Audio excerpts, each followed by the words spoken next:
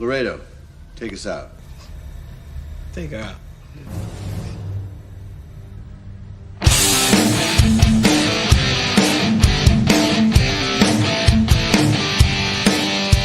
All right. Yeah.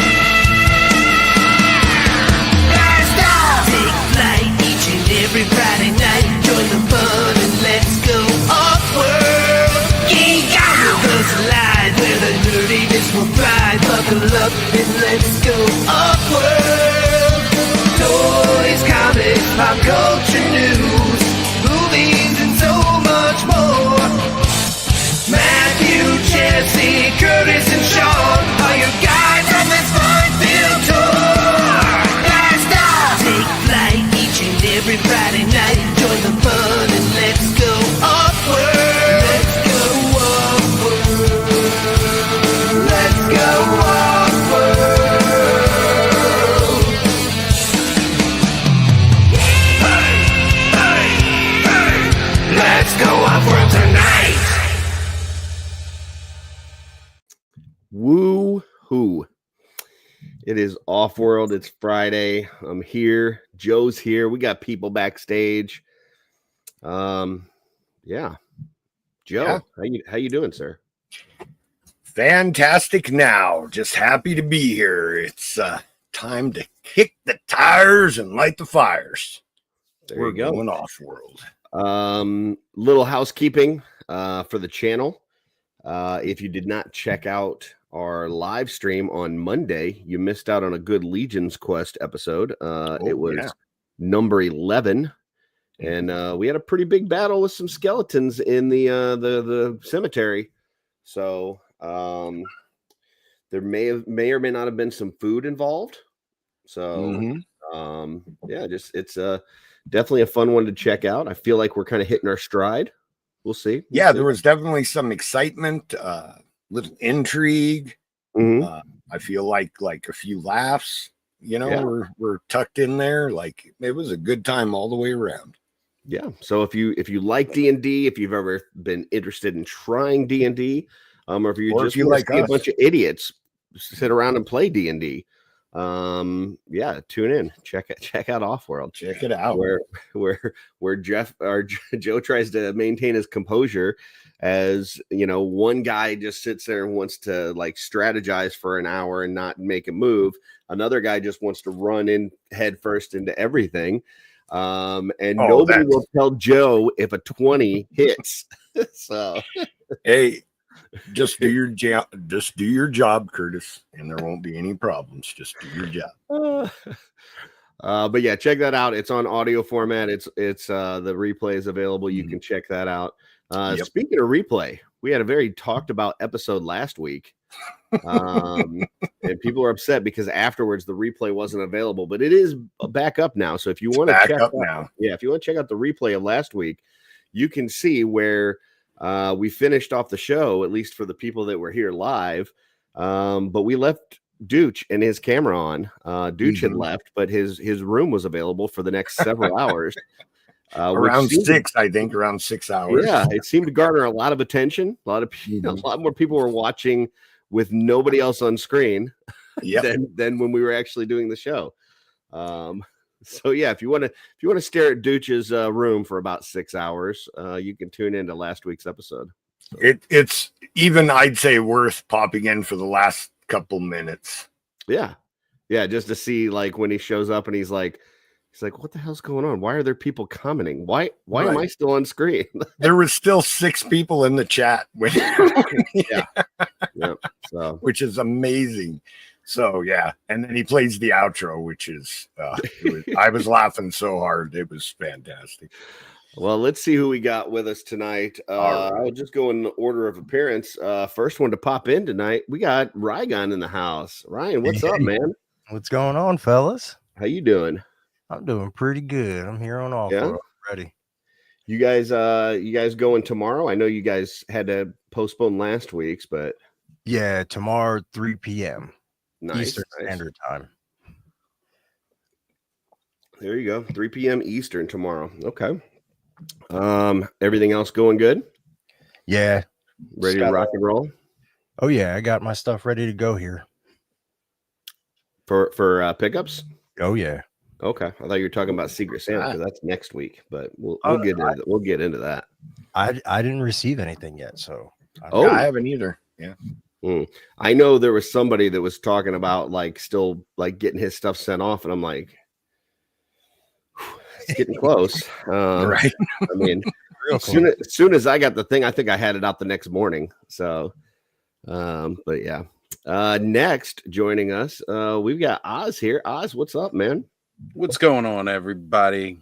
Glad to be here. Glad to get OffWorld on a Friday. You know, it's something so final about the end of the week, and then going OffWorld and being like, yeah, it's the fucking weekend.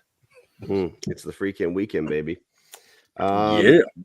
I would say that the best thing that I've seen all week is you having facial hair back. So it's nice. Oh man, I gotta tell you, it's nice. It's grayer than it was before, so it looks splotchier than it did before. That's all right. That's all right.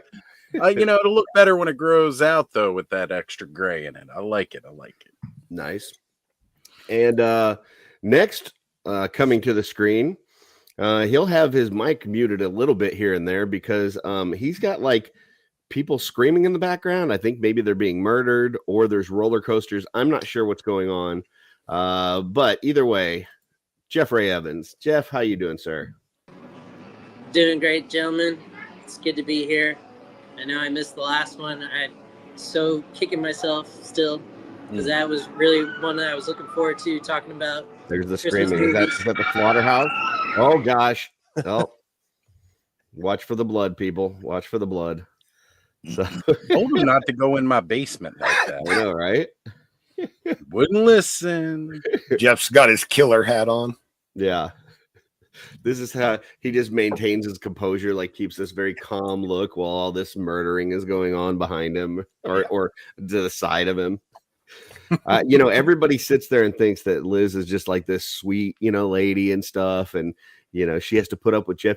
Meanwhile, she's just flat out murdering people while he's on camera. Like, honey, I've got a show. Can you keep it down a little bit?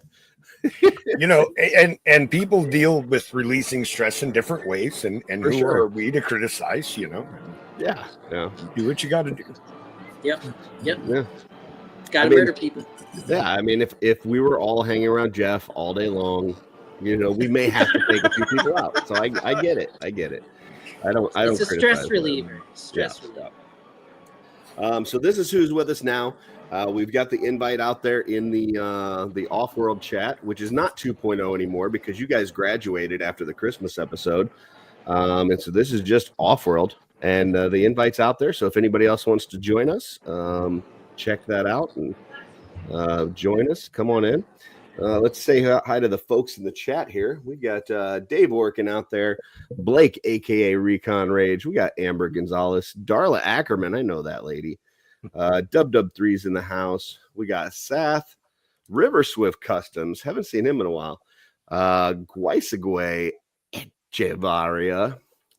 He's been popping into my channel quite a bit. I got this new channel. I don't know if you guys heard about this Art by Ackerman channel. Mm-hmm. Yeah, brand new, all on customizing.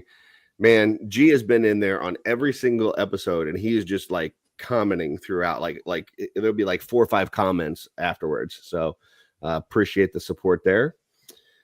We got Wholesome Warlock out there. What's up, Jordan? Legion's Ladies Live. Beautiful. And then Tanya says she switched accounts, so now she's back as Tanya. So we've got Terrence is out there. We got Carol in the house. Yeah. Stephanie Orkin is out there. So we got both the Orkins. We've got one of the McCoys. I'm guessing Kevin's there too somewhere. No Lynn's yet to speak of, but yeah, I think that's everybody. And what? Rob Zamora? Where? I didn't see Rob Zamora. Yeah, he's in there. Is he? I somehow missed that. I just got Darla's like, you got to say Rob Zamora's name. There he is. I totally missed that. Sorry, Rob.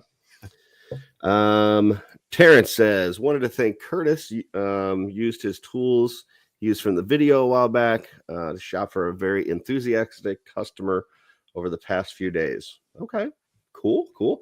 I did just yesterday figure out the affiliate links. So, on my channel now, I'm able to, put a link to Amazon that if somebody goes in there, then it like goes towards me. But I have like 180 days. So like within that 180 days, 3 people have to make a purchase through those affiliate links in order for me to stay in the program. So if any of the things that I do recommend on those videos, so far, you got the wet palette, you've got the rotary tool, the paint brushes. If any of those things interest you and you're going to buy them, please use that link because that'll help me to stay in that program as I move forward with this channel and I can make more recommendations. So,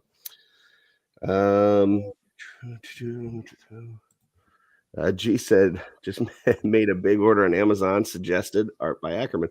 You can, yeah. I mean, you can make a big order, small order, whatever, as long as you use that link once. I just need 3 people to do that in the next 180 days, and then I can be locked into the program. So, hell yeah, let's help Curtis out. Let's do it. Rob says, it's cool. I've been getting no love from Curtis lately. Wow, really? That's not true. I told you got the best shirt around in the whole community. You got that really soft shirt. I love me some Rob. I've always said you're my favorite Zamora. That's for sure. There's no Zamora I would put above you at all. So Blake says, appreciate you, Curtis, and the entire OffWorld crew for making my Friday nights something to look forward to. I'm gonna be honest with you. We had a talk earlier today. And, this is a little tough to hear, but Joe said he really doesn't care about any of you folks. He doesn't. He said, I really only care about the people that are on the screen. I just want to hang out with my friends. It's something to the effect of fuck those people that are watching or something. I don't know. I don't know the exact words, but it was something along those lines. So let me just start off by saying, thank you, Blake. That's a really nice thing to say. Very nice. Also, yeah. I said, I don't care necessarily about subscribers, like the number of subscribers we have. I just like hanging out with my friends, which each and every one of you in the chat are my friend.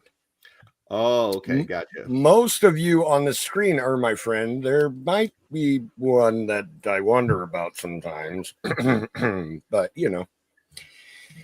doesn't like to do his job. How you were going to spin that, but that was pretty good. That was pretty good. Spin. I was thinking about it the whole time you were talking. But all that being said, the Art by Ackerman channel that I was just promoting has almost as many subscribers as the OffWorld channel, to which I think Joe would really like to remedy. So if you are watching this and you do like enjoying watching this on a Friday night or even on Legion's Quest, hit that subscribe button because Joe would appreciate it. Even though he's mostly here for friends, it would be nice to get to that 500 number. So definitely. And we got a couple giveaways, don't we? Didn't I don't think we more than a couple.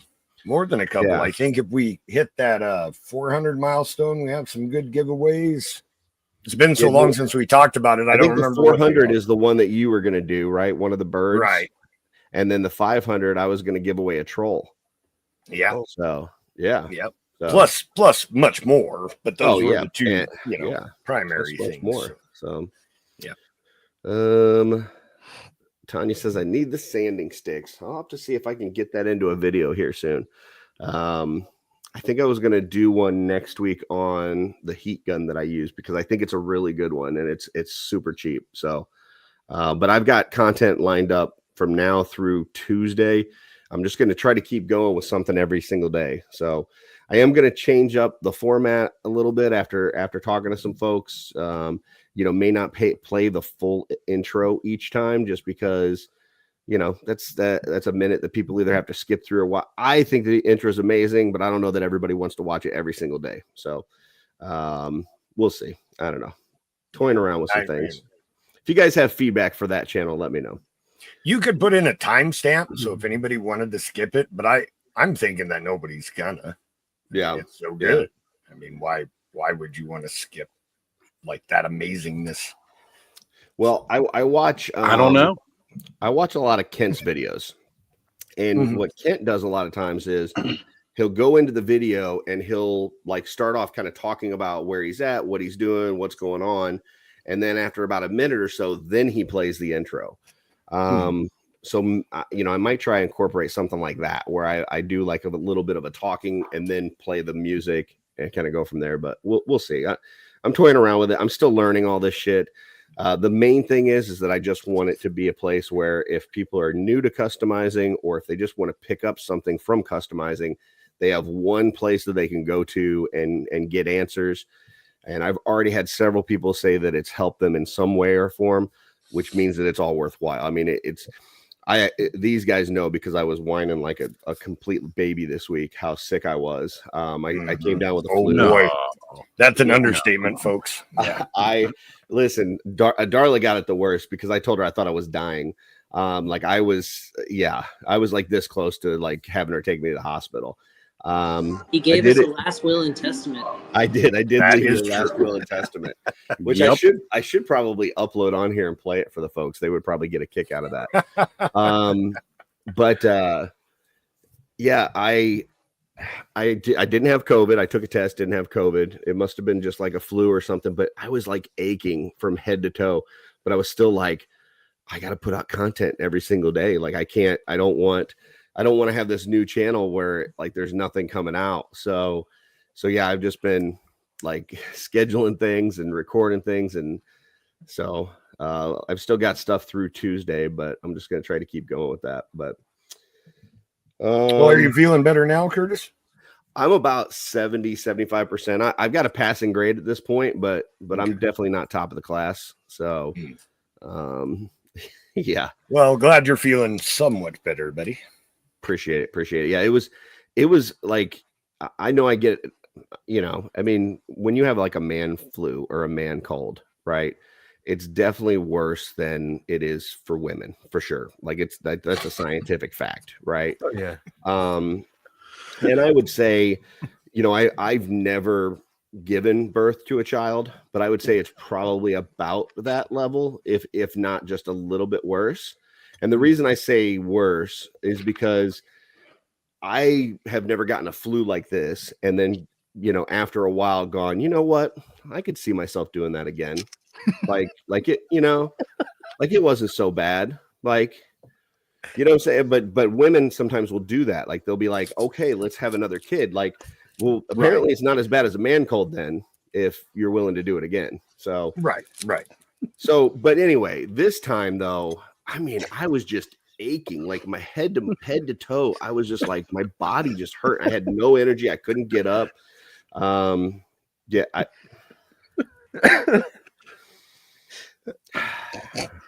All right. I was just gonna say, how is Darla feeling about all that there? All right.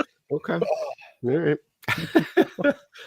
Apparently she has different thoughts than I did. I do have a little bell though when I get sick that I can ring, so that if she's anywhere in the house, she has to like come and figure out what's going on and take care of me.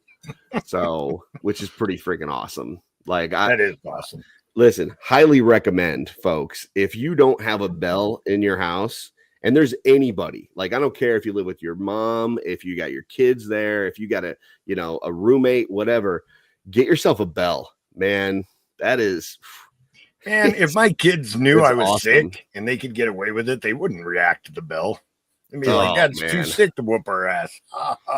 No, you got to get a bell, man. It's life-changing.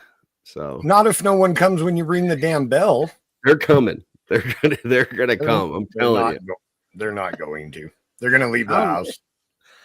Guys, I'm just saying, if Curtis keeps this up, that will and testament might still be active by the end of the show. Just saying. I'm gonna have to pull that up and play that for the folks. I think they would probably get a kick out of that. But before I do that, you know, Darla doesn't even know that I did that. And I think she might even get a kick out of it. But before I do that, let's go ahead and start on our pickups for the night. So we'll just go to Joe first. And Joe, what do you got for us?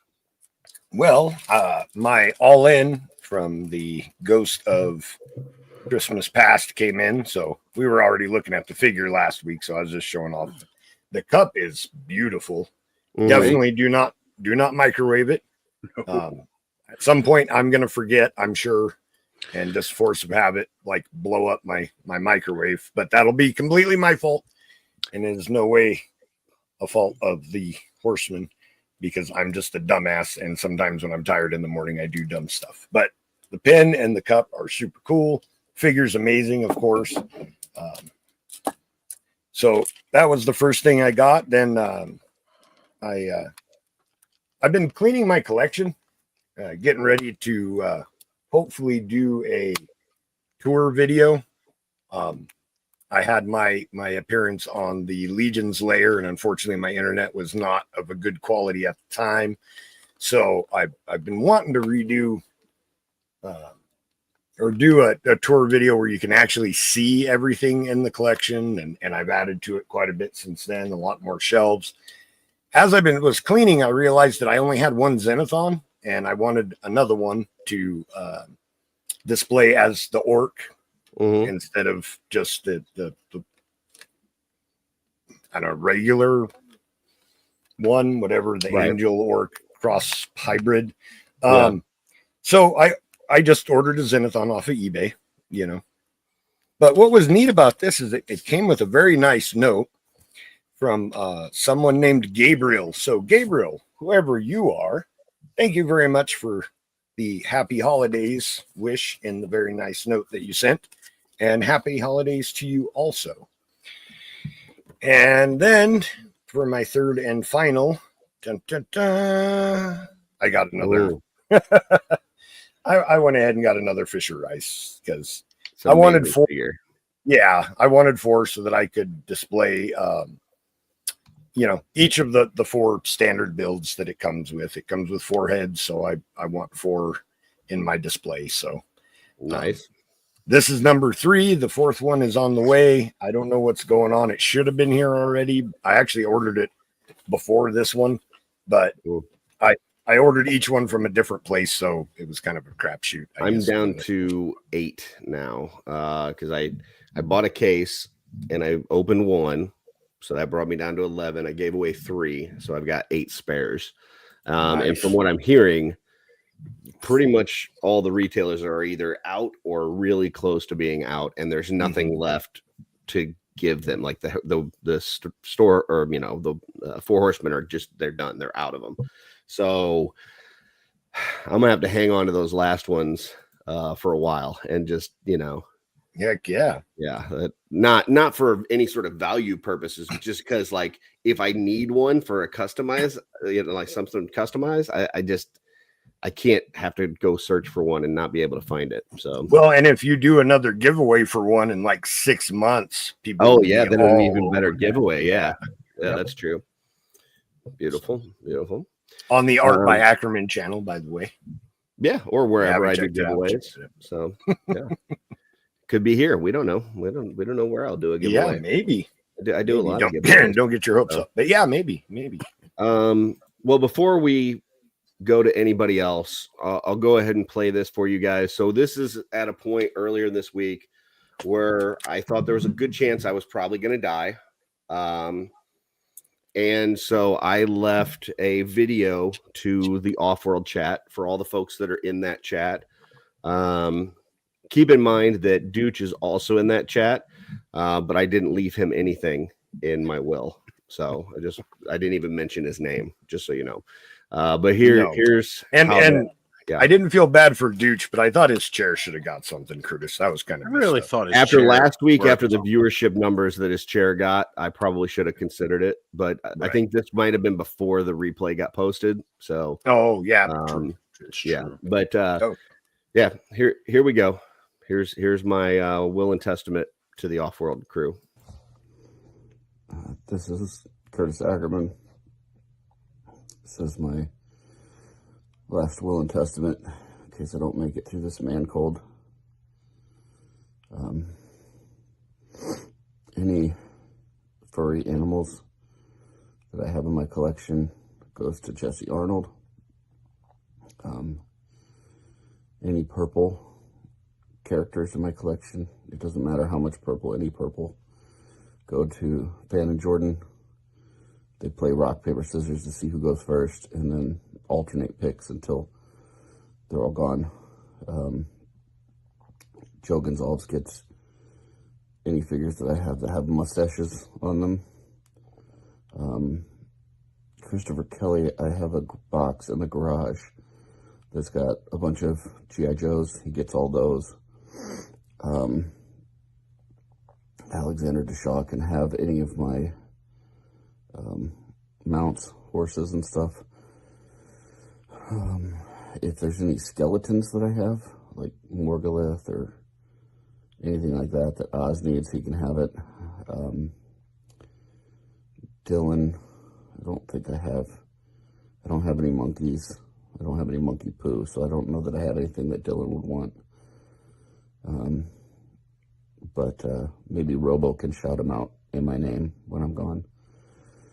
Greg has everything. Greg doesn't need anything, so he's good. Jeffrey can have my Cosmic collection. Rygon can have any of my Crashbox customs for his photography, which is underrated, by the way. And Stephanie can have any female figures that Darla doesn't want. So, once again, this is only if I die. I love you guys. Bye. I like how you added, this is only if I die, like we were going to just show up. Like, where's the figures, man? Well, I didn't want to get better and like have you guys be like, hey, where's my stuff? It's like, no, that like I had to make sure that that caveat was out there. So, all right. This is forever binding, by the way. This is on YouTube and the internet forever. Yeah, right. So just know, like 20, 30 years from now, 40 years, 50 years, who knows? I will show up for them skeletons. Yeah, I mean, I've already let Darla know if we need to change any of that, we need to make sure that we get it in writing and date it so that people would know. But as of right now, that is the standing will and testament of Curtis Ackerman. So the sad part is these guys are so much younger than us, Curtis. There's a good chance that they're going to still be alive when we're gone. Yeah. So there you go. That's when I thought I had a good chance of dying. So we're glad you made it over that, Curtis. I did make an amendment since then because I did forget about that I have a couple Monkey Kings. So I've added that to Dylan's list. So that was true. Greg still gets nothing and Dooch gets nothing. So but I might leave something to Dooch's chair. We'll see. I might add something. So did you add some poo to your Monkey Kings so that, no, that way Dylan, if I start feeling sick again and I think I might die, I might quickly try to see if I can customize some poo to go with my Monkey King just in case Dylan gets it. So yeah, I'm sure he'd appreciate that very much. For sure. Little brown piles of hot glue. Yeah. Yeah. Hot glue. Hot glue. Yeah. Hot glue for sure. Yeah. Next we're gonna go to Rygon. Ryan, what you got to show us this week? So I'll start with the imports, probably characters nobody knows, but I got in my Shirkei from SH Figure Arts. Yes. I still need to watch that. I had not been able to find it, and then Oz sent me something that will allow me to watch it, and I have not gotten around to it, but I need to see that because it's been recommended quite a bit to me. Oh, so good. Is that the CG one, the newer one? He sent me a thing for all of them, like the old, the new, the movie, all that kind of everything. The movies are pretty good. Yeah. Then I got this in. Nice. I only took the plastic off. I didn't actually open it up. Got to get around to that. And this guy I'm really excited for. Mm-hmm. Oh yeah. Yeah, that thing's amazing. I got in my Mark Halcyon custom from the come on. There it is. Oh, there you go. which was awesome, by the way. Raising, what, 10 grand? Yeah, that was awesome. I did get this. It's like a Vegeta character, but I bought the add-on for the soft good jacket. It's actually really nice. The front's magnetized. It came with a bunch of fucking heads. I know you guys don't care about Dragon Ball Z shit. I think it's what kind of heads were they, Ryan? What's up? What kind of heads were they? It's so this particular you said fucking heads. I don't know if that's appropriate. A bunch of fucking heads, man. They're crazy. Oh, wow. Is that like an open mouth sculpt or? Yeah. Yeah. Showing in the O face. Yeah. By the way, Ryan, some of us here do like Dragon Ball Z, buddy. Oh, so I'm unfamiliar with. I think that's like a fan made thing, but like a third party made it. So I got synthetic humans. Oh, nice. Yeah, Sweet. 1,000 toys. Nice. I got these in, man. These are fucking badass. The Monster Force figures. Yeah. So there's still need to get some of those. I think Jesse might like those for reasons. Yeah. The weapons are really good. Come on, focus you a little bit. There it is. Just you wait until wave 3 when you're talking about those weapons. Yeah, like Captain Carter beating the hell out of all those guys. Right. I got one in every color, so nice. And then what I was most excited for, Mayfex Eradicator, dude. Getting ready to show that. Oh, I got it all finally. Dude, I was so fucking excited when I got the arrival notice, dude. Yeah. I had to ship it right away. I didn't even wait. Yeah, I'd been waiting because like I'd seen these other people getting them, and I've been waiting. And yeah, as soon as it showed me, like that day, like within the hour, I had it shipped. So yeah. And that is everything that I got. That's everything that he's got with him. But you need to go check out Ryan's Instagram because he's been doing some photography lately. He's been getting back into it and just killing it. So thank you. Check it out. He's doing an awesome job. So, which is why I had to leave him my Crashbox Customs if I die. So I've been trying to jump back into it. Well, you're doing a fantastic job. Killing it, man. Killing it. Yeah. I'm gonna go to Jeff next. I don't know that he's gonna have anything with him, but we're gonna see. Jeff, you got anything with you? Yeah. So I'm starting to carry. I want to call them Legions on the Go, where I got into a lot of Glyos recently. So I got an order in from God Beast, and so I've been carrying these guys around today. Nice. That is my most recent pickups. I got a lot of Glyos in, I got a lot of Legions in, and I think that's about it. Cool. Yeah, I haven't been 100% bit by the Glyos bug. I've got a couple, but those ones that have like the same color scheme and stuff, I could see that being a huge rabbit hole. Because all of a sudden it just increases the amount of popping and swapping and different looks and stuff you can get. Man, I got to be careful because that would be dangerous for me. So, yeah. I'm totally ignoring Jeff right now because I can't I can't go down there. Oz, how about you? What you got, sir? You know, it's funny. I didn't go out this week to buy myself anything. It's all been about, getting ready for the big day coming up next week, Christmas coming.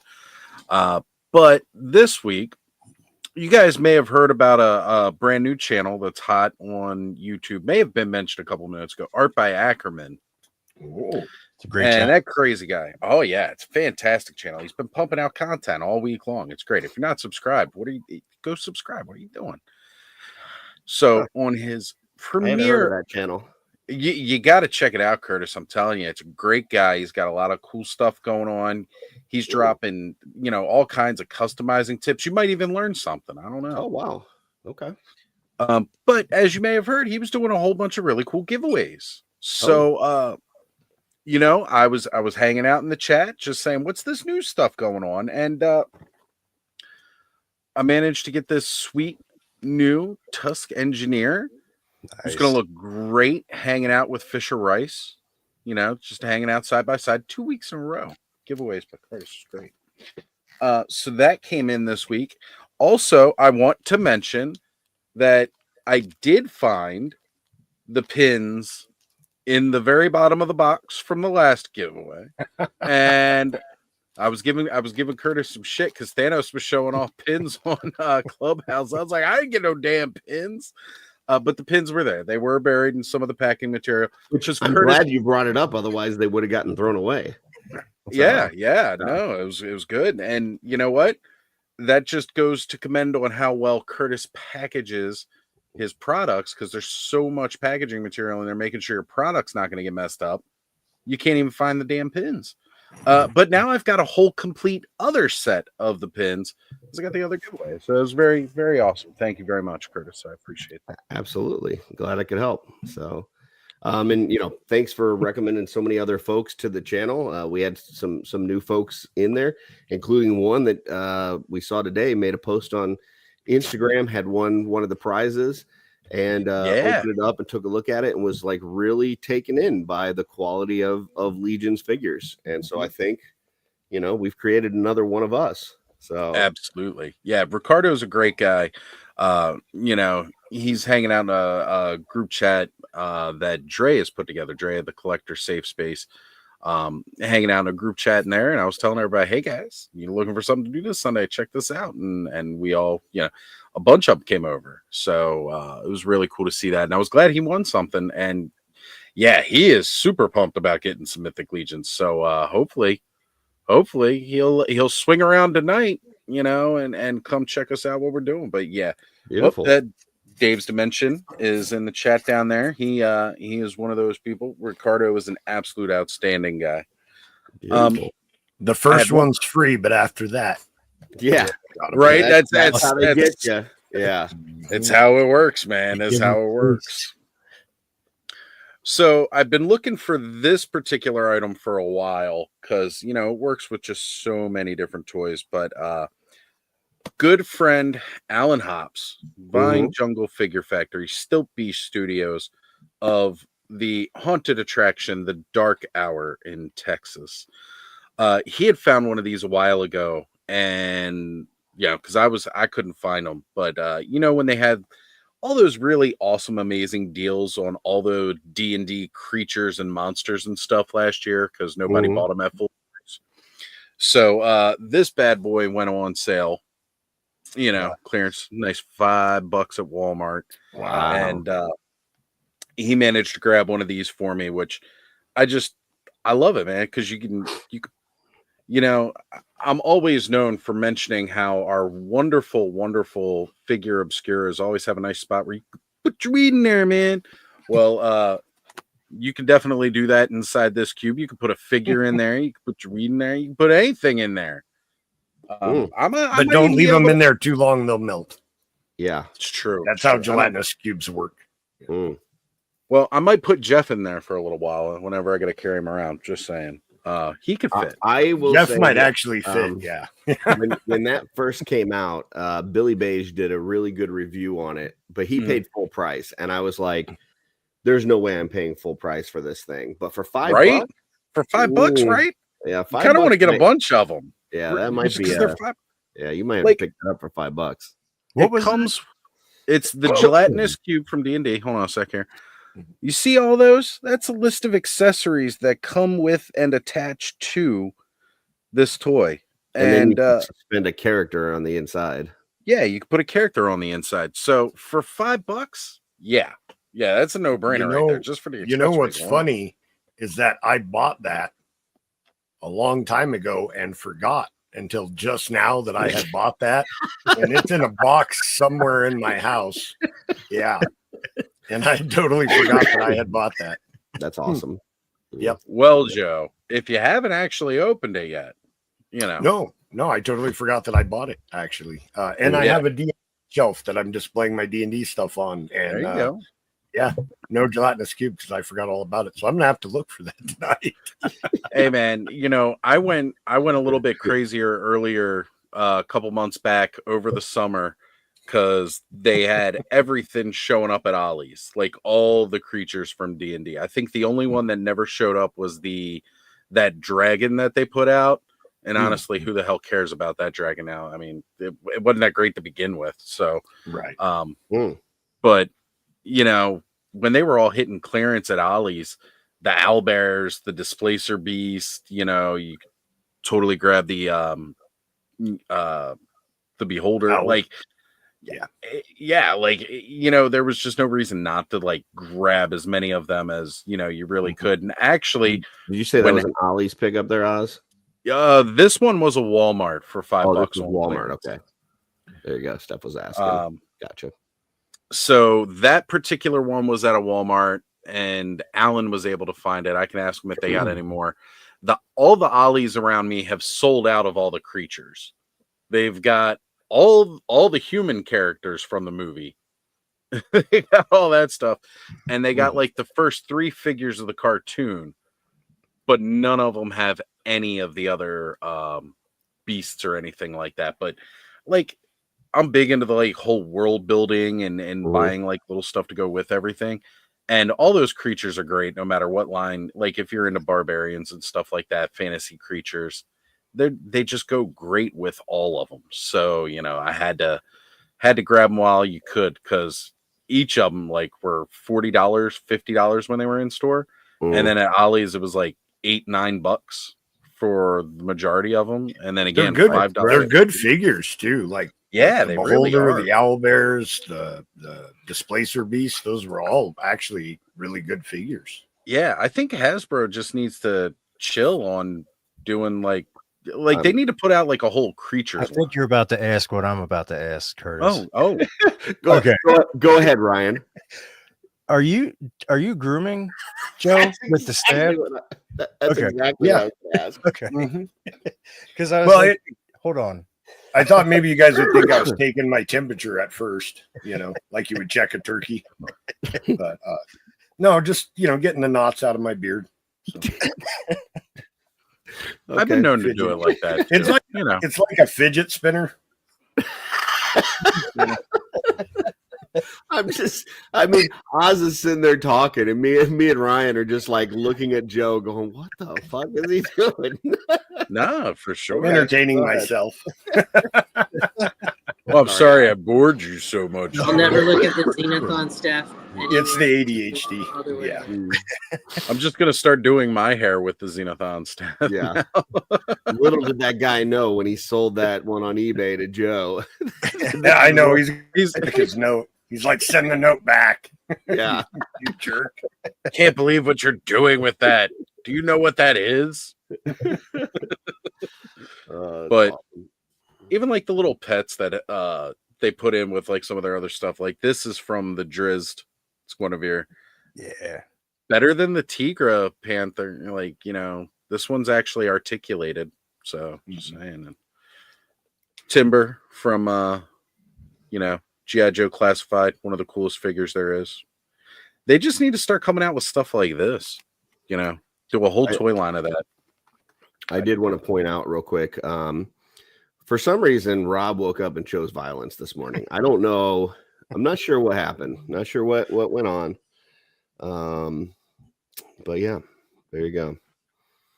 So, wow, I didn't know about that. yeah. Might have to. I'm interested to check it out. Yeah. Mm-hmm. Yeah, I don't know. I'm not sure what I did, but apparently I upset Rob. So I'm sorry, Rob. I'm sorry. I still love you. So, all right. I guess I am up next then. Okay. So, all right. This is where I probably don't make some friends. But I wasn't over the moon with this whole recent figure obscura. Wasn't my favorite. I mean, I didn't hate it, but it wasn't like, first of all, it wasn't super exciting because we kind of knew that it was going to be a Christmas Carol. If we didn't know it before the tease, once the tease hit, you immediately knew it. then the fact that, you know, we're probably going to get that now for the next several years. And then just the figure itself, I just wasn't blown away. Now, I will say I got it this week, and after getting it and posing it, this is a really beautiful figure. That being said, I still don't have any ideas on anything that really motivates me to want to do a custom with this figure. I'm probably not going to reuse those soft goods for any other thing because they're just so unique to this, unless I wanted to dye it, which I probably, that doesn't interest me a whole lot trying to dye that. Her skin tone is so light that unless I wanted to make like a frost elf or something, I don't see a lot of potential for things that I would want to make. There's certainly things that other people might want to make that, like, I know Arthas does a lot of like, elves and stuff. And I could definitely see Arthas doing a lot of things with this. I know there's, a lot of other people that are excited for this figure. Me, this is probably my least favorite figure obscura altogether. As far as for custom potential and all this and that. But just as a standalone figure, this thing is pretty awesome. Like for what she is, this is beautiful. So I hope that made sense. Like, I don't hate it. I think as a figure, it's great. As a customizer, I don't see much that excites me as a customizer, but as a figure, I think she's great. So does that make sense? Did I just ramble on? No, I get what you're saying. Made Curtis. sense. I think Made sense. I think there's a lot of things, maybe something will come up in the future that you'll think of. Yeah, I mean, I did buy a couple extras. I mean, it's not like I didn't get any extras. Just nothing immediately hits my brain where I'm like, I'm excited to do that. Like, I can think of things that I could use her for, but none of that makes me excited to go and do that like right away. Like, sometimes a figure obscura will come out and I'll go, I want to do this like immediately. But right. But of course, she looks great on a shelf. Oh yeah, for sure. yeah. I mean, like, I put her with my Christmas display, and it dude, amazing. But I want to interrupt you real quick, Curtis, because I see this from G. Okay, and I gotta say, G, if I had a nickel for every time I heard that, I'd have like 2 nickels, but still, that seems like a lot considering for what you're saying. So I will say the surprise that comes with that, no spoilers. Yeah, thoroughly enjoyed that. I think that was great. Yeah, it's cool. I'll be honest, I don't know that I'll use it. I'll probably after the surprise is out there for folks, I'll probably end up like giving it away to somebody that wants it for a custom or something. I just don't think it's anything that I'm going to use, but it is cool. It's neat. It's just not my cup of tea. So also, I wanted to mention, to keep up with the theme of really cool stash spots with figure obscura, you can put your in there, man. Yeah. It's got that nice little spot, a base and lamppost. Jordan says you should make more lady customs and you'll appreciate her more. I've done quite a few lady customs. I like doing lady customs. What I don't like as a customizer is light skin joints, because they completely limit what you're able to do. If you had dark skin joints, you can leave the joints the way they are and they become shadows. Light skin joints, you have the only things that you can do is either dye them, leave them the way they are and make something that's super light skinned, or paint them and probably get paint rub. So it really limits your options that you can do with it. And so for that reason, this doesn't excite me too much. But I've seen some people just like take that and put it on. But I mean, heck, like that engineer that Oz just showed a little bit ago that he won. Like, you could take these limbs and stuff and put it on there and just transform the look of that. And that would be kind of cool looking.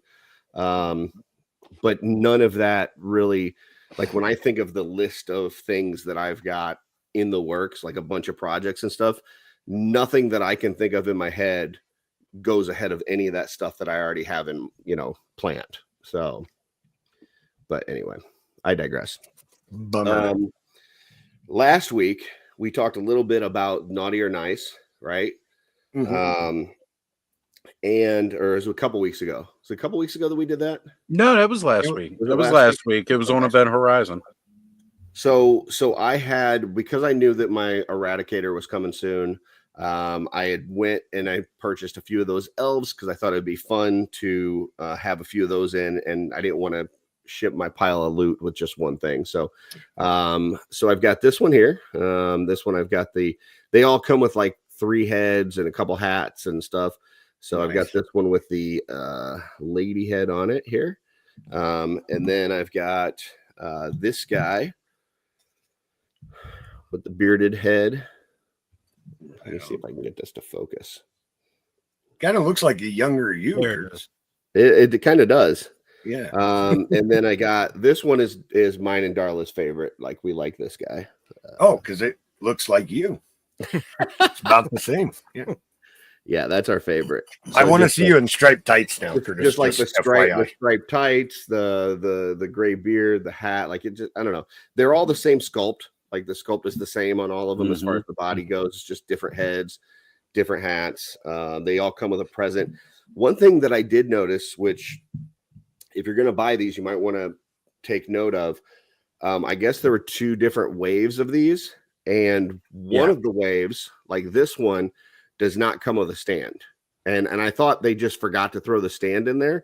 But when I went back and looked, like, this one does not come with a stand, but these 2 do come with a stand. So just something to be aware of if you're going on there and buying these.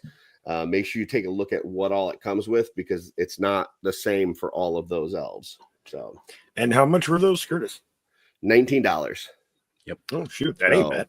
Yeah, they're pretty nice. So now the articulation, I will say it's just the 5 points of articulation. It's just like your standard. Like, even the head is on, even though they swap out, it's just a neck joint that pops out. So the neck is attached to the head. It's not like a separate ball joint on the neck for the head. Right. So each head comes with its own neck attached to it. So, but the hats do come off too, because you can switch those out, and it's got a little key system that locks in there. So, that way Zombie Santa can eat their brains. Probably the same thing. Yeah. True story. And there is a Zombie Santa. Yeah, could be. So those are those 2 things. And then this, I've been waiting for this for years. I've been waiting for a good Eradicator. So I was a huge fan of the Death and Return of Superman's storyline. But even before that, one of the first iterations of Superman that I was reading in the comics had an Eradicator storyline in it. And I loved the Eradicator way back then. So then when he came out in the Reign of Superman series, I was just like, that was my absolute favorite. So to get a fully articulated version with a wired cape and all this kind of stuff, just I'm just so blown away by this figure. This has immediately made me very excited for this one for a 2024 release. Will it make my top 10? Tune in next week to find out. Because next week we are going to go over our top figures of 2024 from OffWorld. So each one of us are going to talk about the figures that we not only came out in 24, but we picked up in 24. This can't be something that it came out, but you don't actually have in hand and you're judging it. That's not fair. And it can't be something that you got, but it came out 4 years ago. That's not fair either. So it came out in 24, you bought it in 24, and you have it there to show. Next week, we're going to be talking about our top 10 figures on OffWorld from everybody here. If people have 10. If they have less than 10, that's fine. But max 10. So we also next week are going to be doing our Secret Santa. So in our OffWorld chat, we did a little Secret Santa thing where we put it out there. If people wanted to do it, they didn't have to do it. But if they wanted to do it, they could submit their information. It went to Dooch's wife. Dooch's wife then disseminated it out to everybody in a random format. And we all kind of picked gifts for each other and sent it out. A lot of us have already gotten the gifts and we're sitting on it waiting. Some of us, like Rygon, have not gotten theirs yet. But hopefully he'll get it here within the next couple of days, because next Friday on this show, we're going to be opening up those presents. live on the air. So we're going to be showing you our Secret Santa gifts as well as going through our top figures of 2024. So it's going to be an exciting episode. It will be. And then one last thing. And hey, just real quick, Curtis, Mike V is asking, I think this is about the elves. How tall are they compared to Mythic Legions? Okay. So here is an armory figure. This is Darla's armory figure that she put together. So don't get on me about the black torso with the purple armor. That's a Darla thing. Okay. But and then this is the elf next to it. And I'm holding the feet side by side so you can see. So a little bit over the waist. I would say still shorter than like a goblin. I picked these up specifically because I thought they would be good in the Christmas display, but I also thought I might be able to make some gnomes out of these. After looking at it, because of the 5 points of articulation, because of the sculpted details all being the same and so very elf-like, I don't know that I'm going to use these for gnomes, but I do like them for what they are. I think they're pretty nice for, a Christmas display. So just FYI. I know. This last thing that I'm going to show you, I'm going to do it in a very quick format. So we've got this guy, and we got this guy, and we got this guy, all who you will see this upcoming Monday on an episode of Art by Ackerman, where I'm going to talk to you about painted heads that you pick up at different shows and what you can do to actually make full figures out of them. So if you're interested in doing it, if you're like me and you've gone to shows and you've picked up painted heads from people and you have them just sitting around and you're like, I don't know what to do with these, I'm going to give you some ideas on some easy things that you can do to get those on bodies, get them in your collection, and not just have a pile of painted heads laying around. So tune in on Monday, Art by Ackerman, to see those things. So hell yeah. Let's see. And Mike says, thank you. Need them for my custom Santa display. Well, there you go. Yeah, they'll work great for that. So just remember the line's called Naughty or Nice. Get them on that Big Bad Toy Store. It's a great line. Check it out. I highly support that line. I did watch, speaking of Naughty or Nice and all that kind of good stuff, watched Red One today with Darla. Pretty damn good movie. Pretty damn good. It's on Amazon Prime right now. I know it's still out at the theaters too, which is, I think, is kind of weird how they have that on Amazon Prime and at the theaters. Like, I mean, unless you just really enjoy the theater experience, I don't know why you would go and pay theater prices when you can just sit at home and watch it on Amazon Prime, but whatever. But yeah, highly recommend.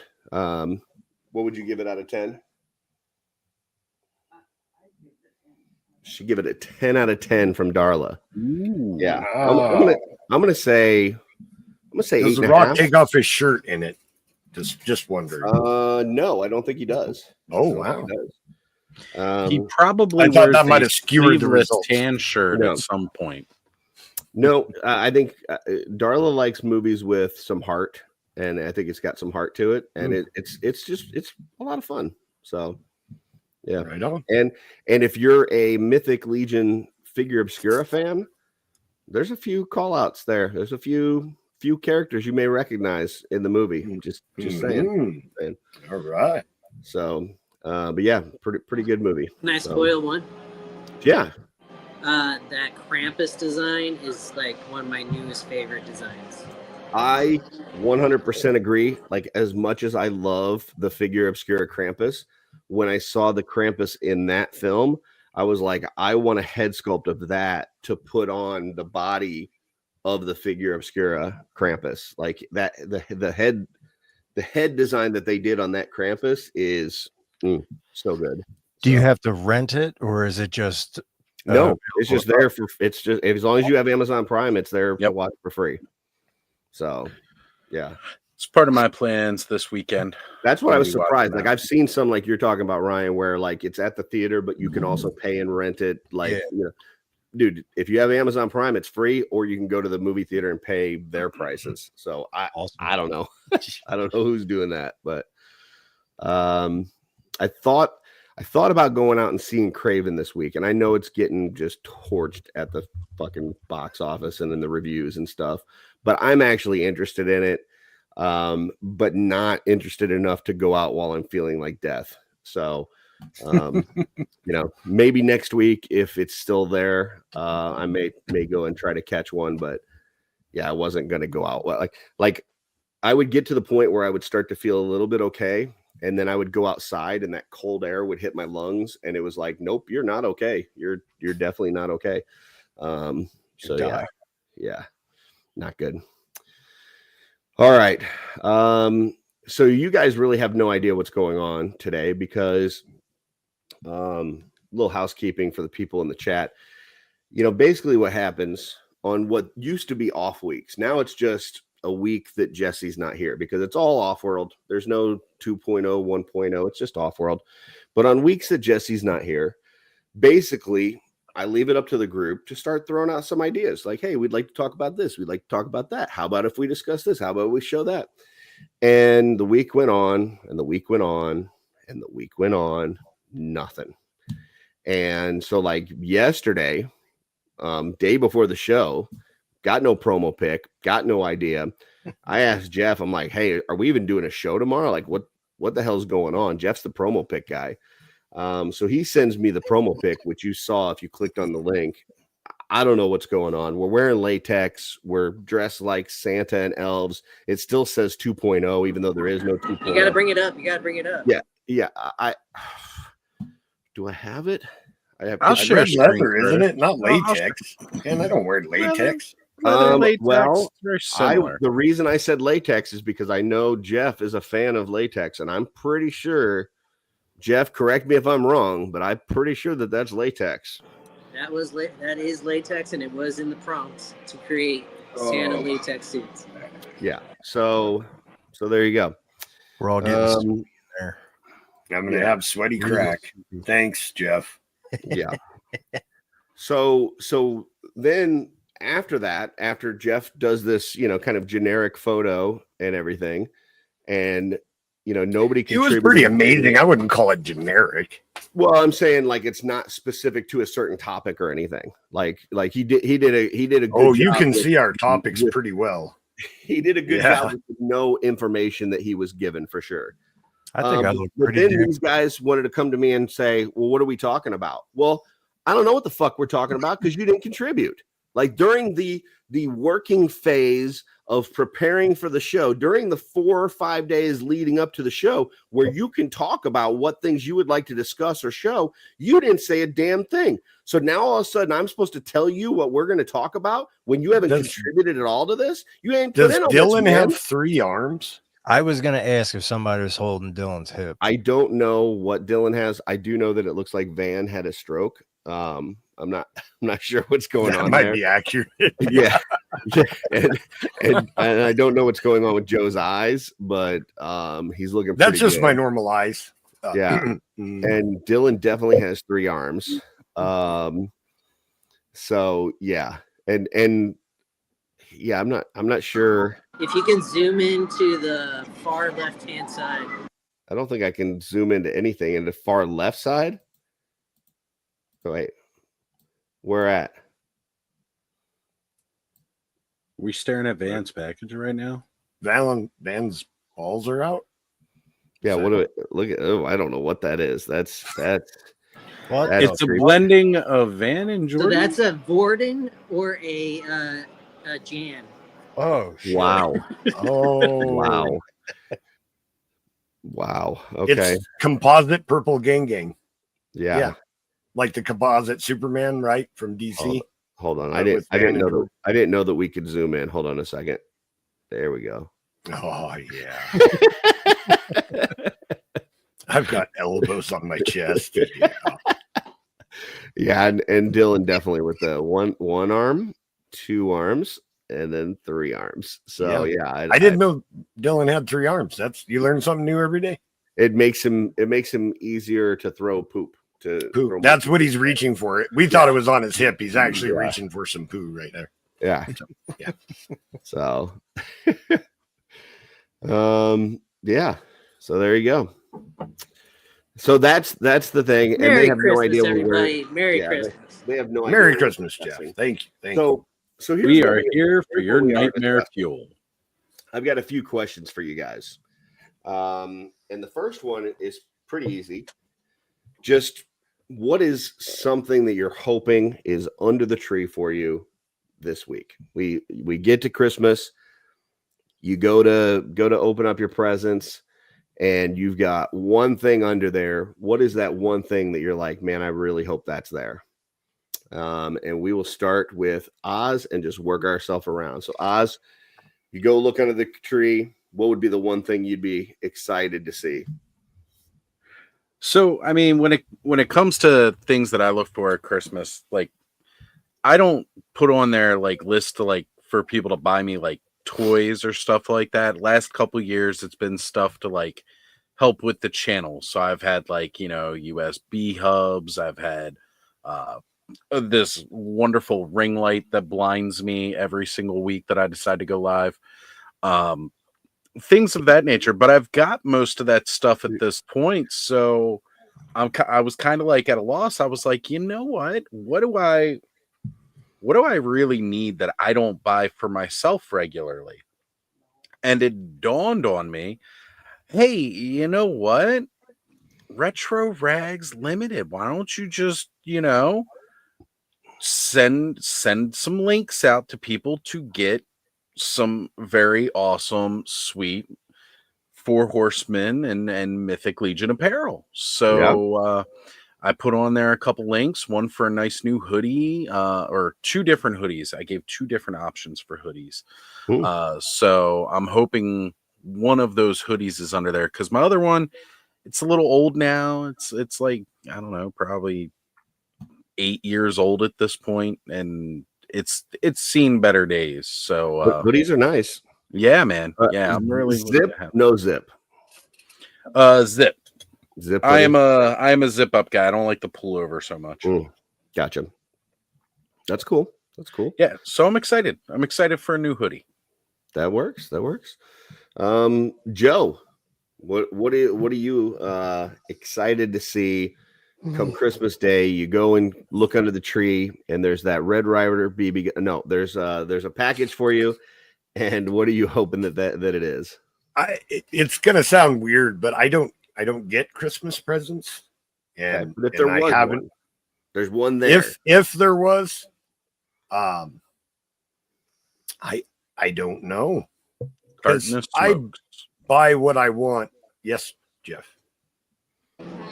I love you all, but I'm gonna go ride some roller coasters.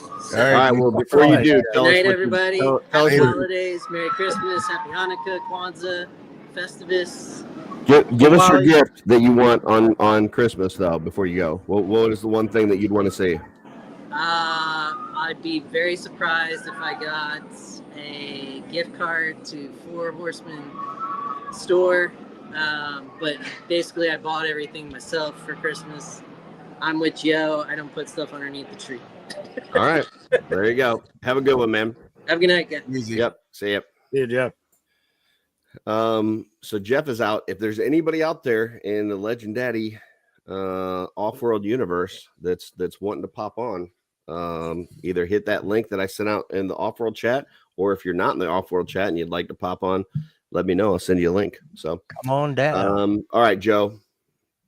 Yeah, there's a box there. It's a mystery box. You have no idea what it is. You look at it and you go, man, I hope that's a. So if we're doing it in a fanciful fantasy sort of way, sure. Something that would be an amazing gift that I'm very much looking forward to. Now, I've had my armory build figures behind me for quite some time. They're not all here. I have more on a shelf, but I'm really looking forward to them putting out that 10-pack, hopefully early next year. And if that was under the tree, I would be the merriest kid on Christmas, I think. Yeah. Wow. Okay. Very nice. Rygon. So all I ask for from Amber are toys. So I am hoping for the SH Figure Arts Yusuke Urameshi from Yu Yu Hakusho. I fucking love that. I feel like you made up 80% of those words. No, it's a real thing. Oz knows what I'm talking about. Okay. Yep. You might have to pull up a picture and share it on the thing so I can pull it up, because I don't think that most people are going to know what the hell you're talking about. But okay. It's on BBTS. If you look up SH Figure Arts. Okay. Go ahead. You keep talking and I'll see if I can find it. Yeah, so I have the third-party figures. I have the Yusuke from One Shot Toys, where it's in his school uniform, all soft goods. It's better than Mezco. And then I have the one, I can't remember the company, but the scaling's a little off, but the figure's nice. I want the SH Figure Arts because it's his Dark Tournament outfit, and SH Figure Arts, the articulation is usually crazy, so I want him to be able to do all that stuff without messing up the soft goods. There you go, Curtis, if you want to bring it up. Oh, thank you, because I was having the hardest time. Okay, so this is what we're talking about? Yes. Nice. Yu Yu Hakusho Yusuke Urameshi. I was going to say that exact same thing. I have a question for you, Ryan. Now, did this used to be called 3x3 Eyes or something like that back in the day? I remember watching an anime with that character in it in the 90s. I could have sworn it was called like 3x3 Eyes or something like that. He had the finger gun. Yeah, I don't remember that. I know it was called Spirit Detective too. Yeah, Spirit Detective was what I was introduced to it as. Yeah. You guys are a lot younger than me too, though. So there is a character that does have 3 eyes. Yeah. Okay. Yeah. I'm probably just dating myself. That's all. So. Guys, we got some breaking news here. And that's that Guaisagüe goes both ways. Oh, with his hoodies. With his hoodies. Yeah. That's not as exciting. He's a hoodie. A hoodie. I would have felt completely different about that tackle at Legion's Con if it wasn't for the hoodie part. He did also say he wants an official Red Ryder carbine action 200 shot model range. Gosh dang it. Range model air rifle with a compass in the stock. So he'll probably shoot his eye. Best place for compasses. Yeah. Absolutely.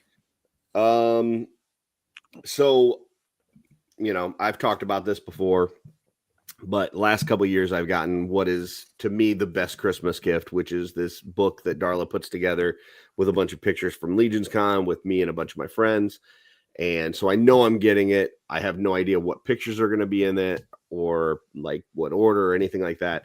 But that's what I'm looking forward to the most, because it hits at a time where, we're about a month and a half out from Legion's Con by the time Christmas comes.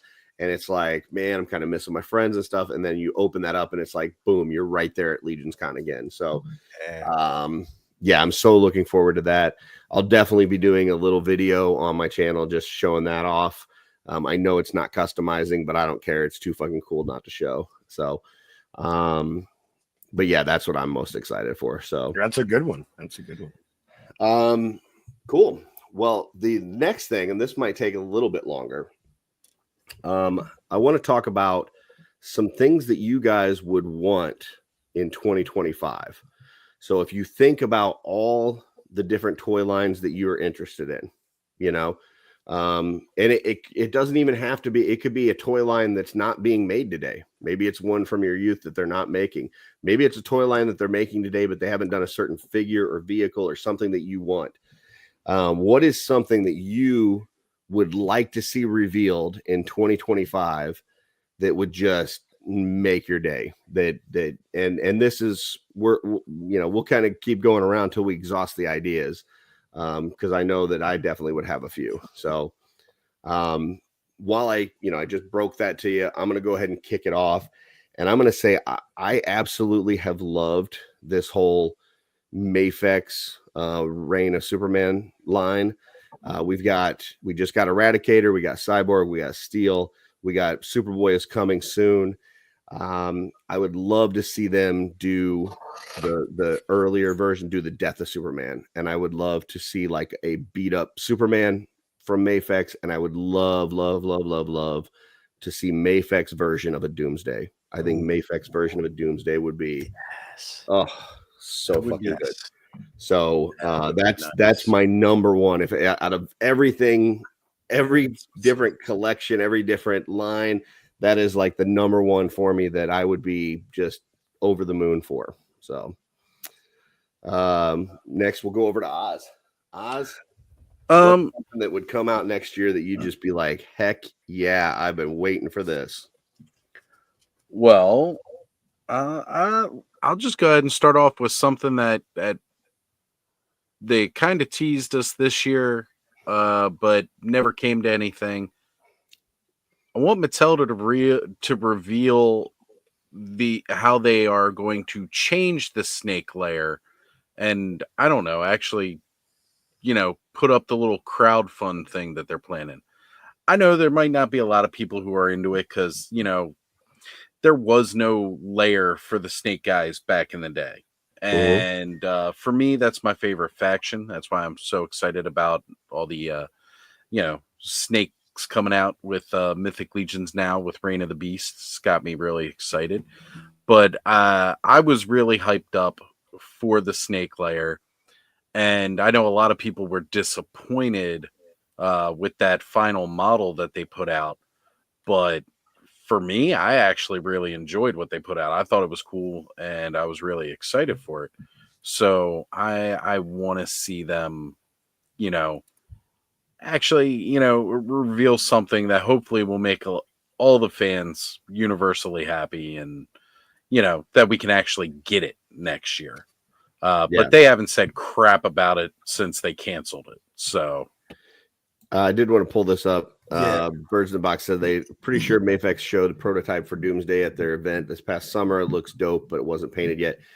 They did, and it was, from what I saw, was a little bit on the smaller side, and I don't know that it was necessarily a Death of Superman Doomsday. So let me kind of make myself a little bit more clear.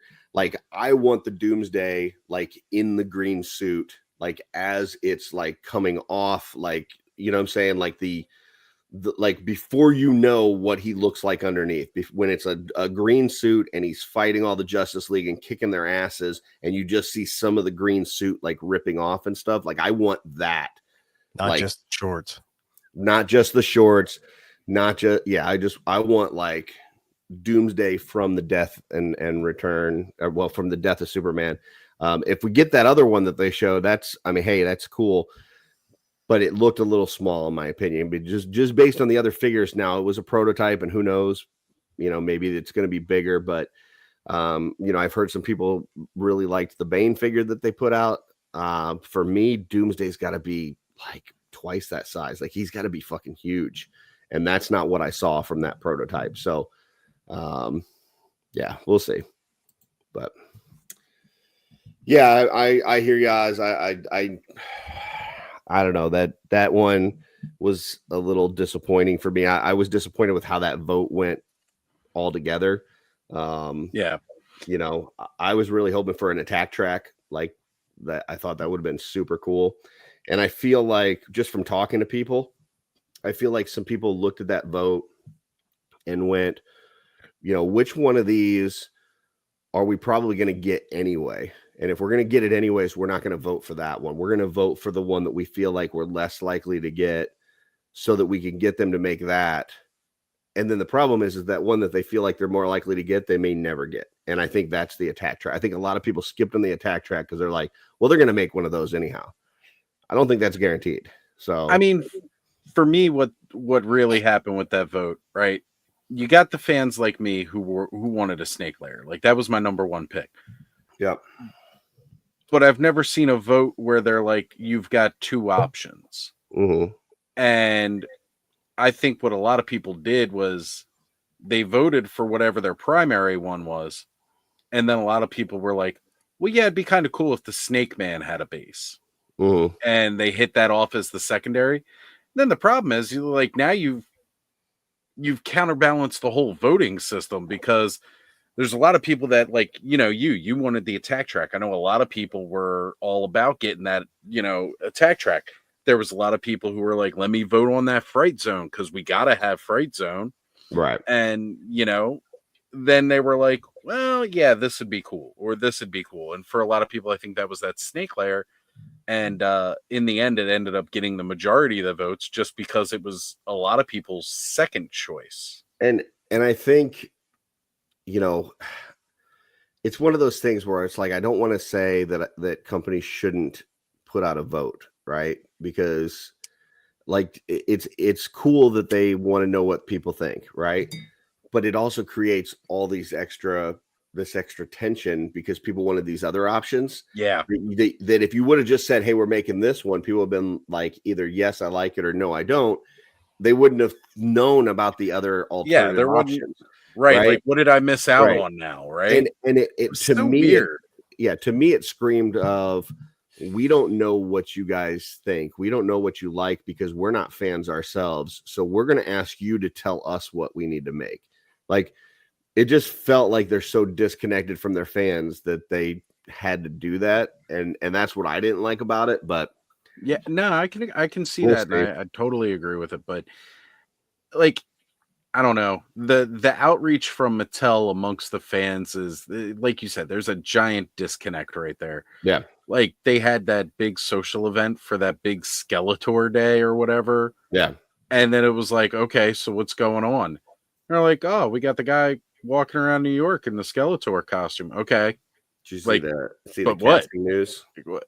Yeah, I saw it before I went live. And I'm just kind of like, Jared Leto gets a lot of roles, and there's another island that a lot of people don't like to talk about. That guy was condemned, but Jared Leto confirmed has a cult and an island, and everybody's still like, yeah, just give him some more work. Like, okay. I will believe it when I see a trailer. I've been saying that for years because they've been doing casting stuff for a Motu movie for 20 years now, but we'll see. We'll see. In one of my group chats too, somebody was like, oh, like, it doesn't matter. It's going to suck, blah, blah, blah, based off of what they were talking about, the story elements. And I was like, it doesn't matter if it's going to suck or not, because you know what? We've gotten this far before and it still never makes it to the end. It's just going to get canceled. Absolutely. Joe, I know it's going to be Legions because that's, really that and D&D are the only two things that you collect. So, but yeah, what would be something that you'd be excited to see revealed next year? Oh, you're muted. Joe, unmute. Yeah. I was pouring coffee and I didn't want my mic to pick up that sound and then forgot. You're good. So I do have something. It's not Legions. Because they give me what I want before I know I want it. So there you go. That works. That's fine. Mine actually stems from the disappointment of Super 7 canceling that Vecna figure. Because I was...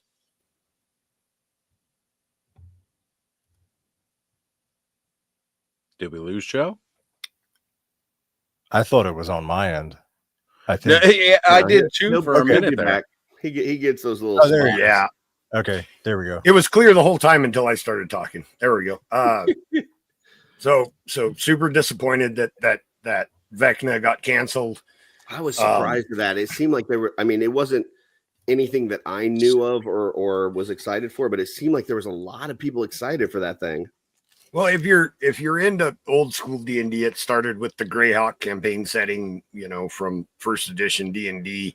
But then Stranger Things naming one of their villains Vecna, I thought that would be enough of a boost, right, to that namesake. And D&D came out with an adventure that had to do with Vecna, like focused on him. I thought there would be enough out there now, popularity, that would go through, and they canceled that because I was looking forward to also getting a Koss figure. Now, if you know anything about Vecna, he's only got one hand and one eye.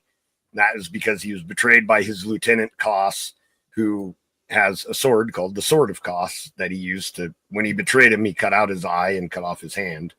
And those were just two things that I was really looking forward to that aren't happening now. I don't know why. Super 7, I don't know. You let me down. I'm disappointed. But that being said, I would love Hasbro. I feel like is kind of dropping the ball, not putting out more D&D figures. Mm-hmm. They have a lot of really cool settings and really cool characters. I mean, we get Driss stuff. The monsters were super cool. I would love to see some figures based on the Ravenloft setting, which is like their horror setting. For me, there's three ideal ones. Strahd von Zorvich, of course, is the poster child character for Ravenloft. He's like their version of Dracula. He's the super powered vampire.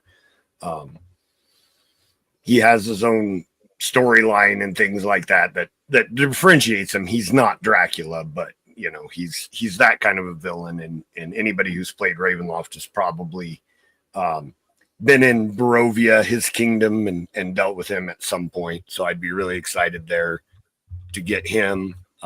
There's a lich named Aslan, which would be a really cool Azalin, excuse me. He's a really cool character from that. Liches are like super powerful undead spellcasters. And Lord Soth, who was a knight from Dragonlance, and betrayed his people and actually caused an apocalypse. That's in the Dragonlance books. And his actions were so evil that he was actually drawn into the plane of Ravenloft as a punishment for his evil deeds. And he's a cool looking Death Knight. So I would love to see them take some of those awesome, like horror themed D&D villains and just do like a wave of Ravenloft figures. I think would be amazing. That'd be cool. Yeah. Awesome. Mm-hmm. Rygon. So mine's going to be based on a video game, Soul Reaver. They just put out the remastered version of 1 and 2. I would love to see figures of those characters, but the Horsemen would have to do them because the figures that they put out are just beautiful. So I would imagine that Treadaway would absolutely fucking kill it. Oh yeah. Yeah, especially with like Kane himself, or of like a creature figure with the actual physical Soul Reaver. Oh, dude, it'd be beautiful. I could see that. Yeah, I mean, there's a lot of things that I think if Horsemen got their hands on would be fucking killer. So, did want to pull up this comment. Birds in the Box said, hoping for a full-on mullet return Superman's too. So this is what I did, because that's, I mean, anybody that knows me knows I think mullet Superman's the best Superman. So I just took the head from the recovery suit one and put it on the Hush Superman, and it works pretty fucking good, man. Yeah, that's solid. This is one of my favorite figures. Now the joint on the head is a little bit different on the recovery suit Superman than it is from the Hush. So I had to use a little blue tack in there. But man, I love the way that looks right there. So, and this pose, a lot of the poses that I've got for the like Reign of Superman one is directly from comic books. So this one is kind of where they're getting ready to attack Cyborg Superman and take him out and stuff. So, but love that look. My next one, I'm not the hugest Transformers guy. It's just it's not, growing up, it wasn't something that I was like super into, but I've really enjoyed the YOLO Park Transformers, the little model kits they call them, which is just a way for them to be able to sell these things and not call them action figures. But the fact that they're mostly die-cast metal, there's something about holding one of these figures in the die-cast metal just brings you back to that G1, like holding these metal figures, like these chunky things that you could just knock another kid out with. And they're absolutely amazing. And the one that I really, really want is Soundwave. Like if we could get a Soundwave YOLO Park figure with, a cassette or two that would pop in and pop out. Yes, like that. Yeah, that would be fantastic. So I would absolutely love that. So that would be my next one. Oz, what else you got? Well, Joe's just talking about furthering the D&D line with Hasbro, and I kind of talked about it earlier. I want a Hasbro to start putting out like a whole just companions toy line like thing, like these little pets that they put with the GI Joes, the creatures they did for D&D. Like I want them to do it. Like you got companies like Schleich and all these other ones that do, really good looking like figurines, right? They do really nicely sculpted, sometimes not so nicely sculpted, like animals and stuff like that. But they're all pre-posed. They're not articulated in any way. And yeah, like that's kind of lame. I want like, again, these fully articulated animals that work really good and some swappable heads. You can pop them out. I want stuff like this. I think any company right now that focused on like little kind of side character animals, that was like their primary focus, I think would do really well because it can be used across so many different lines. Absolutely. I think that would be a great idea, whether it's Hasbro or anybody really. But I think if they did a good job of creating these things, like, right now you're having to go out and buy these figures that you don't necessarily want in order to get the sidekick animal that you do want. And if you want multiple of those animals, then you got to buy multiple of that figure that you don't want in order to get the sidekick animal. And I think if they just focused on doing those, like if some company just focused on doing those companion animals, I think they would make a killing. I think it would be awesome. I got to agree with you. And I'd absolutely love to have it. I mean, I waited around until I was able to find two of these versions of Timber with Snake Eyes. I had to wait months and months and months to actually find these at a reasonable enough price that I could be like, okay, I know I'm only really buying the figure because I want Timber, not because I need another Snake Eyes. Yeah. And it was like, okay, so Random Treasures, my local toy store, had 50% off. And so basically I spent $20 for this guy, and I managed to get two of them. So for the cost of one figure 2-pack, essentially, I managed to finally get my two Timbers. But yeah, like, come on, go ahead, put it out. Sell a wolf like this for $20. Absolutely. Joe, what else you got for us? I think you'll be able to appreciate this pick, Curtis. It's based on a video game, but also one of my favorite tabletop games. I'm actually surprised that Hasbro has not done Baldur's Gate 3 action figures. Fuck yeah. I mean, the game is a runaway smash hit. Yeah. I mean, it's just like one of the most popular video games of all time. I was telling somebody a couple weeks ago, I was watching something that said they had more downloads of the game and more usage the year after it came out than when it first came out, which is like unheard of in the gaming industry. Like typically what happens in the gaming industry, especially like PC gaming, you get this huge spike right at the beginning and then it starts, ticking down and down and down and down until it just kind of tapers off to nothing. And the fact that a year later it was more popular than when it first came out is unbelievable. Like that shows you the success of that game. Right. Oh, yeah. What's up, Greg? What's up, Greg? How you guys doing, sir? Happy Friday. Thank you for invite. Absolutely. We're going through some of our wishes for next year that we'd like to see from different toy companies. So Joe was just giving his and talking about Baldur's Gate.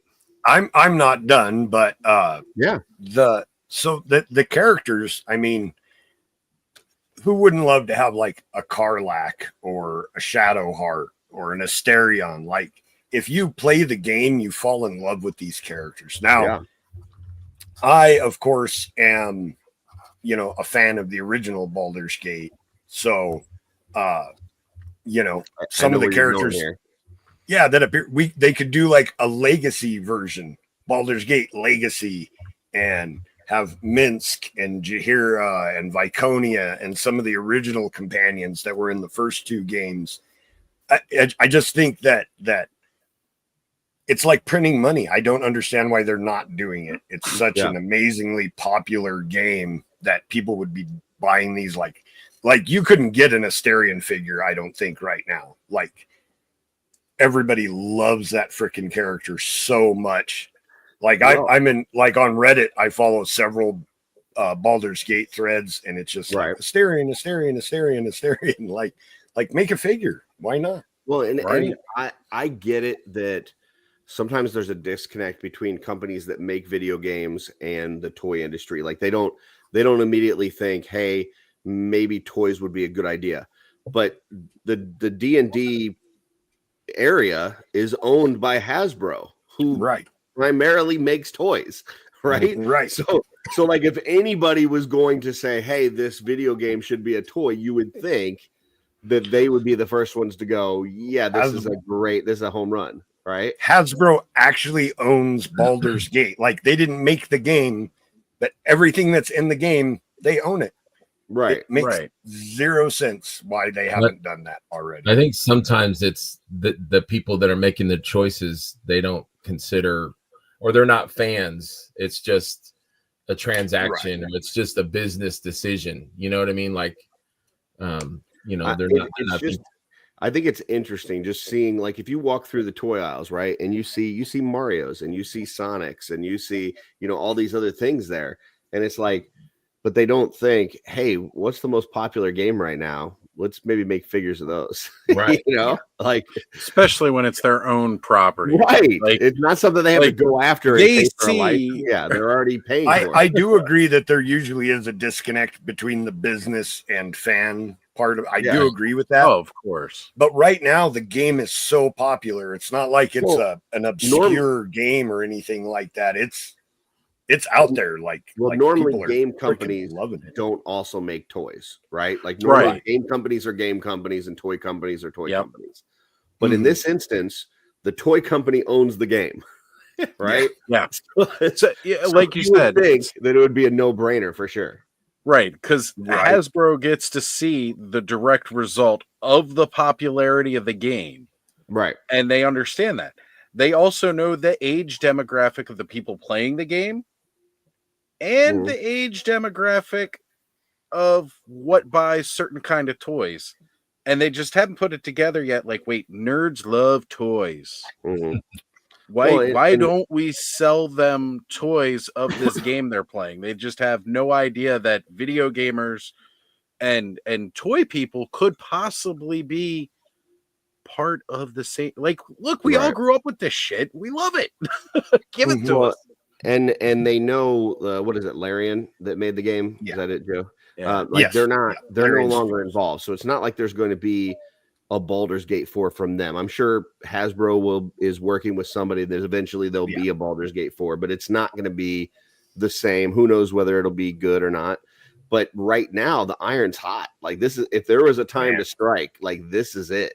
Larian killed it. Look at the game awards. They're like sweeping every game awards that's been out. Mythic Enablers were talking about it on their last podcast, and I'm like, thinking, I need to go buy this game. I don't have it yet, but I'm like, it's so good that they have had to make mods they've had to make patches to the game to allow mods for people to be able to customize and add like new stuff and new content and everything, because like they know that it's that popular. Like, you had to, right? Yeah. In order to keep people going. Here's my question though. do you really want Hasbro to make those figures, or would I don't you want rather- Hasbro to make anything, but Thank if you. if somebody my had point. like right now, they're the ones with the rights. So, Right. so So they're, if It's they just did make them, naturally I would easy. buy them. That's for sure. they're spending a lot for Star Wars. They've got classified, and Dungeons and Dragons didn't really work. So maybe they're like, we don't want to put money into a new line, but we don't want anyone else to have it either. They own Dungeons and Dragons. Right. Hasbro owns it because the rights for Dungeons and Dragons was bought from TSR by Wizards of the Coast. Mm-hmm. Hasbro swooped in and purchased Wizards of the Coast. They own Dungeons and Dragons.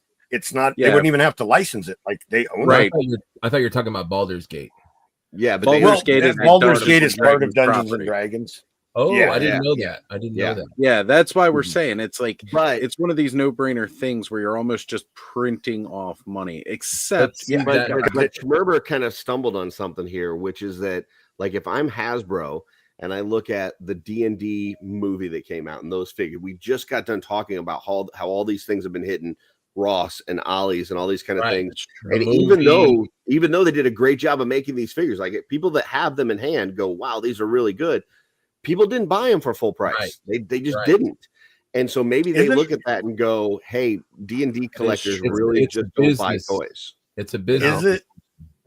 Yeah, isn't that happening with everything from Hasbro though? And like the major lines, like that seems to be a pretty popular collector thing nowadays for the big main companies. Is that everybody's just waiting around?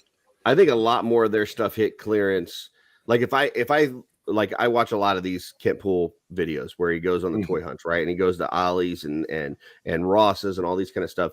And it's like a ton of the stuff is Marvel Legends, it's Star Wars, it's the D&D stuff. It's all Hasbro shit. So to your point, it is a lot of Hasbro stuff. So maybe it's overproduced.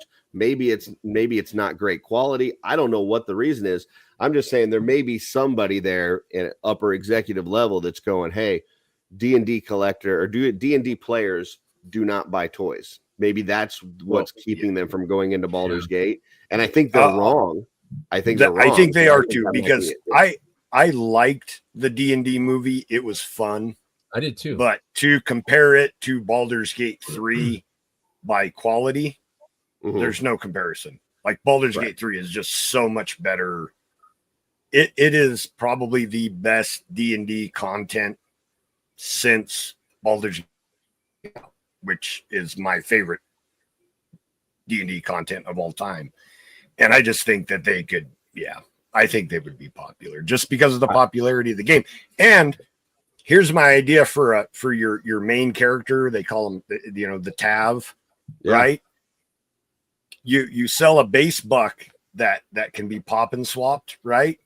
And then heads packs, armor packs, things like that, so that you can build your main character, hair packs and things like that, races and stuff, so that you can build your main character from these different that's pretty good idea parts. Yeah, and I thought that would, but then you'd have like the named characters that were just how they were.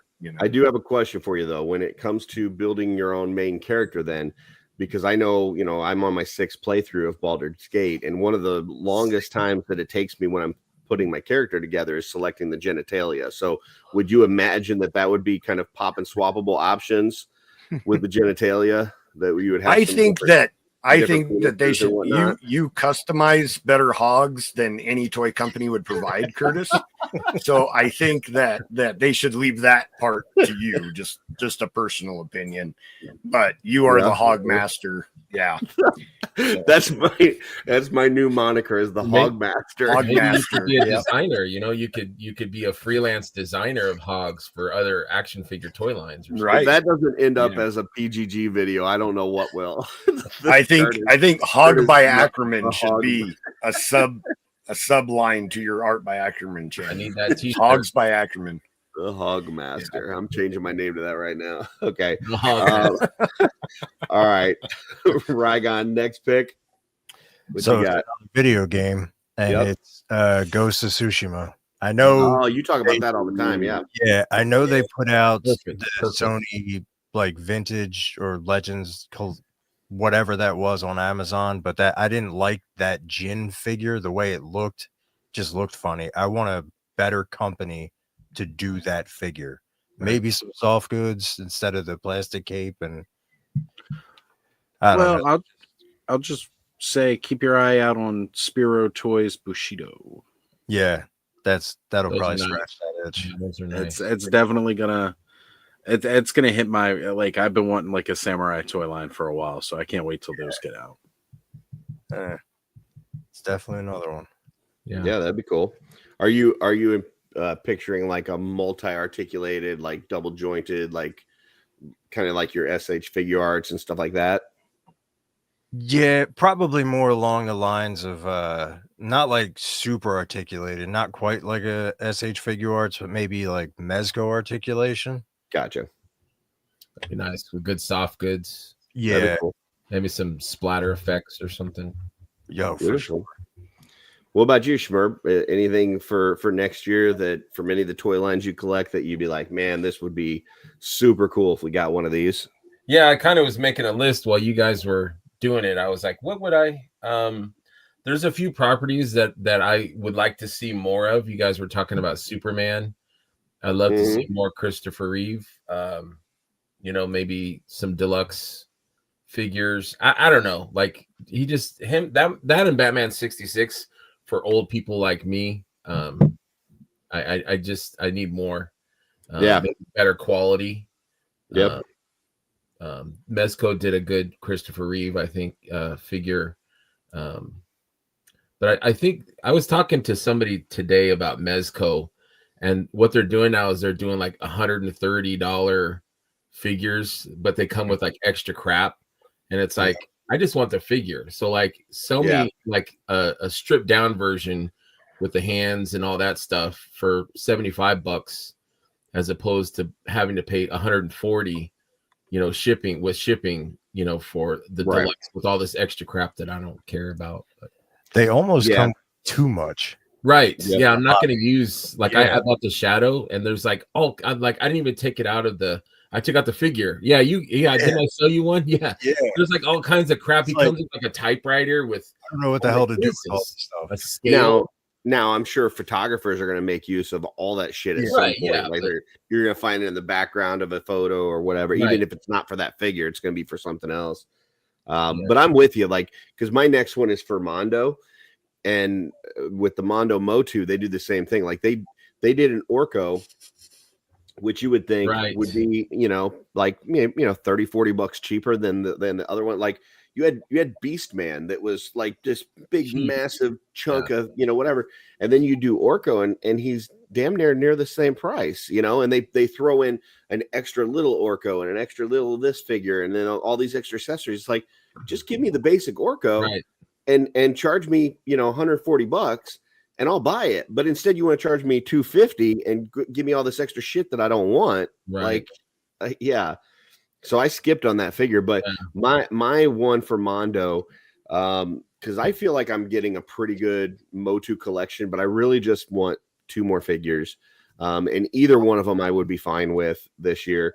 But if we got an Evelyn or a Triclops in the Mondo 1/6 scale, I'd be good. I could see that. I could see. I think Triclops, I would want more, but either one of those I'd be happy with if we got them this year. But like I see, like the most recent one they did was this Buzz Off, and it looks amazing, but at 12 inches and that price point, I can't be all in on this stuff. I just can't, and that's too deep of a cut. Like if I was a huge Buzz Off fan, if that was like my favorite character, definitely get it, but I just can't. And I saw they just extended that.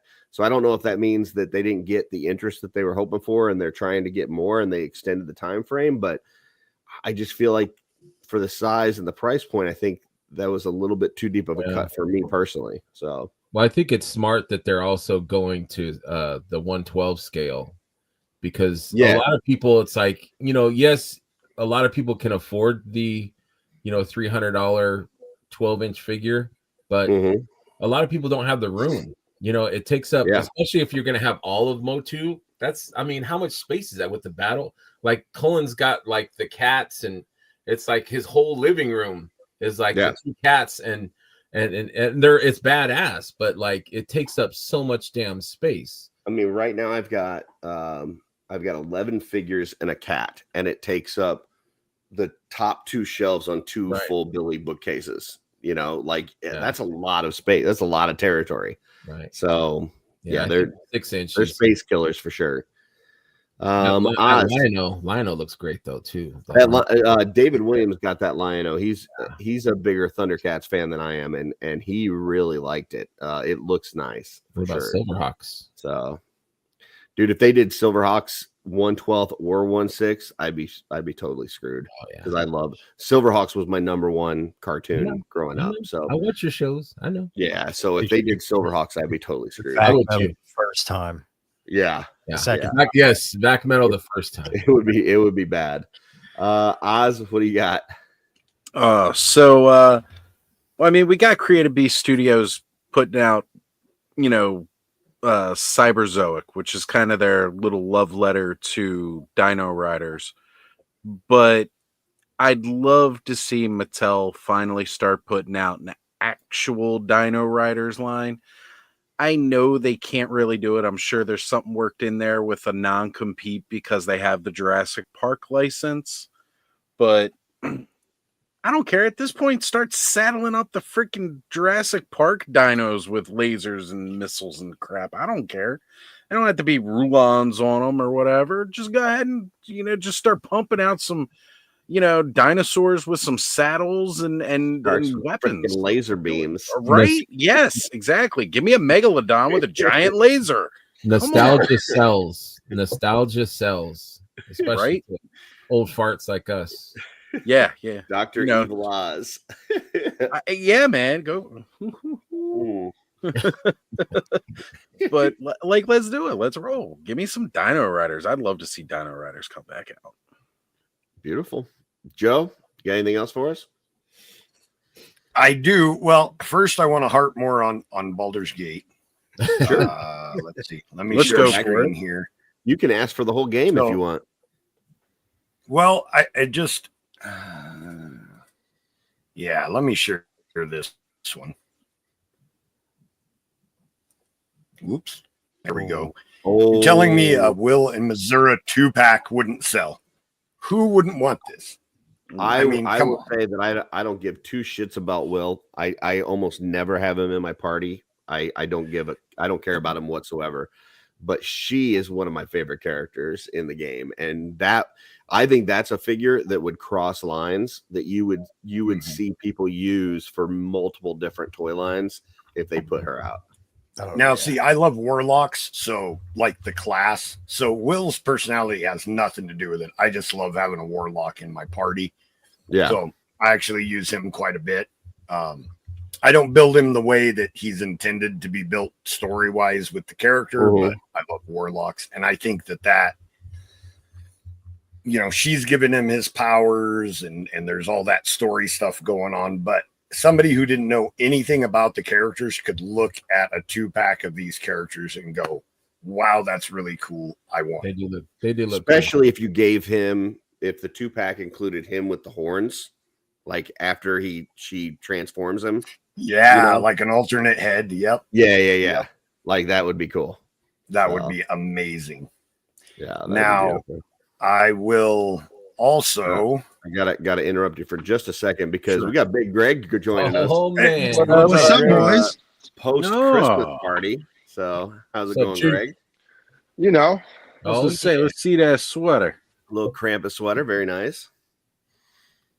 Yep. Now this 2-pack I think would sell regardless. The Minsk and Boo 2-pack. I'd buy a ton of them just for the hamster. Just to have a Boo. So and did he have a companion in the other games? Because I've never played the other games. Yeah, Boo was with him the whole way through. Okay, so this isn't just new to Baldur's Gate 3. Right. Okay. So the way that he's introduced, because he's kind of, I don't know, he's kind of out of it a little bit. Like I didn't know if that was something new to the third game. No. really, he's the most popular character from the original 2 games, and he's a human. He should have grown old and died long before Baldur's Gate 3 took place, but I think they were desperate to find a reason to include him in the game just because he's amazing. Yeah.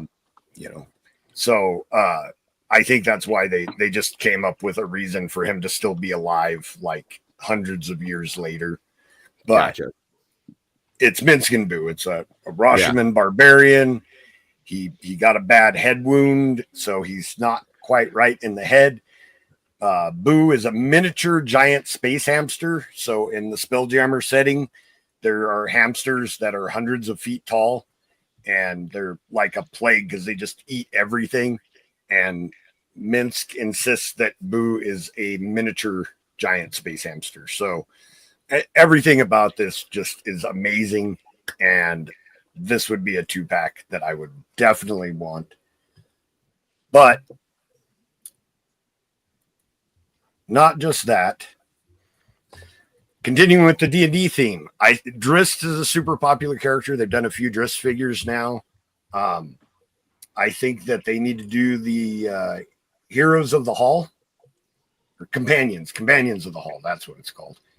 Drist and his party from the novels started out in Icewind Dale, but like they're such a popular group of characters. I think that they would sell like crazy too. I know I've harped on this, but I feel like Hasbro's really missing the boat, not producing like a ton of D&D figures. Did you just secretly give us 3 picks for 1 pick? Yep. I just want to make sure. Yeah. I'll allow it. And a couple of them were 2-packs. So, well, that was still Baldur's Gate. I just didn't finish on the last one. My new one is the Champions of the Hall. Like we're giving 1 figure. You're giving you're staying to 1 line for sure, but you're definitely doing multiple figures. I would say another one that would be cool though, if you're doing Baldur's Gate, would be the Steel Watch. I think one of those, like giant like robot fucking dudes or the whatever. Golems, like, yeah, like that would be fucking cool. The Golems would be. They could hardly go wrong. Like all the designs are amazing, but Drist. The reason I brought up Drist and because I talked about doing legacy characters. Yeah, in the Baldur's Gate, Drist is in Baldur's Gate 1, and then the Companions of the Hall are actually in Baldur's Gate 2. So they could be like a subline of Baldur's Gate. It didn't have to be like Drist standalone. It could be Baldur's Gate Legacy, and you could get like Brunner Battlehammer, and I didn't realize that a lot of those other characters from the Drist novels that are super popular, or Jarlaxle, the evil dark elf that is like Drist's counterpart, who has the big floppy hat and a rapier, and I don't know. He has a really cool kind of piratey look to him, but he's a dark rapier elf. Than who? Pick me. Anybody. Oh, gotcha. Gotcha. Somebody's rapey, but he's rapier than that. So. Yeah. So J-Max says he'd love some licensed Blizzard Diablo or Warcraft. McFarlane statues don't count. I really like what I'm getting through the whatever it is, memory toys, 5K toys, Medi toys. Yeah, for the Warcraft. Now that was going to be a future pick of mine was Diablo, but I mean, I would say there's a lot of video games that you couldn't go wrong with doing some articulated figures of for sure. So, Rygon, you're next. What you got? I'm gonna go Wildcats. I would love to see a better version of Grifter than what McFarlane gave us. And I'm blanking on a lot of their names, but that whole team. But didn't Loose Collective make 2 of those right now? They're Rob Liefield's one of his comics. Yeah. So DC bought all of Jim Lee's characters. So Gen 13, Wildcats, and a couple of the other ones that he created, those are all owned by DC now. Awesome. He bought his Jim Lee. They bought Jim Lee's studio characters. Okay. So McFarlane nice. technically could put those out right now if he wanted to. Oh yeah, I don't know why I got he her hasn't. too. She's pretty cool. Don't want McFarlane to put them out. Right. No, Wow. McFarlane. I is do the like hater. Hate is real. No, I like a lot of McFarlane's figures. I just don't think he can do certain characters justice. Gotcha. I'll put it that way. All I'm right. not gonna lie, I'm kind of laughing the fact that he helped create Image Comics with a lot of these guys, and there's a lot of bad blood, and now he's just like, well, I own the rights to your crap anyway, so All right. Schmerber, you're up. I've got a few that are kind of mythic based, so I don't know if you want me to works. throw them all out or just one at a time. You can give us a couple. Okay.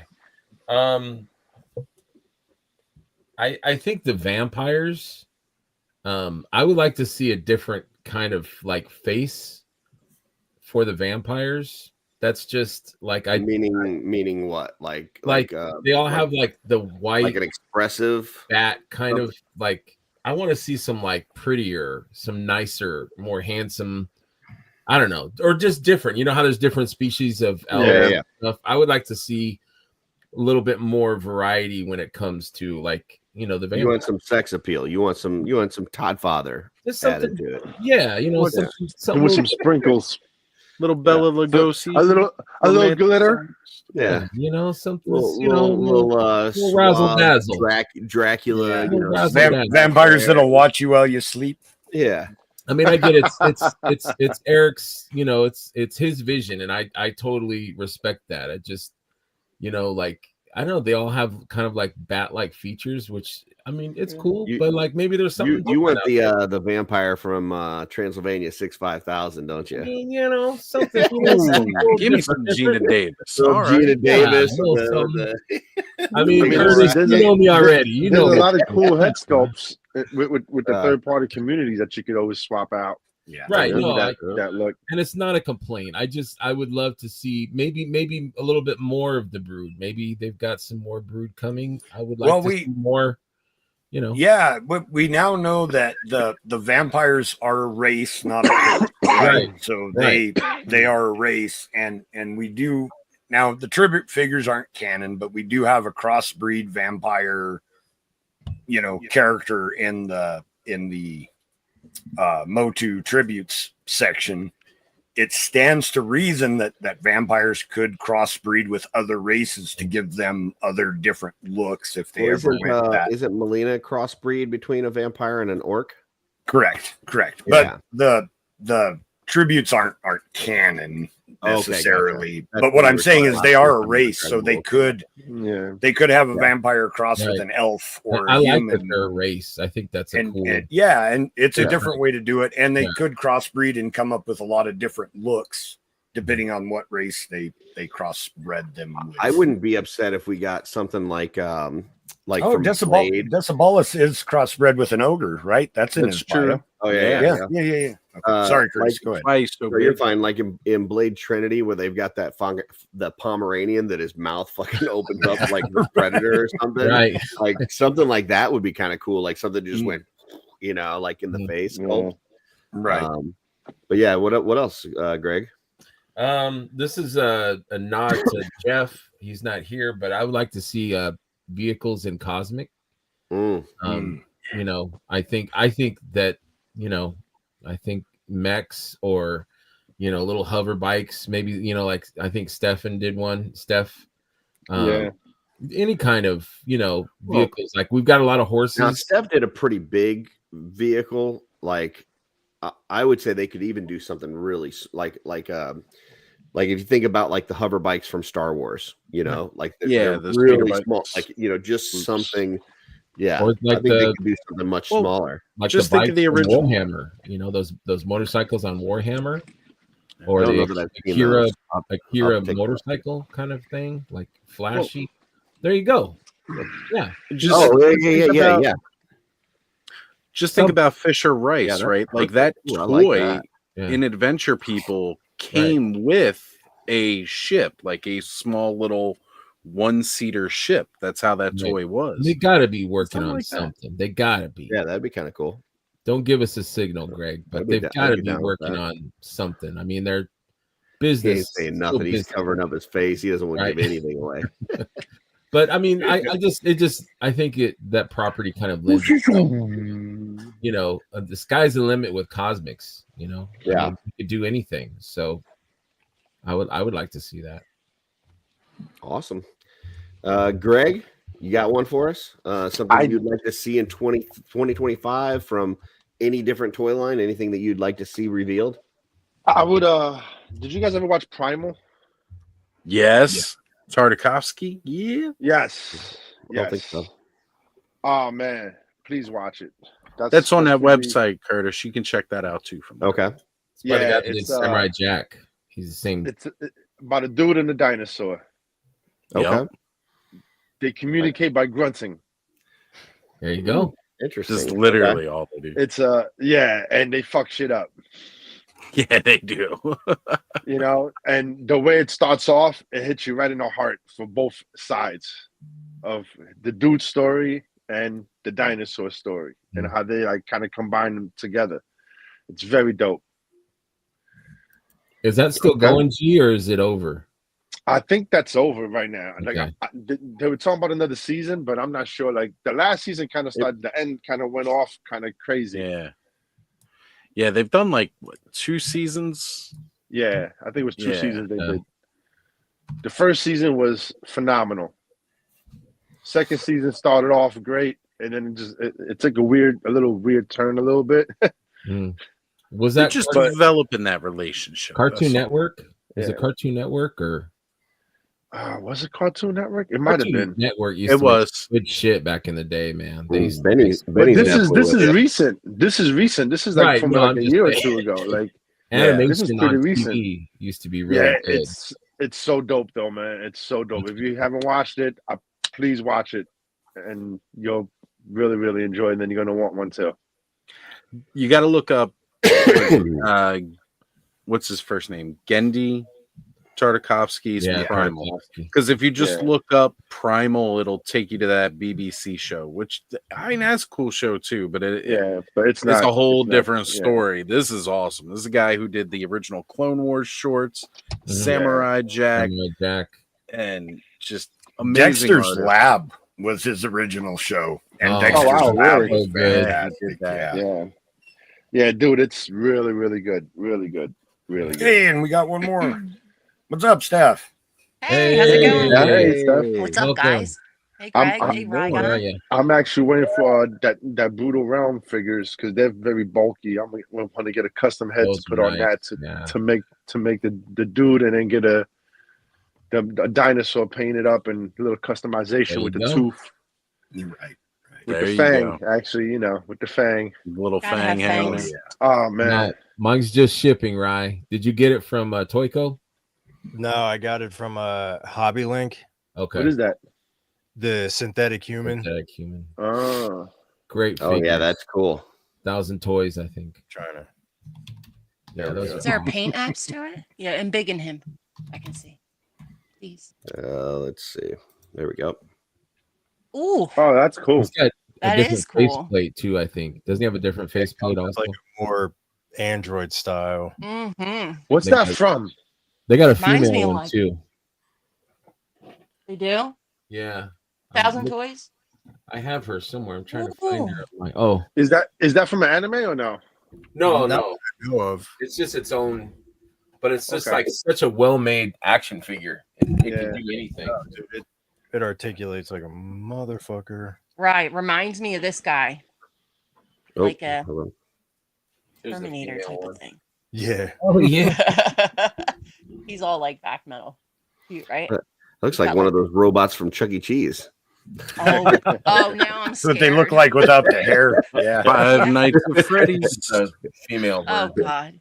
This is the female version of the one that see. Ryan has. Oh, nice. Yeah, dude, I missed out on that one.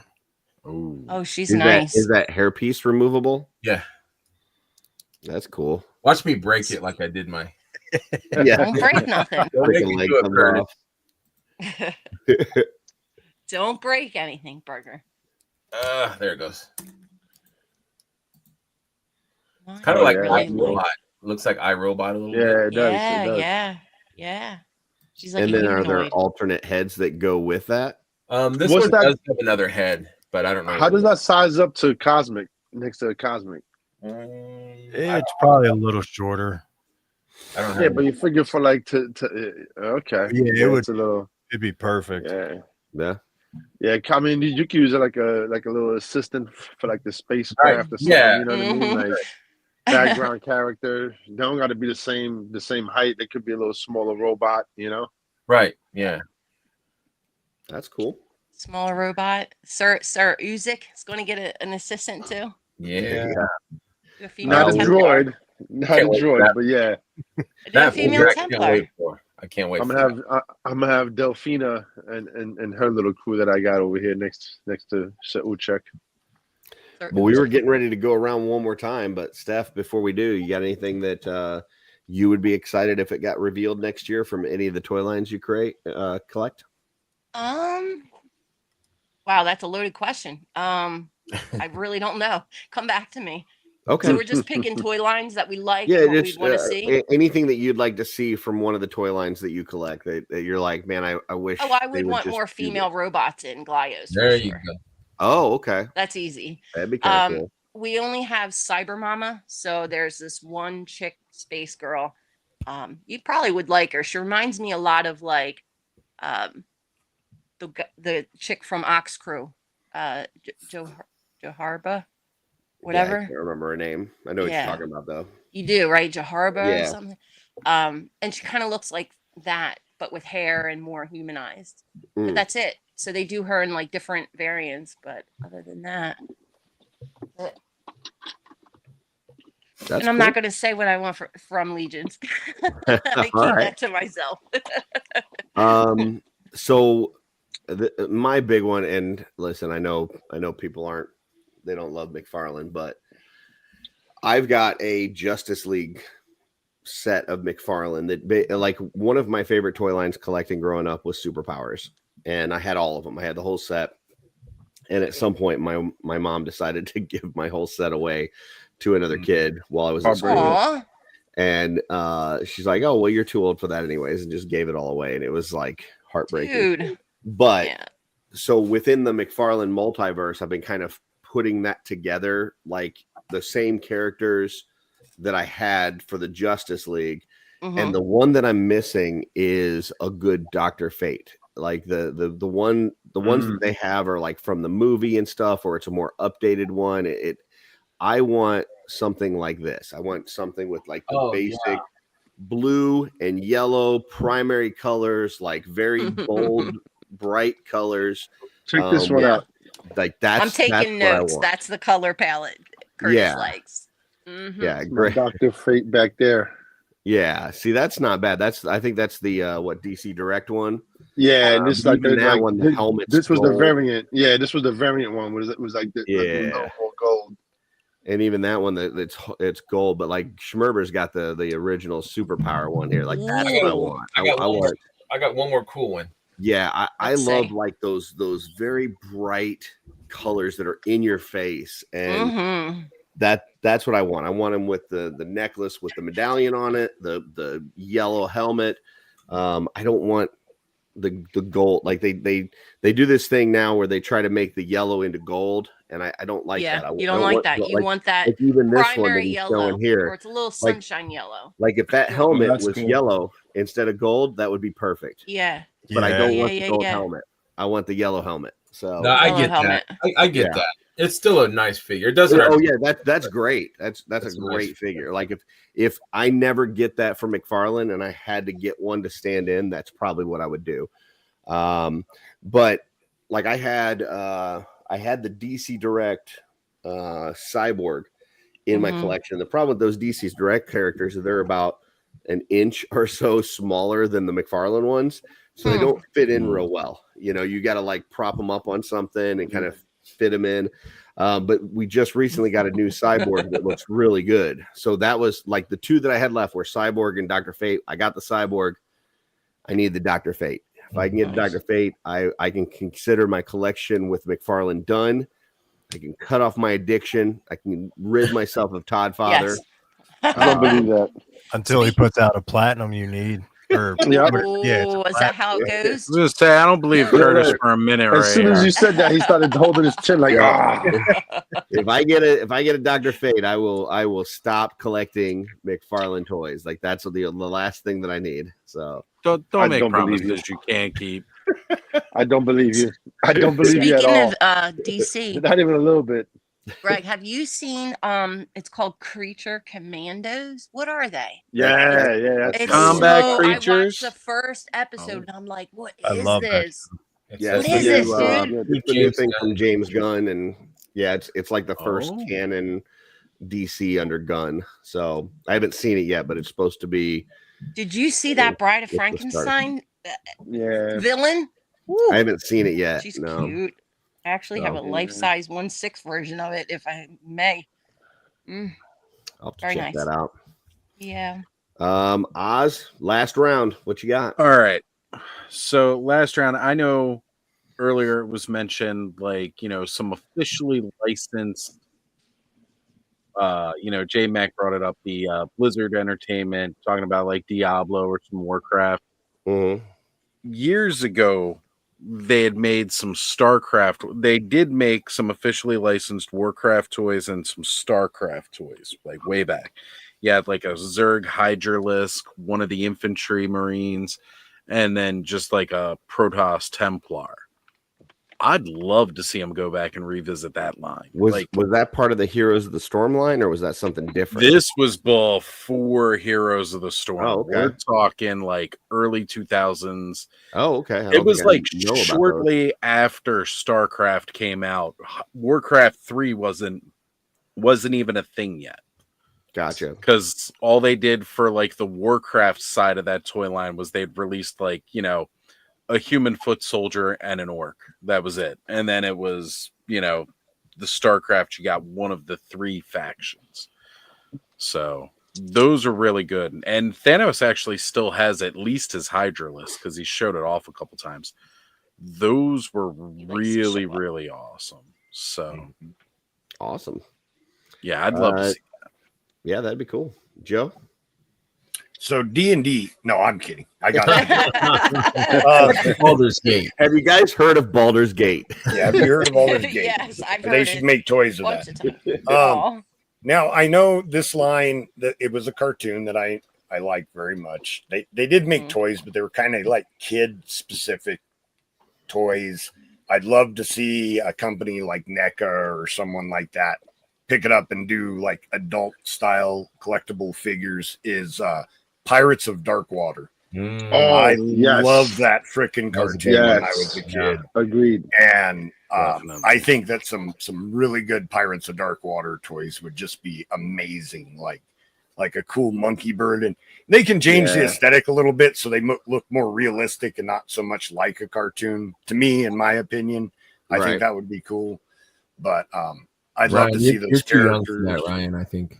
Yeah, I have no idea what he's talking about. Oh man, it's so good, man. It's really, really well done. Yeah, it was like a pirate kind of fantasy. And they're after what the 12 treasures of rule. Yeah. And it was cool. Because he had that broken sword. He needed the whole thing. Yeah, cool. It was a cool fantasy cartoon. It was cool. The villain, the big what was his name? Like Blues or Blythe, I think was the villain. Blythe was the villain. Guy. Yeah, and he had that big, like, giant ship that was all covered with bones and everything. I don't know. I think the aesthetic of it is like just lends itself to a really cool toy. No, I agree. Yeah, that'd be cool. Awesome. Rygon, last pick.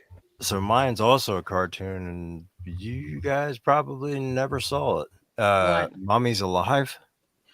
I remember that from the 90s. Oh, yeah. all right, cool. Can't say I remember that one. I would like to see them remake that with the vehicles. We're too old for those. Wait, do they have a theme song that would just like hurt. repeat That that? cut deep right there. It's like we got the mummies.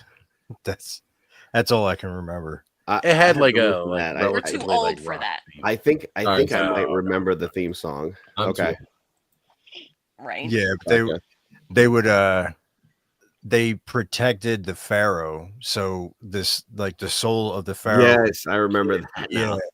But then they would activate their armor and shit, and they would battle like. I seen that, and it was like huge Egyptian like killers. Yes. Yeah. Yes. I did see that. I did see that. There you go. Right. That was great. They had vehicles and stuff too that I would love to get. That were hot. You're all about the vehicles. I know. Oh, that's cool. Beautiful. Yeah, that'd be neat. Schmerber, last pick. This is for my boy Gwesagwe. ElfQuest. I'd love to see some ElfQuest toys. You're gonna have to break that one down for me. I don't know what that is. Oh man, it was 80s, early 80s. It was ElfQuest. Kind of an indie comic book. Okay. These elves, like they kind of built their own world. The comic book creators. There's a husband and wife, Wendy and Richard Penny. But it was just a fun fantasy comic. This group of wolf riders, elves, kind of lived in this forest, and I think there was a fire or something, so they had to leave, and then they went to other lands, and then they discovered that there was other types of elves, and drama ensued. But it was a really fun kind of fantasy thing. Did they ever do a cartoon of it or anything? They worked on it. They were trying to do a movie, then they were trying to do a cartoon, and I think that it was kind of too obscure. It was popular in the 80s, but only for library nerds like me. That were. I have one so obscure.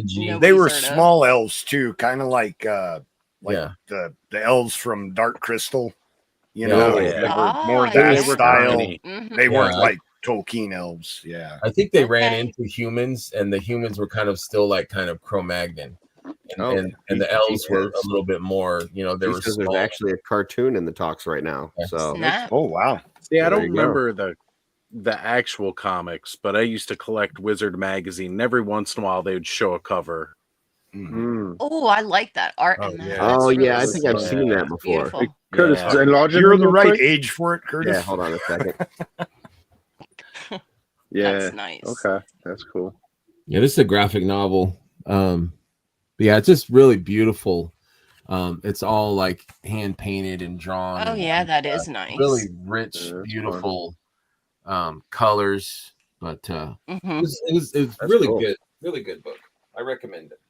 Yeah, track that Beautiful. down. That's obscure. You don't want to know what my comic book was that I read in high school. Now I do. Kind of relevant. It's kind of relevant. Yeah, they don't sell them everywhere, but they're sort of like elves, but they call them like fays or fairies, and the comic is Bondage Fairies. Oh, and they have a really nice. I like the art. It's a little funny, and they're cool. In fact, I've always wanted to kind of make an action figure of them because nothing ever came about. Just this sort of like underground, not underground, but. Well, there's an awesome channel. I don't know if you heard of it. It's Art by Ackerman. He'll break all that stuff down for you. I know. I can't wait for the I thought you were going to say he shows you how to bondage. What to do with our heads. He's going to show me what to do with the head. Does he do any shows, Ryan? Does he do any shows or any kind of YouTube things? Or I have not filmed my bondage episode yet. Yeah. In a leather outfit. I've got a lot of stuff that's already scheduled to release, but that is not one of them. I don't want to get people's hopes up. Add it to the queue. I was waiting for the Curtis Ackerman elf bondage episode. Damn it! I got all the ideas. No, seriously though, I think I've painted heads, but I've never built a body yet. I never completed one other than pop and swap. That's it. Customizing studio is a good place. There you go. I know. There's a lot of resources, a lot of knowledge in there. I know there's a lot of knowledge, and there's going to be a lot of knowledge on this Art by Ackerman channel. Yeah, I hear that guy's a hack. So. Greg, you got a last one for us? Yeah, Short Circuit. Yes. Soft County number 5. Now, are you thinking 1/12 scale, and are you thinking die cast or plastic? Definitely 1/12 scale, and either or. Ooh, I think I would have to have diecast. Like that's diecast. I mean, some guy made a kit in diecast. Oh, Yeah. he did? Yeah. He put one together. It's a little pricey, but it's pretty cool. I'm actually surprised that NECA hasn't done I'm that surprised already. you said that. That's awesome. I saw that does feel like a friend of NECA thing. a friend of mine, John Papa Sergio. He actually got banned. John Papa. He trolled the shit out of NECA about short circuit, and so they fucking blocked him off the page. Nice. I mean, with like RoboCop and Predator and all that other kind of stuff, like that does feel like something that they would. It would be right in their alley. Yeah.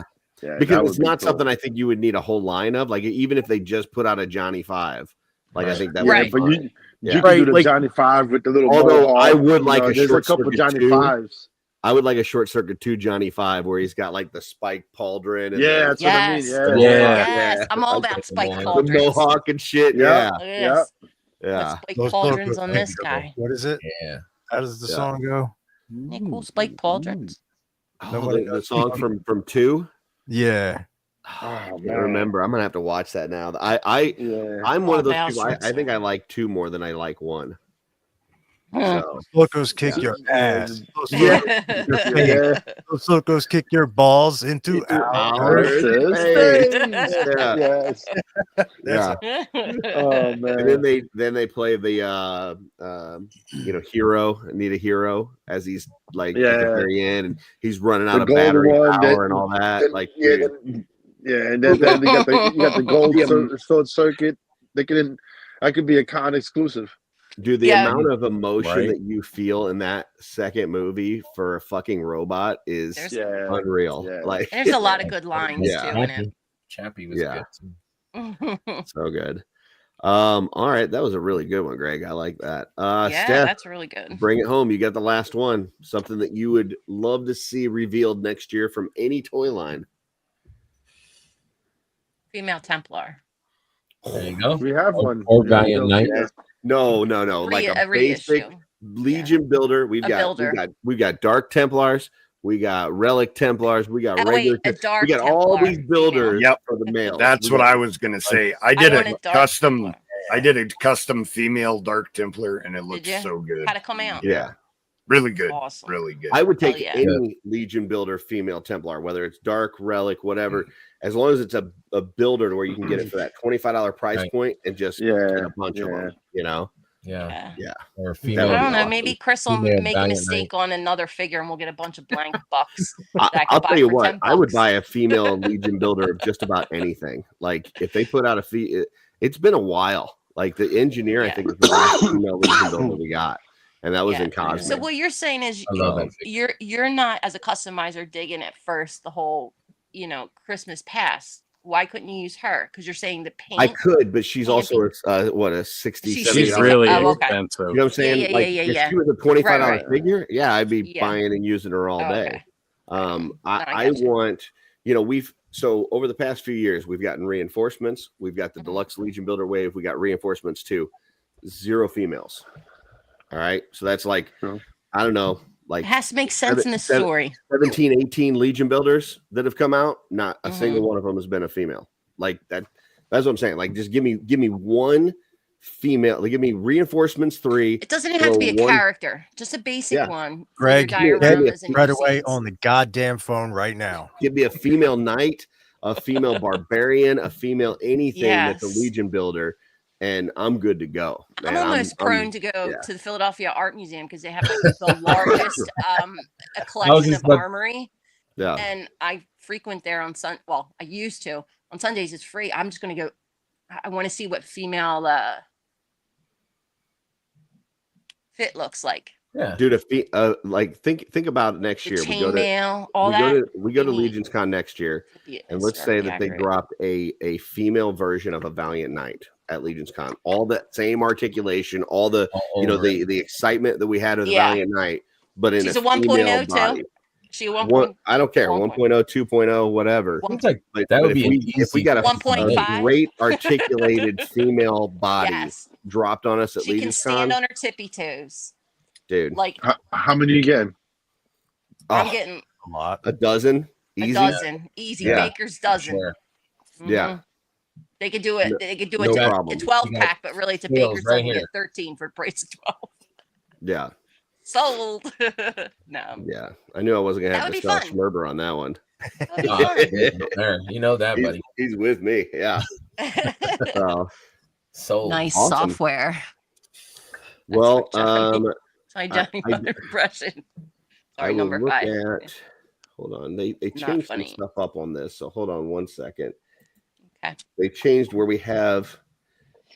So we normally had like these banners. Okay, they moved it onto this thing called media assets now. So I'm going to the media assets instead of banners. Asset. Are you still using StreamYard or something else? StreamYard, but they updated it this week where it's now got this thing under banners that's called media assets, and it's like where it's got your video clips and overlays and stuff like that. So anyway, we're now doing Event Horizons.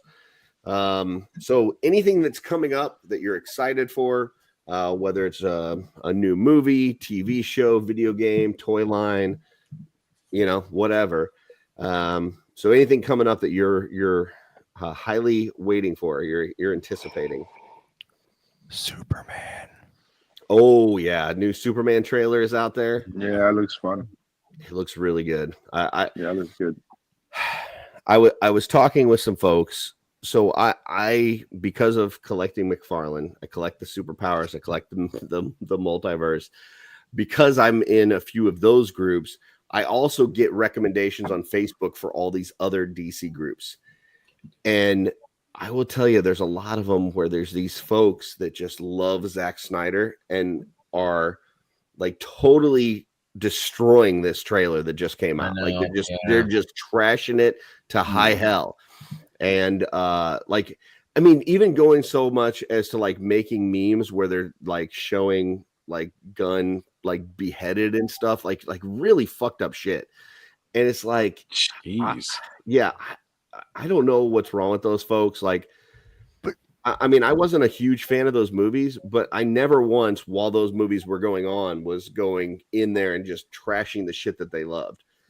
I think this trailer looks great. I think it has a lot of hope and heart in it. I think the music was great. Yeah, it's positive. Here's my thing: like if you like the character, why wouldn't you want to see more of that character? Right. Like why way to shit on it? I get it. They feel like Cavill was done dirty because he was a great casting for Superman. But that era's over. Like it's done, and now we're moving on. And like you can't dwell on the shit that's in the past. Every director has their own vision. So Snyder did his vision, and now James Gunn is doing his vision. Give it a chance. Yeah. You don't have to like it, but at least try it before you shit on it. They never should have had another Superman after Christopher Reeves. Fuck any new movies that come out right in their super buttholes. I mean, because Christopher Reeves is Superman, and there's no other Superman. Doesn't it sound ridiculous when I say that? Right in their super buttholes. No, but doesn't it sound ridiculous when I say that? Right. That's what they're doing. Because it's like nothing. You don't really love the character, then. Like he can be your favorite Superman. That is fine. Right. But every generation you're gonna get you don't have to shit on something else to make your thing seem better. Like it. Yeah. All right. That's like the people with the sports teams and stuff. Like everyone else's team sucks and mine's the best, even if they're losing. Yeah. It's just that mentality of I don't know. To me, like I grew up on DC. I was never a Marvel kid growing up. I love the Marvel movies, I think, because I didn't have the background of the Marvel comics growing up, so I didn't know what to expect. And so it was all brand new to me, and that's why I've loved the movies. DC has been a huge disappointment when it comes to the movies, which is sad because I actually loved the Arrowverse and I loved the animation. The DC animations are great. Yes. Like, their animated movies are fantastic. I loved Arrow. That's such a good show too. Arrow. But since Reeves and Keaton, I have not had anything on screen for DC that I was like, man, I absolutely love this. And what gives me hope is that Gunn has done that. Like he's made me care about Guardians of the Galaxy when I knew not who Guardians of the Galaxy was. He took a character like Peacemaker, who's a total douchebag, and made you actually care about him in that series. You know, he can do that with characters that are not likable characters. Imagine what he can do with a character like Superman, who's like the ultimate Boy Scout. Like, he's gonna make you love this guy like nobody's business. So the thing with that, and also Batman, is like they're so established with like decades of existing that it's like any step that you make or decision or do something different, people are going to tear it apart. That's the downside. You know what I mean? It's like, oh, Superman wouldn't do that, or Superman's too skinny, or Superman is like just listen, people are always gonna have a judgment about something. You know what I mean? So like, true. Yeah. Brian's especially timing was with the perfect. capability of online and just typing whatever your first thought is and not thinking it through. Yeah, I think the internet has made people believe that their opinions matter. Oh my God, and they have no English or grammar. It's terrible. Yeah, They're it also well-thought-out makes sentences. people feel invincible, like they can say whatever the hell they want, you know. Yeah, I miss the days of getting punched in the face for saying something stupid. Right, exactly. There was a Greg's like, cost "Come to on, having a big mess with mouth. me. Go There was a ahead." cost. Joe, tell you, I say that a lot. Like, I'm all about just like randomly throwing down. Yeah, I thought the trailer was good. I thought the score on that trailer was amazing. Like the way that they took the original song and then just kind of updated it a little bit and added it to that. Perfection. So and taking that original, because that original song is Superman. Like, right. I don't think there's a person out there that doesn't associate Superman with that original theme. So not our age. Yeah. Not coming up with a new theme, you know, a completely new theme was genius, I think. Right. Absolutely. Yeah. Yeah. Beautiful. Something I'm looking forward to, which is not you know, any kind of new movie or TV show or something. And I don't even know what the hell this thing is called. I'm sure you guys have seen it. It was like a Kickstarter or something. And I'm sure Greg's probably got one right behind him where they got that like ship that's like a red skull thing. Oh, it's in my trunk. Robo It just came in today. It just came in today. Did it? Those are cool. I didn't It's in know my anything. car. Electron. Yeah, I didn't know anything about it. I had no clue about it. And then I found out that Brett was trying to unload one. He had one. He wasn't interested anymore. He wanted to get rid of it. I bought it. Yeah. You did? I bought the one from Brett, unless he had multiples. Oh no, he said he had a couple, so maybe I don't know. So maybe he sold one to me Maybe and he you. hasn't Beautiful. introduced me yet. Hey, he's selling them right and I'll left. tell Schmerb tomorrow. You guys were like, hold on, I got one. Yeah. He only had one. Wait, I got that one too. I thought I was Damn it. special. I mean, I paid for it and he sent me tracking, so I don't know. Hold on. Both packages Not got me. lost in the mail. But the tracking he just sent I me just paid. checked his Instagram. It's gone. Damn it, So, man. yeah, I don't. I think you guys are in trouble. No. So he sent me tracking today, and it shows it getting here Christmas Eve. Now obviously post office this time of year, you never know. But if this shows up before Christmas, man, Well, You're gonna be a happy kid. I didn't know anything about this when the Kickstarter was going on, but I've seen some people like putting like the red jet in there that looks fantastic. But isn't it designed for dude, somebody got a head sculpt like a skeleton helmet. Oh yeah, that looks sick on that red pilot in that. So I just want it for the red jet. Is Like it one of the burnt? things that bugged me about the red jet is that there's no, like, he's supposed to be this pilot, but he doesn't have anything to pilot, you know? So now it's like, dude, this is like the perfect thing for him to pilot. You're going to have to take his feet off to make him fit. Oh, really? Gotcha. Yeah. So That's at fine. ISCON, Ish had one there, and that you had to take, that's in order to close it, to get him all the way in, to make it like Gotcha. he's in. Okay. The one that Is it a fits mech is the suit? science officer. The science officer. No, fits it's like it a perfect. vehicle. Looks like a TIE fighter, but a skull. I'll see if I can find Yeah, a So picture. it's a skull TIE fighter. I think I yeah. recall seeing it at IshCon when he's describing it. It's from the Vintage Action Force line. That was G.I. Joe over in I the gotta bring it in the UK. house anyway. Hold on, I'll be right back. So Alright. That there's was this going on. action. Go get it, G. The Yeah, Kickstarter was going on. Bring mine like too. 3 years. Yeah, it was for during the Poxus. Yeah, it was like a long time, but I never knew anything about it until it actually started arriving. How much are they going for? What anyone wants to say? Brett was just looking for what he paid for it, which was like $238 plus shipping. Oh, that's not bad. He told me 240. So. Whoa. Texting Brett right now. Yeah, bad. What are you So doing? let me. Are you trying to rip me off? No, they look cool. They look cool. Yeah. So like this is They're this is Whoa, And yes. this here. is it can be 1/18 or it can be 1/12. So Oh, for real?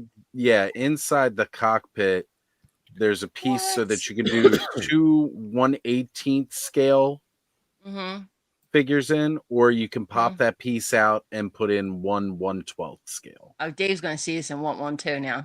Yeah, like it looks like the TIE He's fighter. just in the but chat. cooler. Cool. Yeah, they're available. The stand is like $35. That's sexy. Yeah, it's so Rad. cool. Blood So, wolf. Those are cool. Yeah, that'll be good for pictures. Well, it looks like whatever this is on, it looks like it's still available. So yeah, that's their The official site. Their site. Yeah. Skeleton. Yeah, I don't know what they charge for shipping, but that might actually be cheaper than what I paid Brett. They ship right out of Jersey. Yeah, I'm gonna bust. so- I'm gonna bust them if it's true. But no, it's really cool looking. I'm excited for that. So, Well, so that's something I'm looking forward to. he's got it. Oh yeah, baby. That's a pretty decent sized box. Dude, that's huge. Yeah. I mean, Joe's holding it though, so it's who the hell's Joe? I mean, he's holding. Sorry, I was looking at Joe's hand, and I was looking at Greg. Wait. Yeah, that's pretty decent sized box. So, yeah. Joe, did you have something? Yeah. So I was kind of excited about the announcement that there's going to be stretch goal figures announced soon coming with the Dragon. Yeah. I thought that was pretty freaking exciting. I cannot. Oh, I didn't get the wait news to update. see. Go ahead, tell me. They're gonna have the accessories or something. You said. Well, So hold on one second. I got it before we move on from this Skeletron thing. Blake says $249, not including the cool stand. So what is this cool stand thing? Because I'm still new to this. You just saw it. It's a clear piece. It's clear, but they can sit on their wings too, just like a TIE fighter does. So do you have to buy that separately? Yes. Okay, is But that it's still not- available? it's not 'Cause I don't know if required, that. I don't know if I got one of those from him. Yeah, it's still available. It's like $34.99. So going back to what Joe said about the Dragon, I do appreciate that they pushed it till March. Right. I did read that part. That's for me, I mean, I'm more. I would have found a way to do it no matter what, obviously. But knowing that I'll have my tax return by then makes me feel a lot better about picking it up. Oh, I tell you what, Strategic. because not only that, but if they push it to March, I would say there's probably a good chance they run that for 2 months. So you're talking about they're probably going to run it. If they start at the beginning of March, they're probably going to run it through the end of April. Which, yeah, for the most people, that's going to get you right in that tax return range. So, yeah, Jeremy, that would be awesome. Jeremy's very smart. I'm not seeing this stand on their site. The stand is an exclusive to the Kickstarter. I hope that the one I got Thank from you, Brett Benny, has for that it. information. Yeah, I hope that it has it. The one that I got from Brett. Oh, wait a minute. No, here it is. Elite stand accessory, $34.99. It's available right now. Oh, Blake says it at flying mode. You can display a flying mode. That's awesome. I'm gonna have to ask Brett if it's got that. If not, I'm gonna have to buy that. That's nice. I'm gonna text him. I'm actually asleep. Is that box? Yeah, he's definitely asleep by now. He's probably been asleep for 3 hours. Man, so Totally. that's Well, nice. yeah, he turns his phone off, so you can just blow up his text if you want to. Dude, I want that so bad now. Aw. Like that is like the perfect red jet accessory. You know? It's a beauty. Yeah, that's awesome. Cool. Yeah. Any predictions, Joe, on what you think might be coming with it? That's nice. Predictions? No. I don't like to do predictions because I'm always wrong. I know I would like to see more cult members. Yeah. to come with it. So that way, not only do we get the dragon, but we buff the faction at the same time. Now they have said that they don't reissue tribute figures, so I'm there's no expectation that we get a Rhaegor, but Rhaegor version 2. I don't think so, because they don't redo tribute. It's not a reissue. It's a version 2. Okay, so this is the exclusive skull one. This is, you see this guy on the screen right here? This guy, he doesn't make predictions. He makes promises. All right, Rhaegor version 2. Okay, there you go. Okay. Go ahead. Sorry, but I wouldn't mind seeing some troop builders that are based off of a similar design to what Rhaegor was. Maybe even a little bit closer to what the War Duke actually looks like. You know, that they with the modern parts and things like that. Yeah. What's that? So would you call them like Rhaegor's bitches? You know what would be hilarious though? Absolutely, as if there was one army builder that came with the dragon, right? Yeah. Wouldn't that just kill people?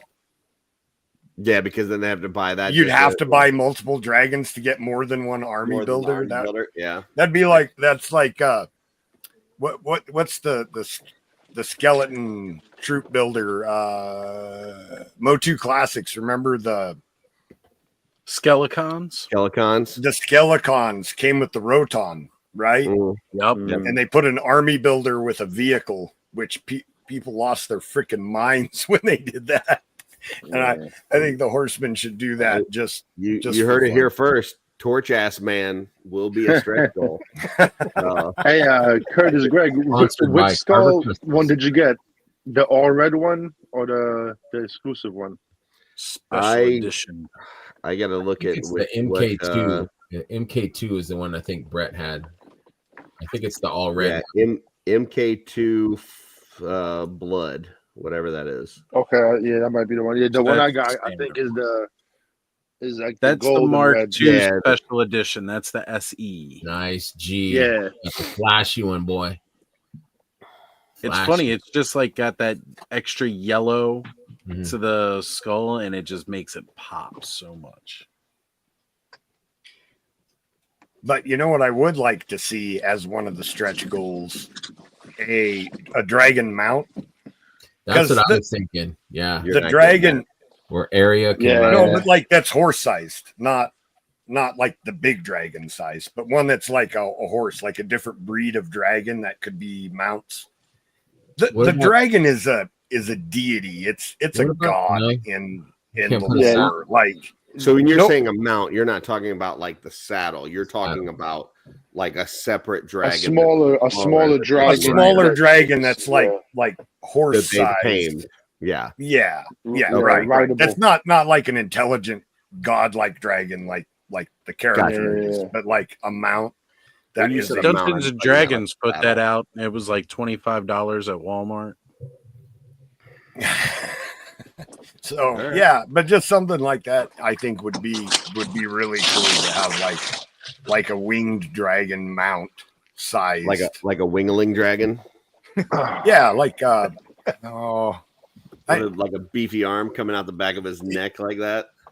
I think there was a winged horse that was called like a Paraton or something, like I can't remember. Remember Black Star had his green. Yeah, a lizard horse, dragon thing. Yeah. Something like that. I think would be really cool. Be sweet, dude. Yeah. Burninate the countryside. Mm-hmm. Yeah, and because of the size of the mount, they could use the existing wings, and it wouldn't tip it over because it's actually big enough to hold them, unlike the figures. So. Because I was messing with winged figures last night trying to clean them and was getting so angry and frustrated because those wings are just so big and heavy that the figures struggle with it, but like a mount, they would be perfect for, I think. That's cool. Anything else? No. Anything else that anybody's looking forward to coming up? TV shows, movies, video games, toys. Daredevil, the new series, Daredevil. Ooh, when's that coming? Fantastic Four. I think Daredevil is in March. Okay. Oh, I wow. believe. Yeah. Hell Gotcha. yeah. You know what I actually enjoyed a lot? That Secret Level show that I haven't came out seen on that yet. Prime. Oh, yeah. I still haven't watched it. I've heard a lot about it. I watched the first episode and it did nothing for me, but I was also like dying. So I don't know. Every episode's also different. They got a Warhammer episode that's what I heard. insane. Okay. The Mega Man episode is dope as hell. There's a couple episodes that are like pretty cool. You know, like Okay. they're all not I'll the keep same. watching. I'll keep watching. The first one did nothing for me. It was all D&D, and I was like, "Who cares about D&D?" But okay, yeah. Shut up. That's why. Joe's definitely killing me next Legion's Quest. Awesome. Well, then I guess it is time for This Week in Theaters. Ooh. So here we go. And it's got a big envelope that comes with this thing. Dang. Let me pull up our random number generator. What's in that, G? Let's spin this. We landed on 1985. Back to the That Future. is a good year. 1985. I've heard that was a very fine year indeed. Mm-hmm. Here we go. Let's see if we land on a gem like Ninja Assassin. So yeah, Ninja Assassin. We are on December 20th, 1985. Wow. Here we go. Number one at the box office this week was Rocky 4. Drago. Rocky Balboa proudly holds the World Heavyweight Championship, boxing championship, but a new challenger has stepped forward. Drago, a 6'4", 261-pound fighter who has the backing of the Soviet Union. Remember when that size was big? Yeah, I know, right? Next, Greg could take him. We got Jewel of the Nile. When Joan Wilder is abducted while on a trip to the Nile, her boyfriend Jack Colton and pal Ralph rush to rescue her and retrieve the fabled fun jewel. movies. Mm-hmm. Number 3, we have Spies Like Us. 2 bumbling government employees think that they are U.S. spies, only to discover that they are actually decoys for nuclear war. Next, we have got Out of Africa. In 20th century colonial Kenya, a Danish baroness plantation owner has a passionate love affair with a free-spirited big game hunter. That's what Jesse will be watching. Sounds better than it was. Next, we have got Santa Claus. Legend of Santa Claus is placed into jeopardy when an unscrupulous toy manufacturer attempts to take over Christmas. Next, we have got White Knights. These are different than the ones in the Cabal. A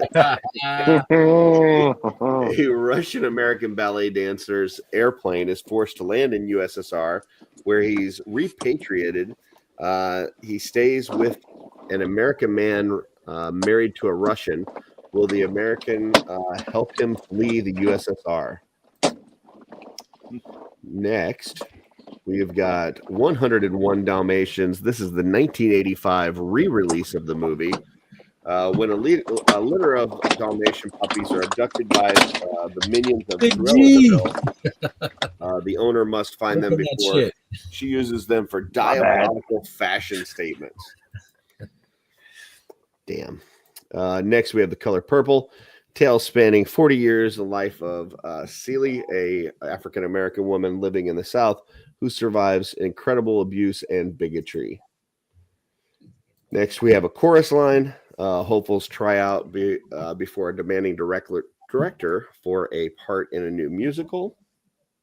And last but not least, we've got Enemy Mine. During a long space war, the lives of 2 wounded enemies become dependent on their ability to forgive and to trust. So those are the 10 movies that we can see. We are starting at the bottom of the list as always, and that means, Steph, you are first. Which movie are you going to see?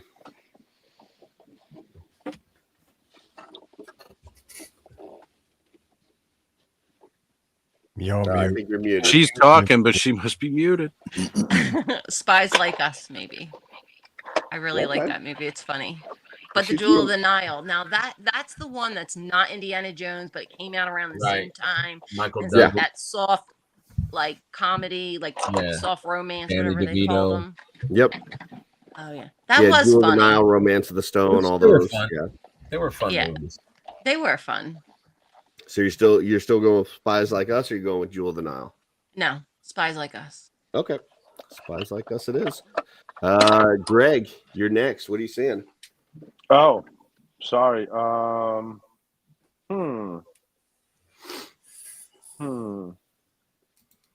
Enemy Mine. Okay. Zombies. Gotcha. Enemy Mine for Greg. It was a fun movie. I remember that watching that as a kid. Yeah, for sure. Schmerber. I'm just wondering if Ryan has heard or seen any of these movies. I've seen a couple. Have you? Yeah. Like what? The sad part is I'm old enough and I've only seen a couple. I mean, Ryan lived in Pennsylvania. I think it's like mandatory that they watch all the Rocky movies at some point. Like I think it's probably in their curriculum at school. So he's definitely seen that one, I'm sure. Yeah. Sorry, Ryan. That is a great movie. No, you're good. I like that one. For like quality, The Color Purple. Yeah, I was gonna say that too. That's a great movie. Holy shit, it was story. good. But it's one of those you're only gonna see it once. I think Rocky 4. I'm gonna go with Recon Rage. Rocky 4, man, that movie. Rocky 4, yeah. You know when Apollo when Apollo dies, and Rock's right. Tiger back.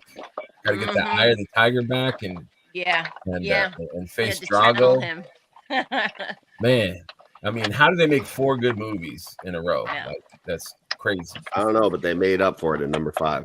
I was gonna say by putting out number 5 and I didn't actually stop at 4. I didn't see they had to make a deal with the devil to make 4 good, and then they had to make 5 what it was. So yeah. So Rocky 4 is my final answer. Rocky 4. All right. Rocky 4. Rygon, what you got? It will be Rocky 4.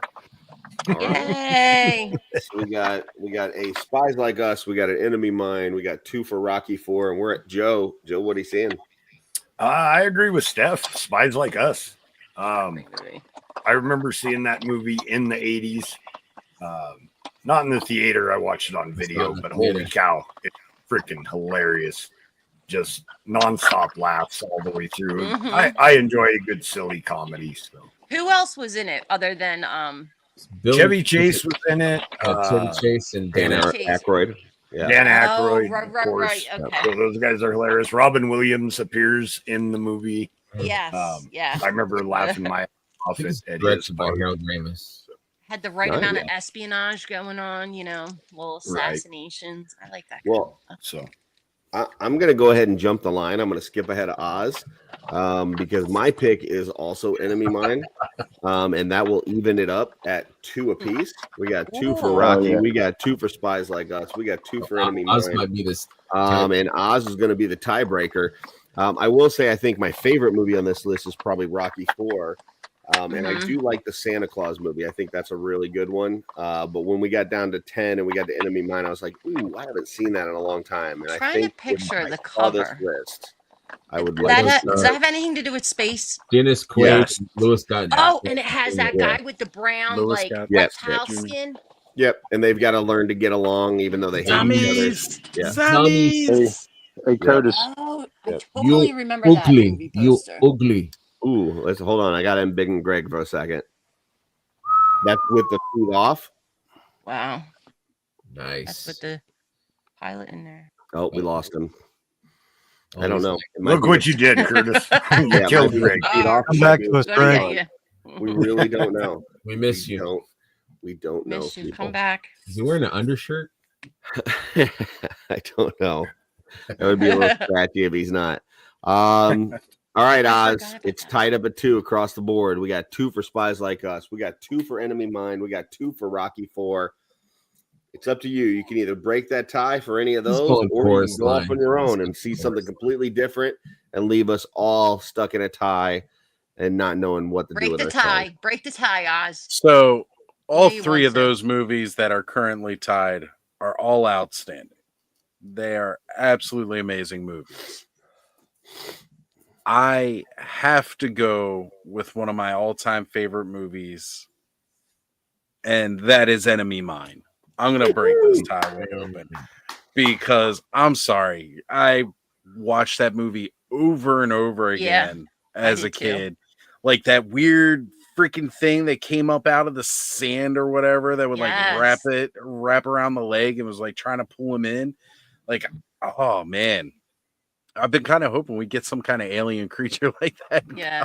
I honestly didn't know that movie title. And then I was just Oh, like, yeah. wait a minute. I can kind of see the picture because I can't see real That's well. on- I'm like, is on that the guy with cable the all the time. reptile face? Remember that poster at the video store? Yeah, and You it's know? it's one that I haven't even thought about for years, but as soon as I pulled that up, You I was just like, don't. oh yeah, I got to see that. Yeah. It's 85. Wow. Going to the chat, we've got Blake says it's a no-brainer. No-brainer, Rocky. 4. Brad says Spies Like Us. Benny says bunch of great movies. I need to say Enemy Mine. And then G just said Spies Like Us is again in theaters, so that's interesting. Oh, it is? Oh, I okay. No, I think he meant he saw it in theaters when he was young. Oh, he's gonna see it again. He See it saw the first again time. in the Gotcha. theater, yeah. Curtis, And- can you and go? And I think what he's saying here is It's that true. throughout this fight, we've seen a lot of changes. Changes in the way that I felt about yous and the way you felt about me. Oh, I thought that quote was from Enemy Mine. Yeah. And there's two guys killing themselves in this ring, but I guess that's better than 20 million. You're a bum. You're a bum rock. I guess what I'm saying Oh is my God. Curtis is muted. Did I can Curtis read mute backwards. himself? and you Yeah. can change. I don't think Curtis has a mute button on his. Everybody can change. So, and that is how Rocky ended the Cold War. So There you go. There you go. And even Curtis's mic gets tired of his shit sometimes. Yep. It mutes itself. I wanted to go back up to Blake's comment real quick, Not though. self-terminate. Blake, the no-brainer. Yeah, Rocky because he V. definitely said it's a no-brainer. Rocky 5, not Rocky 4. Controversial. Just want to put that out there. I don't think noticed anybody that too, ever Oz. I votes for noticed Rocky that. 5. No, There's only Tommy one good Gunn. part of Rocky 5. Well, no, there's two good parts of Rocky 5. The beginning. One is the very beginning. The very begin. I will tell you this right now. Like if I watch the first 5 minutes of Rocky 5, I will be in tears, just bawling. Like it's after the fight. He just got done with the shower, and he can't stop shaking. Like he's just shaking, and he calls for Adrian, and she comes in, and he tells her like he can't stop shaking, and then he asks her to get Mick, and Mick's been dead now for a couple years. Oh, right, and like right. you can tell like he is just gone, man. Like he is just given, like when it comes to sports movies, some people love sports movies, some people hate sports movies, but the thing that I don't think a lot of sports movies capture is the amount of just everything that an athlete puts into what they do. Like conditioning and like training. they just give their absolute all, to where at the point where this guy wins that fight, he is just spent, like emotionally, physically, just done. Like he is just done, and he is a broken man. And to see that part of that movie, like, just tears me up every time I see it. He was also in his 50s, so that probably contributed too. Yeah. So that part always like makes me cry. Like if I watch that first part of 5, I just start bawling. But then there's also a part later in the film where they do a flashback to Mickey, and he tells him, he's on the mat, and he tells him to get up. He says, "Get up, you son of a bitch, because Mickey loves you." And that's like the thing that spurs him on to like keep fighting, Just like that. Yeah. So Steph. Was Drago in Mike Tyson's Punch Out? No. Wasn't? No. He wasn't that big. Glass Joe. No, they did have a Sega like before Sega Genesis, when it was regular Sega, they had a Rocky game, and he was the last fighter on that game. It was a really good game. Yeah, and he was the last fight on that game. But that's, I think, the only video game that I've ever seen him in. Yeah, I knew he was in one of them. But yeah, so typically with Rocky 5, I'll just watch like the first 10 minutes and then turn it off, and then I'll cry for the rest of the day. So the first one still holds up. It's so goddamn good. I just rewatched it a few weeks ago. It's just they have different vibes to me too. Like totally different vibes. To me, one is like that inspirational story. It's about romance. It's about like it's not even about aspiring to be something better. 2 is a comedy. Like if you watch 2, like starting at the hospital where they ask him questions like do you think you have brain damage, and he goes, I don't see any, like as if their brains would just be running down his face, or they say like, what were you thinking going in the last round? He's like, I don't know, maybe I should have stayed in school or something, like is that the one? Now it's been a while for me, but I saw this clip the other day where the dude's in the car and he says something to Rocky about taking his wife to the zoo because she's that's mentally handicapped. Oh no, that's one. And then he takes her to the zoo. Or was that 2? I can't remember. It's been a really one. So he says it in 1, but in 2 he actually does take her to the zoo before he proposed to her. So it's like a callback to the first one. Yeah, right. Oh, man. Yeah. So that was kind of funny. So I never caught that. Yeah, 2 to me is like a comedy. 3 to me is like the celebrityness of it. Like you had Mr. T, you've got Hulk Hogan. Like it's just like that's where it just blew up. It just became, pop culture mainstream. And then 4 is like a workout, like it. I don't know. It just inspires you. Like, like you just want to go to the gym. like you start watching 4 and you're like, I should be lifting weights right now. Like I don't know what am I doing? Here's my thing though: chopping wood and doing things. Right. Yeah. I don't know whether I should be like working out at like a high tech gym or whether I should be going out and doing like manual labor in my yard. And then that's the thing, like that told the future because all professional athletes work out like Drago right now. Yeah. With the all the health thing with the supplements and the sensors. I think it's amazing how they film that though, that you see like all this equipment that Drago's using and stuff, and then you see Rocky doing like the same movements, the same exercises in a fucking barn. Or you know what I'm saying? Like it's like he's like under the rope. He's like, he's dressed in a bag of rocks. Yeah, they're like doing the like. But if you watch the way they clip it, it's like they'll show Drago doing one thing, and then they show Rocky doing basically the same exact movement in a barn or on a field or whatever. Right. It's like you don't need all that fancy shit. The only thing that Drago had really that Rocky didn't was the injections. So right. Yeah. So cancel your splitting wood is really hard work. Yeah, cancel your gym membership and just start fucking chopping wood, man. Just move to a farm. It is a rough life. That's why I'm so broken down right now. Hey, that's what you see this gray hair? I earned it. Yeah, Tomas Rydberg, he just goes out in the woods and just starts chopping trees down and shit. Just work out like that. So, you're muted, Steph. Burger. Yes. Did you see Rocky's meat at BB Props? Rocky's meat. Mm-hmm. Did you see Rocky's meat? Excuse me, Curtis is the hog master. Thank you very much. Curtis, I'll have to send you pictures because I know you didn't go upstairs. I did not. But I gotta show you. I didn't either. It's huge. You didn't? No, I got sidetracked. It wasn't this year. It was the year before that Jim pointed that out. I was like, did you get sidetracked by somebody else's meat, Schmerber, or was it just there was a lot of meat there? So show me your dragon, baby. Show me your dragon. Ow! Sorry.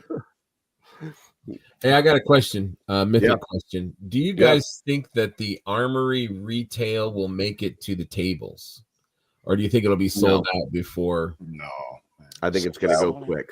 But don't you think they would want they got to fill the table with something if Necro doesn't make it to the early cons. Oh, I mean, they still got plenty of shit. Mm-hmm. A lot of people wanted it because that was the one figure so many people contacted me that I, not close friends, but can you get me one? Can you get me one? Can you get me one? Armory would sell, I think, like crazy.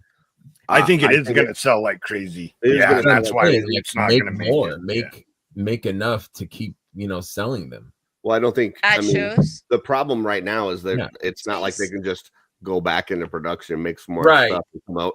Like they've got stuff already lined up. It's I just think it's going to sell really quickly.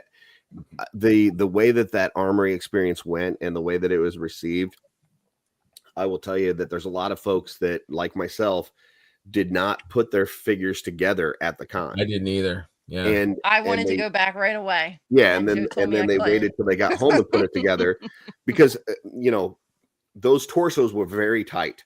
Like they were like it, unless you had a hair dryer or a heat gun, or you wanted to go up to your room and get some really hot water, it was very difficult to just put those together on the fly.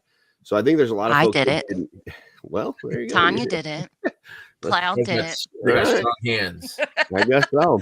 I didn't even try. So I think there's a lot of people that waited, and I think once they got home and did it, they were like, "Man, I should have got more of these." Yeah. And so I think those things are going to go like hotcakes. And part of that video that I've got coming out on Monday is really talking about like folks that have painted heads that they've maybe bought from cons over the last couple of years. These are the perfect way to display them. Like you get some of these Armory experience bodies and they've already got the paint apps and stuff on it. You just pop the head off, pop a painted head on there. You're good to go. You don't have to worry about Jeremy. You don't have to worry about any of that. Jeremy taking the Fisher Rice head and putting it on one of the Armor experience bodies to make like a shadow elf. Yeah, that was it looks that awesome. Was my highlight of the year. Yeah. That's why I forget about all the other good ones. I'm not questioning. I just don't understand why they wouldn't make more. You know what I mean? Like Valiant Knight. It still sells. Well, make more. They may make more down the road, but you can't just. You got Necro coming though. Like when they made those was before the Armory experience occurred. Right. They didn't know how well that was going to be received. They were actually nervous about how well that was going to be. They know now, but they know now, but they've already got like 5 waves that are in production, like ready to, like what do you stop all that stuff to do more Armory? Whoa. You know, like, you know what I'm saying? I just don't know. I mean, do I think we'll see more Armory stuff down the road? For sure, but I don't know that it'll make it past this sale into. I think it's hit or miss with whatever numbers they do for certain figures. I didn't mean to sidetrack. I just was it's a good point of discussion. Yeah, and it could, and if it does, I would encourage people, if you see them at shows, pick them up, because once they're gone, you don't know if they're going to come back, at least in that format. When the next time we see Armory figures, it may be completely different format. Who knows? It could be cosmic. Could all be females, could be dwarves, it could be skeletons, so I think that they'll keep the knights, but they'll add more to it, like other types and stuff. But I think the knights it's kind of like the key, like it's I have an emotional connection with my Valiant Knight. I do. I'll never trade it or sell it. Absolutely. They're amazing. Someone special gave it to me. Oh yeah. I like the leather, like the leather torso, the leather waist piece with the cloth arms and legs. Like those are my favorite builds. You're right though. Like waiting till you get home and then realizing, man, I should have bought more of this part or of that part. It's kind of a black bummer. Soft good pants and the green. Yep. I got the green, but I didn't get the black the first time. All right, I'll show you guys one of the ones that's in my video on Monday. Because there's only like 5 people watching. So. Yeah, it's just for you guys. people that are in the chat, close your eyes. Okay? That's right. So here's one. And this was just an Armory figure that I had, and then that head is one of the ones I got from Blaze Bear. Nice. And he's got an eye patch on it. I just felt like he looked like a swordsman, and this was just a great build. You just pop it on there and you're done. So, like the orc version of Blade from Motu, huh?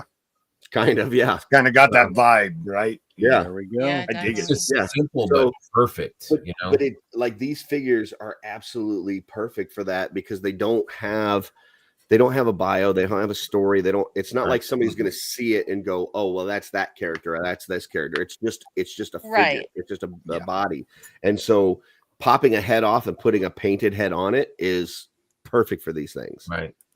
Which I is have so the many other heads I reason gotta do. why, and I'll just kind of beat a dead horse here, but why I told Jeremy and Joe and everybody else there, like they shouldn't have started with the head. When you're going through the line, the head should not have been the first thing you picked. The head should have been the last thing, because it's the first thing you're going to discard.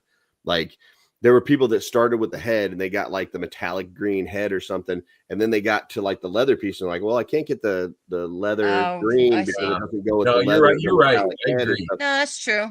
It's I like, can who see cares that. about the head? Throw the head at the end. Because a lot of people would backtrack because Yeah. their idea of what they're going to build, it changed by the time they were getting through the line. They're like, you know what? Once you're seeing everything all laid out and all Yeah. the different pieces, you started getting different ideas. Like I kind of froze when I got through that. Yeah. Yeah, I would have started with like torso, went into arms and legs, and then so on and so forth. So Torso would be a good choice. but yeah, those things are just perfect. And when I was probably going to get some singles. I don't know that I was going to get the whole set. Mm-hmm. Now that I've seen that you can just pop these painted heads on there and they look perfect. Dude, yeah, I definitely need some of these all-in sets. I need an all-in set. I don't know how fast they're going to sell out. It sounded Or the like there reason wasn't they a should lot do of more them. armory I then. hope. Yeah, I hope Put that a I'm girl able in to there. get one. Dark Templar Yes. body. Let's see that. Ooh. Let's see that. Burger, show me. Oh, sorry. It's okay. It's just a basic red Valiant. Yeah. That's nice. in the Like chest. But Mhm. it's just perfect to me. Just It perfect. looks really good. Yeah. And I love the new belts. Yes. The new I belts. like the new belts. See that Red Shield Soldier torso is my least favorite. So if I do get I like that the all in with all harness. those, I may replace some of those torsos with some other ones that I have. But the rest of the build is great. I love that you get the painted like accent pieces and stuff. Like it's not a Legion builder. Like it's not stuff where they skipped out on the paint apps. Like it looks gorgeous. So Ryan, what torso did you choose? This build is currently my most liked picture on Instagram ever. Oh, which wow. is just the head pack demon and some wings on like the evil fantastic. Actually, I think Yeah, but that thing looks badass. Oh, that's badass. I've got That's that build. what I'm I gonna just have to did- add that. Sweet. You did. I didn't expect it to be as popular as it was. It's such a simple thing. All I did And was you don't need swap the head. an adapter, right? He's got pauldron holes for that, or you do need the adapter on the back for the wings. Yeah. Okay. I put the adapter on there. I don't know if you can see. Yeah, it, because he's got the pauldrons in too. because he's got the pauldrons in. Yeah. So If you I didn't use have the pauldrons, adapter. you could pop them in there. But yeah. Yeah. But just, I mean, it's just such a simple thing. All I did was swap the head from the head's pack and put a pair of wings and gave them a different. Ryan, what sword. torso did you Bam. like? What'd you choose? I You did remember? the Red Shield Soldier torso on a couple of them, but the torso that Joe just showed, I did that on my all red one. Nice. I actually asked Jeremy too during intern because it was kind of people were speculating why they didn't have the cloth parts in the retail or the all-in box. Mm-hmm. And he was kind of like, we just figured you guys wouldn't want those. Like, there's cloth and of parts. course it's the sleeper, right? Yeah, Everyone like wants that them. would like everyone is like, oh, I'm building, a bunch of green or whatever. But like he's just figured like, well, they're in a lot of other, like cosmic and stuff.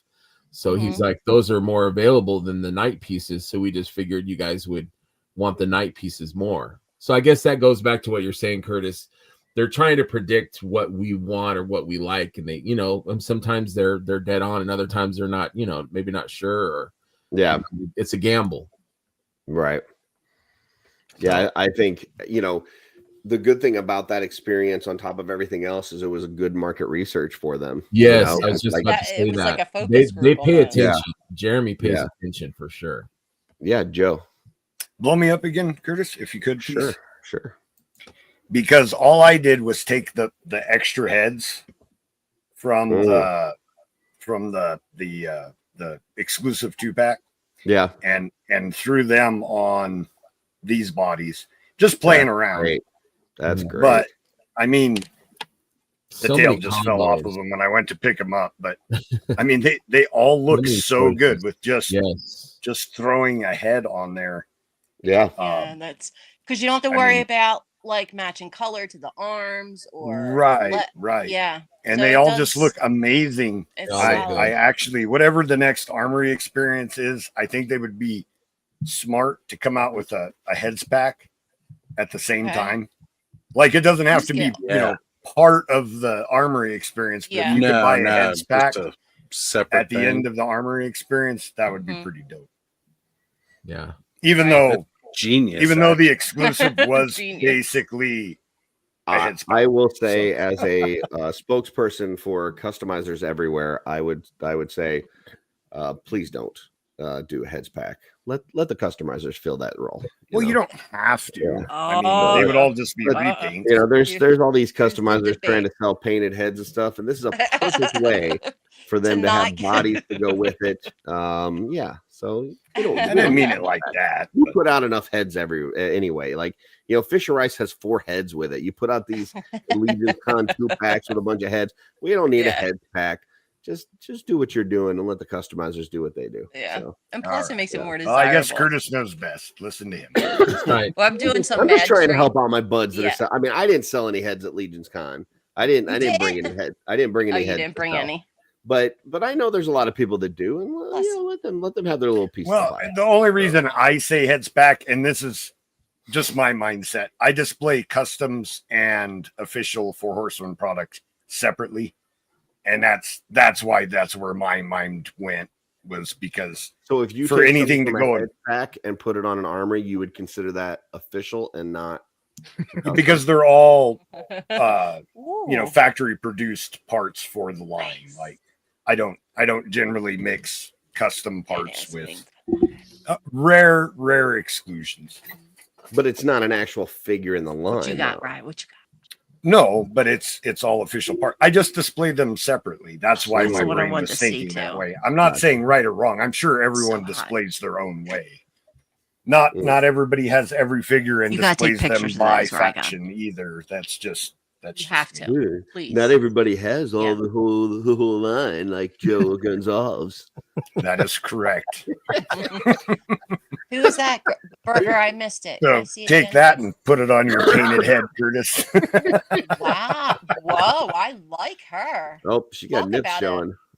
Yeah. Wow. Where it must be cold in your toy room, huh, Greg? Nice.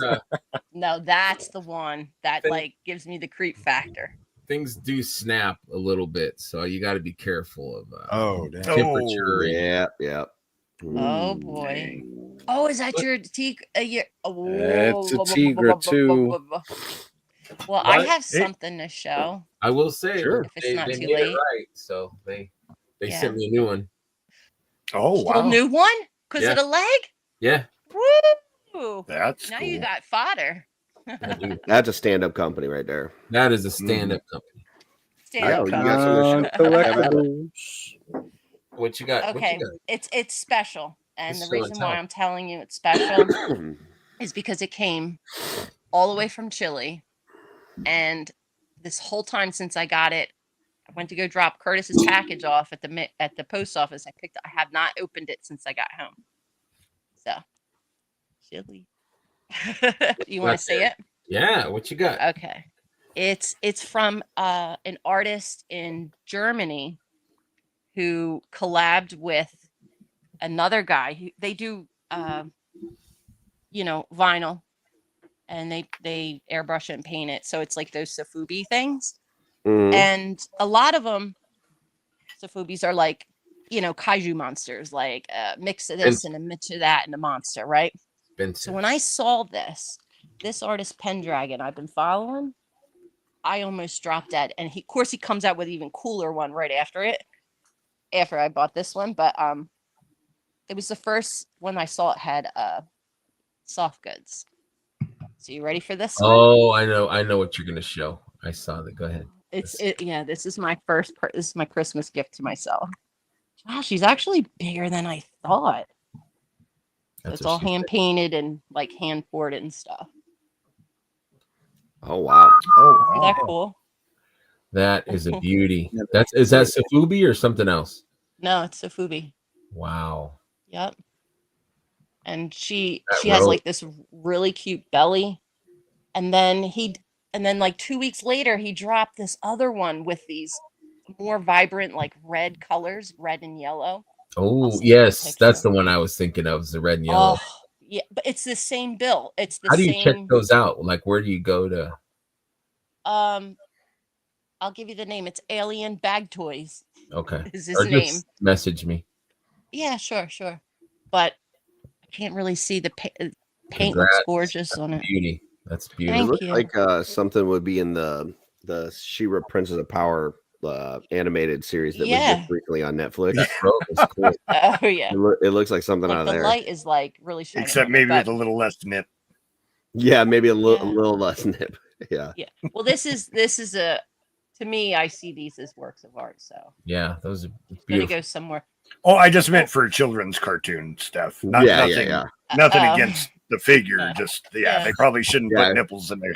Joe doesn't have a problem with nipples. Yeah, he doesn't. I thought he does. They're a necessary part of life. Babies would starve without them. So there you go. So thank you for letting me share that with you. I was really excited to get her. I had to wait a long time. Absolutely. Mm-hmm. I think we've covered everything but lightning round questions. And I can definitely look up some unless anybody's got anything. Anybody's got a lightning round question? Curtis, what damn show are you on? You know we don't have nothing. I know you didn't prepare unless anything. Jesse's here. What's the lightning round question again? Tell me. Just a quick question that you asked that everybody's got to answer. Like just think of we're supposed to answer it really fast, but we don't. But that never happens. Yeah. Oh boy. Jesse's always got good ones too. Jesse? Yeah, the ones that make you think. All right. We'll start with Schmerber and we'll work our way around. Schmerber, Rygon, so on and so forth. Name one thing that you were afraid of as a child. Oh, that's easy. Spiders all day long. Yeah. Yeah, I've had a lot of scary, moments experiences with we had California, the black widows are like, oh yeah, they're bad. And I remember I was probably like 5 and a black widow like fell on my mom's leg and she like lost her mind. And so like that, it like transferred that fear that she had, like it gave it to me. So like if I see a spider, I'm like, I'm like 1,000 pounds more than a spider, but they just psychologically, but I try to have good spider karma so they don't show up. So I'll let them live or I'll put them outside or whatever. And try just got daddy long legs what, over Curtis? here. What, Curtis? I just the spider karma was something I never thought I'd hear somebody. I try to have good spider karma. I used to have good kill them, karma. but now I'm like, you know what? These fuckers will show up on me or in my clothes. So like, I will be friends to them. I will treat them with respect. I'll put them outside. I'll leave them alone. I let one have a whole side of my porch this be cool summer. With me. I'll be cool with you. Let's just. I didn't have to get an exterminator. Ate everything. Everything. Nice. So that's me. Web. Spiders. Yeah. All right, Rygon. Bees. Something you were afraid of as a kid. Bees. Not like wasps Killer and yellow bees. jackets and shit like that. You too, Rye? See, I know you didn't want them to Macaulay Culkin you. No, they're fucking dicks with wings. That's what they are. Yes, they are. Wasps. Assholes. Wasps are worse. Yeah. They're assholes. They love wood. Assholes. They would love our barn. Those little pinchers. Everywhere. All right, Joe. As a kid, I was born as a man, and I've never been afraid of anything. So my mustache was fearless That's a Dave as a Morgan baby. answer. So, as a kid, my father, that's a good one. He wasn't a mean guy, scary. like at all. No. I don't want to say that, but just he was such a tough guy that there. One time, a scorpion was running across our living room floor, and my mom yells, "A scorpion!" And my dad is barefoot, like sitting on his recliner watching TV. He jumps up and squashes the scorpion with his bare foot. Jeez. Wow. And my mom goes, "Oh my God, Stan, what are you doing?" He goes, "What? The stingers don't point up," like all irritated. His name was Stan? Stan, yeah. Stan Gonzalez. Stan the man. And he would just like, as a kid, I didn't understand. He was such an intimidating figure, but he's a super nice guy. Like, I never got like whoopings. And he or made anything, you. really. He made you. So yeah. But as a kid, I was afraid of my father. Like my mom, like I'd start arguing with my mother, and she'd be like, "I'm going to tell your dad when he gets home," and then it was instant like fight over. I'm so sorry. Please don't tell dad. Yeah, it's over. So, yeah. All right, Oz. Chlorophobia. You're gonna have to break that one. Chlorophobia? No, Is that fear plants? of chloroform. Chlorox? That's clowns. Oh, still not a fan. Okay. That is so weird because when I was a kid, I freaking loved clowns. They're hilarious. Like going to the circus and watching clowns is one of my favorite things. Like they're just so obnoxious and like getting up in your face and stuff like that. I mean, I'm pretty sure I tried to like, stab one with a pacifier. Greg but said my mom fell and broke her back, killing a big black spider. Spider karma is real. I bet you somebody stepped on a crack too. I'm telling you, Greg. I'm telling you. I don't mean to laugh at your mom, but no, that's horrible. Spiders got not a fan there, real. Not a spiders see, man. That got me. Spiders are watching you. They are. My grandma had a hobo clown. Joe. Hobo clowns are the worst. I don't have any problem with clowns, Steph. I actually really like clowns. Oof, that's that's why I hang out with Curtis all the time too. That's beautiful. Perfect as a great way. Oh my gosh! Yeah, my look at Schmerber too. Yeah, look at that. This one's actually better, I think. The Dark Knight. It's all right. It's all right. Look how beefy that son of a bitch is, man. He's really beefy. Is that a 1.6? What is up with that? It's no this guy, you know. It's no this guy. Look at that, dude. You gotta think for you gotta think for mullets, man. I think you need a mullet. You need a mullet. That's what I need to do. I need to grow a mullet. Some Oakleys and a mullet. mullet. Forget it, dude. Some jean shorts. Oh. All right, Steph, where are you? Well, something you're scared of as a kid? Bees, because I'm severely allergic to them. Oh boy. Yeah, I got stung twice. The first time I got teased so bad by my parents, it was like the running joke. I was getting on a swing set and I put my hand on, it was one of those plastic buckets. So you have like the little handles on the side. I put my hand right on a stinger and my hand swelled up like this big. And they called me Incredible Hulk. That's so mean. Yeah, so mean. I was like 7. It was like so constantly. Yeah. And then I got stung here and then a whole side of my face is swollen up. So I don't like that stuff. Yeah, I would imagine that would make you kind of not want to. I was so scared and I never got stung again. All right, mine is gonna sound really stupid after your guys' like totally legitimate fears. It's gonna sound stupid. It's gonna sound really the stupid. Color broccoli. I was afraid of sharks in hotel swimming pools. Right in the swimming pool. Wow. And you were like 4, though, right? In the indoor hotel swimming pools. Wow. Now hold on, Curtis. Context. How old were you? Up until probably preteen years, and even probably into preteen years. So into preteens. Yeah, probably even into my early teen years, if I had to guess. Would you think they lived in the filter? So we would travel with my dad. He traveled for work, and he did sales of plastics. And if we were good, we got to get a toy, and we got to swim in the hotel pool. Okay. But a lot of times we would arrive at the hotel fairly late at night, and we would get down there, 7, 8 o'clock at night, and we would go into the pool, and you couldn't necessarily because of the lighting and stuff, you couldn't see everything inside. They didn't always have them lit, whatever. And then they would have like that one light, like there would be like one light in there. Oh yeah. In the deep end. That kind of like looked like a big eyeball. Yeah.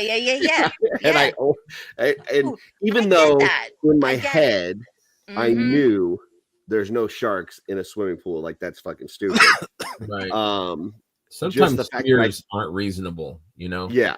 Like it would just be one of those things that I would see that light and it would like just like for it's time to read your cereal and eat your the shit out of me. That's about what that feels like. Yeah. And once it got to the point where it was so like dark and under the water to where I couldn't see the bottom, then it was like, okay, it's time to get out because I don't know what's in there, even though it's a hotel swimming pool. So no, I get that. That's reasonable. That's It's kind of why. like fear of the unknown. You can't. Yeah, really but it wasn't like that's an irrational fear, which is pretty common. A lot of people are. But it wasn't like I was afraid of like there being like a broken glass bottle or something. Like it wasn't the fear of the unknown. It was specifically, what if there's a shark in here? Now I know there shouldn't be a shark in here. Yeah, you the wouldn't know. hotel owner. It's a bottom Hotels, fear. I can't keep my shark in there. I 100% blame Jaws, by the way. Yeah, I was just going to ask that. Did you watch Jaws? Because I Very could totally early on as see a that. kid, and it totally. What about those traumatized little me. alligators? People would buy alligators and they get too big, so they flush them down the toilet. I never saw an and alligator movie, so I didn't have a problem with it. Okay. But it's if my same with the dad had made sharks. me watch an alligator movie with him where it ate a bunch of people, I probably would have the same fear of that. But instead, he made me watch Jaws with him, and I go, wow, that is terrifying. And so like I don't ever want to go in the ocean ever. Like people talk about like wanting to go on vacation and go on a cruise and stuff. You're like, no. I would never go on a cruise. I would never go into the ocean. Smell your I would never fear, go on a boat Curtis. in the ocean. I would never walk into the that's not a thing for me. That's never going to happen. Actually, jellyfish was I was really scared of That jellyfish. happened to me. Because I heard someone gets stuck. So, have you rewatched Jaws as an adult? Yes. And you still feel like because it's kind of ridiculous as an adult. It is ridiculous as an adult, but there's still that same childhood trauma that triggers in my brain. Yeah. So even though I know, like, it's one of those things that's totally irrational. Like I know that it's irrational, but it's Like the shark isn't gonna lay there on the boat and like have the guys fall in like hungry hippo. Like that's not gonna happen to anyone. That is ridiculous. Like no It could just animal be this is going freak to do occurrence, you know. People get pets all the time, and they literally, when they don't know what to do with them, flush them down the toilet or put them in pools. I bet you I can find a but news story. they're still animals and they act like animals. Like Jaws, with any knowledge of how sharks act at all, like no shark is doing the stuff that Jaws does. Like it's ridiculous. Right. That's all I mean. Like Yeah, like Cocaine Bear. But I've also like Cocaine seen Bear. There you go. That's a seen true stuff story, since though. then, Like fully true story. Like Deep Blue Sea and things like that are even like more like adult terrifying kind of. So shark you're stuff. never getting in a submarine. Is that correct? I wouldn't anything on the ocean or in the ocean or around. Like no, it's not happening. I'm with you. It's not our element. Stay out of it. Yeah. I have no problem getting into a lake. Like a lake or a pond or any of that. No Have problem. you ever watched Lake Placid? Salt water? Not happening. I have, but it wasn't something as a child. So I don't have it built in as childhood trauma. So, all right, next one. We're going to start with Rygon, work our way around again. So Schmerber's last this time. What has been your favorite age so far in your life? I would say 36, which I currently am because I've made all these wonderful friends from this fucking collecting, just buying toys. Good answer. Good answer. That is a good Made this, answer. like beautiful experiences. It's a pretty damn good answer. It's kind of a cop-out answer, but it's still a good answer. No, Okay. Yeah, take that age. Joe. I think I'm going to have to go with 18. I was 18 when I started working at the mine, and I remember coming home from work and like nothing hurt. And I am currently 47, and when I come home from work, everything hurts. Like the tip of my nose hurts from working a full day's work. So, like, I guess 18, just because everything worked the way that it was supposed to, and I wasn't like worn out. Joe was 18. He had already been in 2 marriages. He had 4 kids, 2 mortgages. I stretched that stuff out. Come on, man. I was 28 when I got my first divorce and 36 with my second, I think. 35 or 36. Thank you very much. Gotcha. All right. There's no joke. That was just what happened. Yeah, sorry. Everybody was Sorry sitting around about like that. they're waiting for me to say something funny, and I'm sorry, divorces are not that funny. No, I'm kidding. They are. They are after they happen. They're not funny while they're happening. Have you seen those divorce selfies where the guy's taking a selfie of the when the divorce is happening? He's like so happy, and the woman's looking at him like, "You suck." So funny. That he's like, it's not relatable for me because mine kind of turned out the opposite. Just throwing that out there. No. Oz. I really don't have an answer for this one because I haven't been all my ages yet. So up until this point, which one has been your favorite? I don't remember a lot of them, but I'll go with when I turned 30. That's when my son was born. That was pretty badass. Nice. That's cool. Is that your first kid? Good one. Yeah. All right. Steph. I have to say, I like Ryan's answer. It's true, but other than the obvious, because I'm happy now, I would say like when I was 14 or 15. It's pretty exciting. Yeah. I will say that I did enjoy when I was really young, like, whatever, like before school, like, like 4 or 5, about 4 or whatever. Just being able to play and not have school and not have any of that. That was cool. Yeah. But right now, and not for all that mushy stuff that Ryan was spouting about friends and whatever. It's because I have the money that I need to buy the things that I want.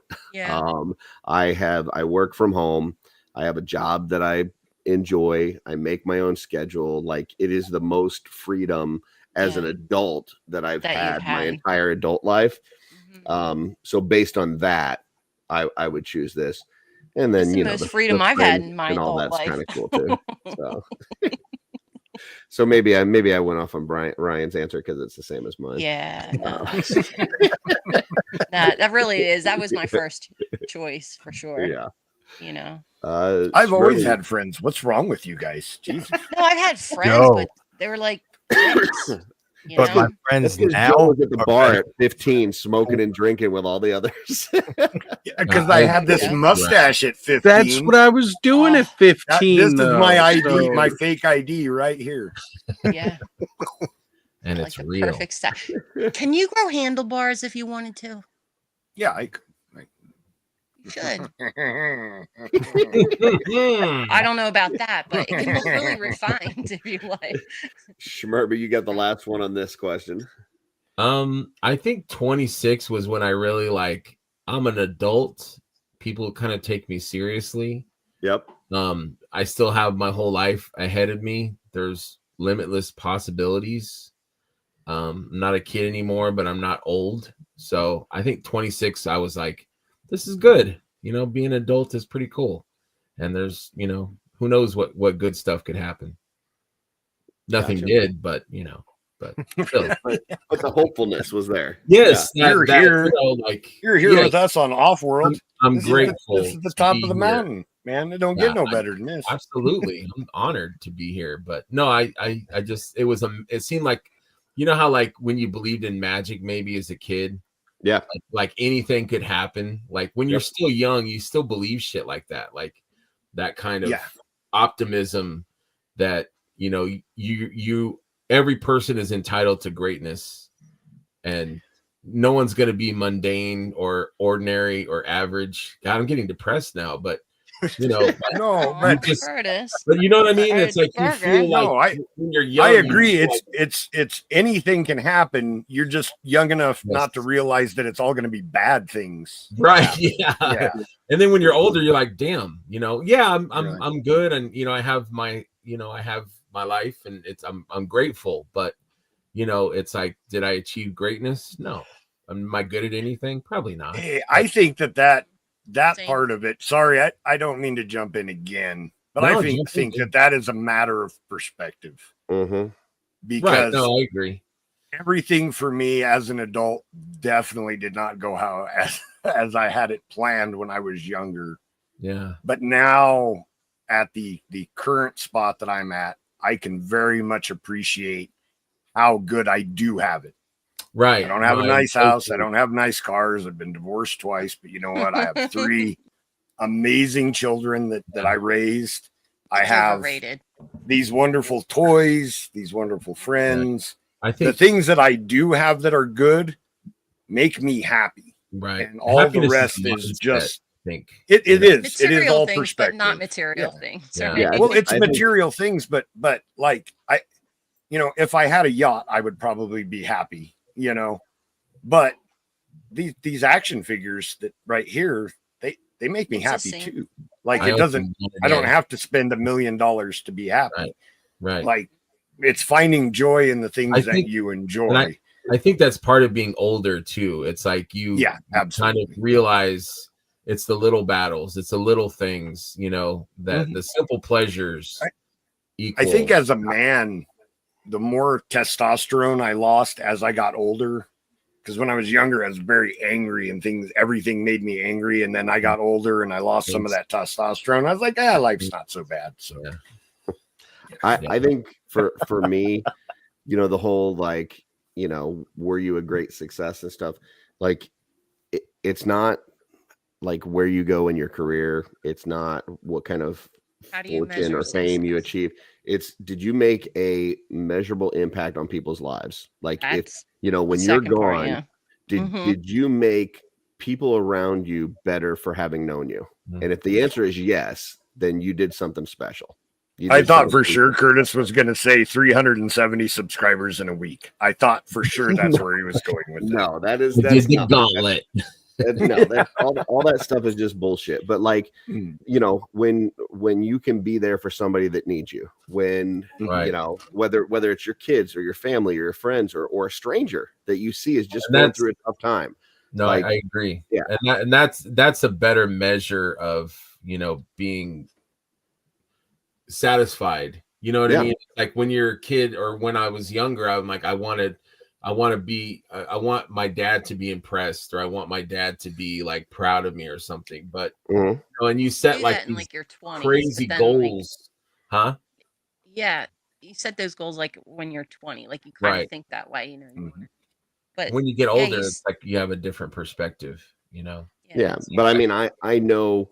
Whether it's at cons or through the shows that you do and stuff, like I know people that have interacted with you that their lives are better for having known you. So to me, that's as best a success as you can have in life is having that positive influence on somebody.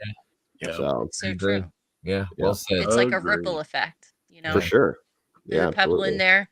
And I met that's true legacy because you help somebody else and then they help somebody else and it just keeps going forward. So even once you're gone, that just keeps going, That's what I love about this community is like people help other people and it inspires other people. And like that, like you said, it's like that ripple effect. For sure. All right. Last lightning round question. We do 3. This is the third one, and then we'll take off. But if anybody needs to go before that, that's fine. Have at it. But the last one, I want to tell after this one. I want to tell a quick story though. Something funny happened to me today. Okay, that's fine. We're going to start with you, Joe, on this one. And we're going to continue to wrap around. Movie that you quote the most.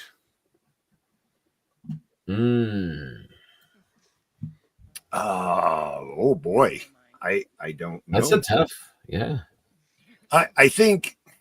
I don't think that I quote movies out loud very much, but maybe in my head, the Transformers cartoon movie from the 80s, like I find I don't know why it'll just pop in my head and I'll be like this morning I was getting ready for work and I was like, Cup and Hot Rod just bought it. I can't deal with that now. Like I don't know why, but I do that too. Or the Orson Welles doing Unicron was just amazing. So, his lines from that will pop in my head, that you belong to me now and stuff like that. I think are is probably what pops in my head just randomly, probably the most. But I don't really quote movies too much. If I had to go with an out loud one, sorry, this is what you get for picking me first, not giving me time to think about it. But Army of Darkness, you know, this is my boomstick. Bitch, you got real ugly. Pillow all that talk, kind of baby. stuff. Like Pillow talk. Yeah, that's pillow. That's what you call pillow talk, baby. Yeah, so probably Army of Darkness. Okay. Oz. Boondock Saints. That's a good one. That's a good one. I quote it a lot. For me, we only watch that each year at St. Patty's Day, so it doesn't get more into my vocabulary, but I could definitely see that for sure. Oh, I watched that movie so much back when like it first came out DVD. Yeah. I was watching it like multiple times a day, every day. Yeah. And I'll quote different people. Like I'm quoting Rocco. I'm quoting, you know, the McManus brothers. I'm quoting Doc behind the bar because, you know, people who live in glass houses sink ships and totally. You know, yeah. Just what's probably the most common Boondock Saints one that you have? What do you need a stupid fucking rope for? Yes, that's a good one. I think mine is when somebody tells me to calm down and I do the Rocco and say, no, you start getting excited, motherfucker. Oh, man. I fucking killed your cat, bitch. That's a good one. Okay. Or I'll just like to randomly end things, and it's great because nobody gets it, but I'll be like, I'll have a Coke then. Yeah. Like one of the worst you know, jokes the contact, ever. You know, yeah. See, Ryan gets it. I would say, like as far as the movie that I quote the most different lines from, it would probably be Monster Squad. But just based on one line alone, the movie that I would have to say that I quote the most would be Sandlot. And that's because I tell my kids, you're killing me, Smalls, probably 15 times a day. I mean, it happens all the time. They'll do something stupid or whatever, or they can't help me with something. And I will hit them with the you're killing me, Smalls. Like, just, yeah. They probably hate when you say that, too. Oh, for sure. For sure. My old lady says that to me like 3 times a day. Like, no joke. It's a great fucking line. It is. All right, Schmerber, movie that you quote the most.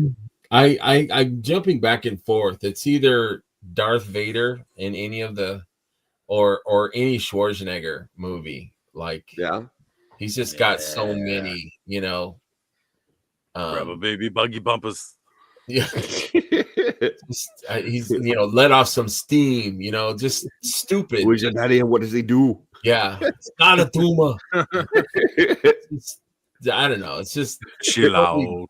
Yeah. It's just so many dumb lines, but they're just, it's almost like a dad joke. All the lines are just, lame. Yeah, but I can see that. But yeah. Stick around. He's got a million of them. So mine's another Schwarzenegger one, and it is Total Recall when they're pulling him off to the side. I think it's Eddie. He's like, "What the fuck did I do wrong? What the fuck did I do wrong?" Yeah, he's sitting there trying to fight him. Yeah, I had a soundboard where I would just play all of his lines over. Yeah, me too. E-Bombs World. Yes, E-Bombs World. That's how I got like so good at his voice. I'd just be repeating was my it. Favorite thing, man. I'd also like the prank calls that they did on E-Bombs World too, like calling up the Hooters, like, "You lack discipline." And she's like, "Sir, you can't call up the Hooters and ask us if we lack discipline." Get down. Fuck you, asshole. Just so much. Dude, he has so much quotable shit. Oh, He yeah. really does. What's the end of you're a fucking choir boy compared to me. Like, Wow. any kind of conversation you could pepper in any kind of Schwarzenegger line. Crum laughs at your 4 wins. Yeah, there's just so many. It's not a tumor. Crumb. All right, folks. I think that's going to do it for us. But we're going to go around first and just kind of remind everybody. I got to tell my quick story real quick. Almost forgot. Baldur's Gate. It is not. It is not. Yeah. I woke up Baldur's Gate. They should probably make some action figures for that. Just an idea. They should. Maybe. This morning I woke up with a toothache. Right, it was really bothering me. I took some meds this morning, so when I was getting ready for work, I just dug in my medicine cabinet and I found one of those tubes of like the numbing gel. Right, Oh, yeah. I forget what it's called, Like but Orzo I had an or old whatever. one that had been in my medicine cabinet for like years. So I took that with me to work, and throughout the morning it was getting worse and worse. So right before lunch, I was like, I'm not going to enjoy my lunch. Like I didn't even feel like eating because of the pain. So I was like, oh, I'm going to squeeze some of that stuff in there and just numb the tooth so I can get through my lunch. Well, I guess it had dried in the tip, right? So it was like clogged. So I'm like squeezing it and it popped free and just like squirted my mouth full of that numbing stuff. Here's Jordan at all over my I was going to say all over my tongue, right? So it totally numbs my tongue. And let me tell you what, it is so hard to eat when you can't, like my whole mouth was just like, it is so hard to eat with, like, I had taquitos and I was like biting. I know I was biting my tongue and shit and just couldn't freaking feel it. So, yeah, be careful when you're using that numbing stuff, because if you numb your entire tongue, it makes eating really, really awkward. So that was something that happened to me today that I thought was hilarious. That's pretty interesting. So how long did it take before that wore off enough that you could actually feel anything in there? Couple hours. Yeah. Wow. Couple hours. Gosh. It was so weird. Like so weird. Hated it. Oz, got a show tomorrow night? Yes, sir. Hanging out at the clubhouse. 'Twas the clubhouse before Ozmas. So that'll be going on tomorrow night. I actually won't be there from the start. I got something I got to take care of before, but Ed's going to kick the show off. So it'll be around that usual time between 9:30 and 10. Sunday, I'm supposed to be doing a show on Spill the Geek Tea, but I may not be able to make that because what I'm doing Saturday night, I had to push something off that I'm supposed to be doing tomorrow on Sunday. So I don't think I'll be doing that, but I'm going to try to get there. Other than that, we have the Frenzy coming up next year in January. I believe we decided on the 9th. I'm going to be doing a new episode of the Frenzy on the 9th. So, okay. Joe, you got anything? Are you going to be on Oz's, or you got anything else coming up? I will be for a while. I won't be on there late because I don't get days off in December, apparently. So I have to work Sunday and Monday. So I'll do my best to pop in for a while, unless we work a long shift. Wednesday, I pulled a 15-hour shift, which ouch, kicked my ass. But what time you get up in the morning? 4:30. Ooh. So wow. Yeah. But I'll pop in wherever I can pop in if I'm able to pop in. But yeah, I'll be on the clubhouse. I got to message you too, Joe. Okay. And I think we've got our next Legion's Quest on the 30th. I mean, I'm good for that day. I'm waiting to hear confirmation on everybody else, but I think I think that's when the next one is. When we talked about it in person, everybody said that they would be available for it. Yeah. So I think that's right now I only get one day off a week. So I damn, Joe. Yeah. Well, gotta pay for that there's only 2 Oilers, and the other guy has worked there like, I don't know, 42 years or something like that. So he just took like 3 weeks in December and 1 week, the first week of January off. And there's no one else to cover because there's only 2 of us. So, yeah, I can't take days off because there's nobody to do my work. So, yeah. Gotcha. But I need to buy a dragon, so the extra overtime isn't bad. I'm not right. And armory figures. So and arm. Figures. Agreed. So Rygon, you said you guys 3 o'clock tomorrow? Yes, Yeah, I 3 can't wait. p.m. EST. Awesome. And Dragon, I make sure thought it was last weekend. You know It that, got right? pushed. Yeah. It did get pushed. Yeah. Yep. Because the notifications, the date was all wrong, and I'm like, oh, I missed it. I got so Nice. upset. And they're like, no, you didn't. Good to go. And Awesome. and then also check out Ryan's Instagram, Toy Goof and Gons on IG. Make sure you take a look at his photography because it's been phenomenal. We want him to keep doing that because he took a little break, but he's back now. He's back. Yeah, I like to see him. back and better than ever. I saw the dwarf. Back, I saw the baby. dwarf picture you did, My but I didn't see the Rygon's others. back, and you're gonna be in trouble. Berber, you guys going live tomorrow? Got live tomorrow Woo! with Mark, and then And that is on which channel? It's Saturday Morning Toy Collector. That's Mark's Toy channel. Collector. Yep. And then Tuesday I've got a new episode of New to Mythics, and then next Sunday we're doing like a new thing. It's going to be like a live. We did it with Dave last Sunday. Mhm. Oh, okay. That's so much fun. It was kind of like a spontaneous thing. Yeah. But I thought it was fun, so I'm going to try doing that like every other Sunday. Cool. Early Cool. to try and avoid other shows so Curtis doesn't yell at me. I ain't gonna yell at nobody. Just No, but try, noon, try your best to 11:30 work noon around is the calendar. perfect. You know, there's a lot of stuff, man. It's crazy. Yeah. Saturday morning is a good time. Sunday, And Sunday morning. morning. Yeah. Sunday morning for his New to Mythic thing. That's when I read the cereal and eat my newspaper. There you go. Hop on. Yeah. Yeah, we're Mike Casper is the first person. Is he? Oh, nice. Yeah, so it'll be fun. I've got new videos dropping 8 a.m. On my Art by Ackerman every day. So I'm gonna try to keep that going as long as I can. So if you're interested in customizing, or you know somebody's interested in customizing, check it out. This wasn't just the gauntlet. I thought this was just like the gauntlet week. Nope, I'm gonna try to drop something new every single day. So you're a busy man. I'm I'd trying. They're all pretty much pre-recorded. If I do anything live, I'll promote it, but that channel's not going to be a lot of live stuff. It's going to be just pre-recorded stuff that people can digest whenever they feel like it. So yeah, definitely check that out. Sunday on Shooting the Shelf, we've got Rev Reader on. That'll be a lot of fun. Tomorrow PGG has Corn Boy. Man, so that's a big one. I taped one with him last Thursday. That was a great episode. Oh, nice. Oh, you did a new one? Yeah, this one's new. This one's nice. New. I'll have to check it out. I love it. So yeah, a lot of stuff going on. He's awesome. I do have for my Art by Ackerman. One of the segments I did this past Tuesday was with Eric LeBron, where we talked about him making his gargoyles.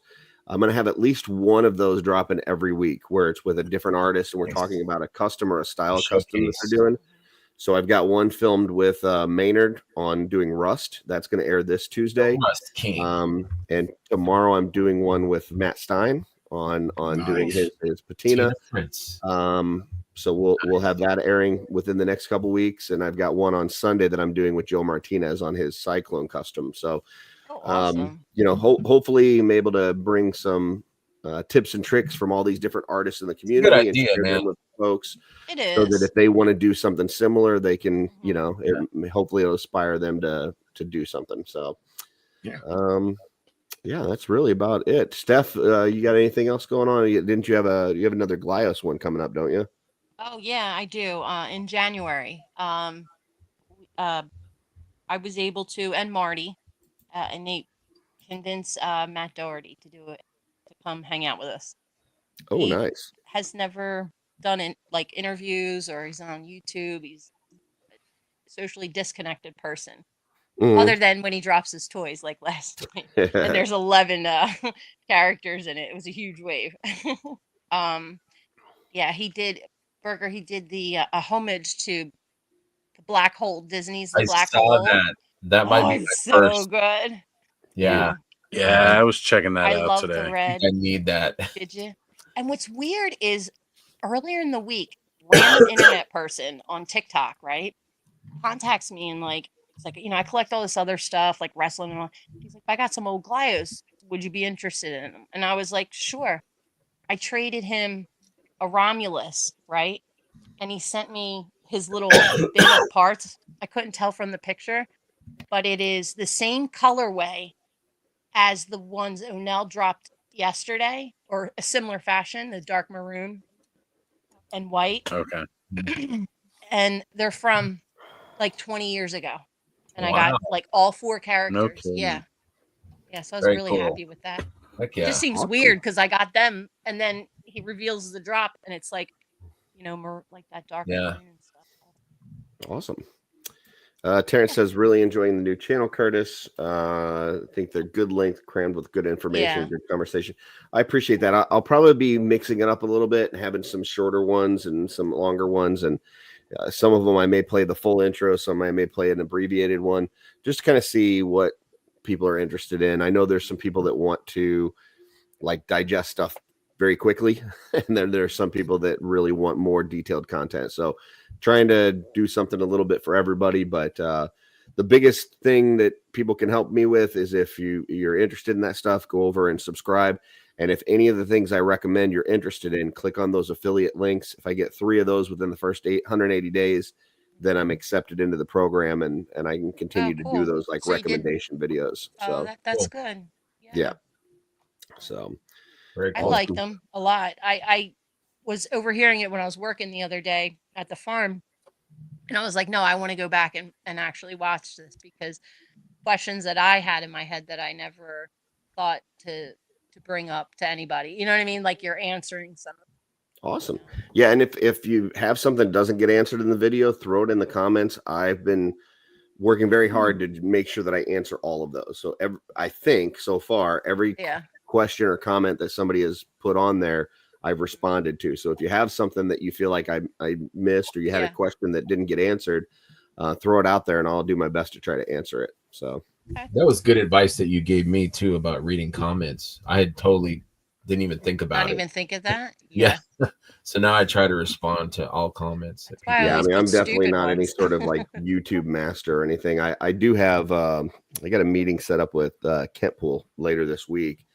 He has a very successful channel and just kind of get some tips from him on, for sure, making it more successful and making sure that it's readily available for people, that kind of thing. So, I'm learning and it'll, I'm sure, grow and change as we go, but I appreciate all the support so far. It's been awesome. So beautiful, folks. Well, thank you for coming. Another very long episode of OffWorld without even a major topic, but it is what it is. So the tires went flat and the fires went out. Let's go to bed.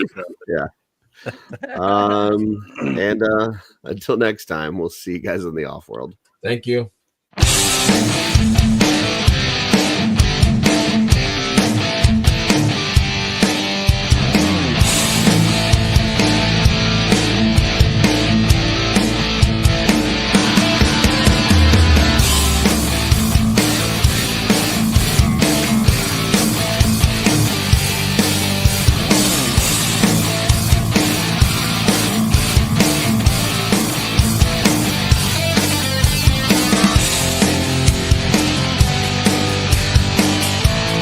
Joe.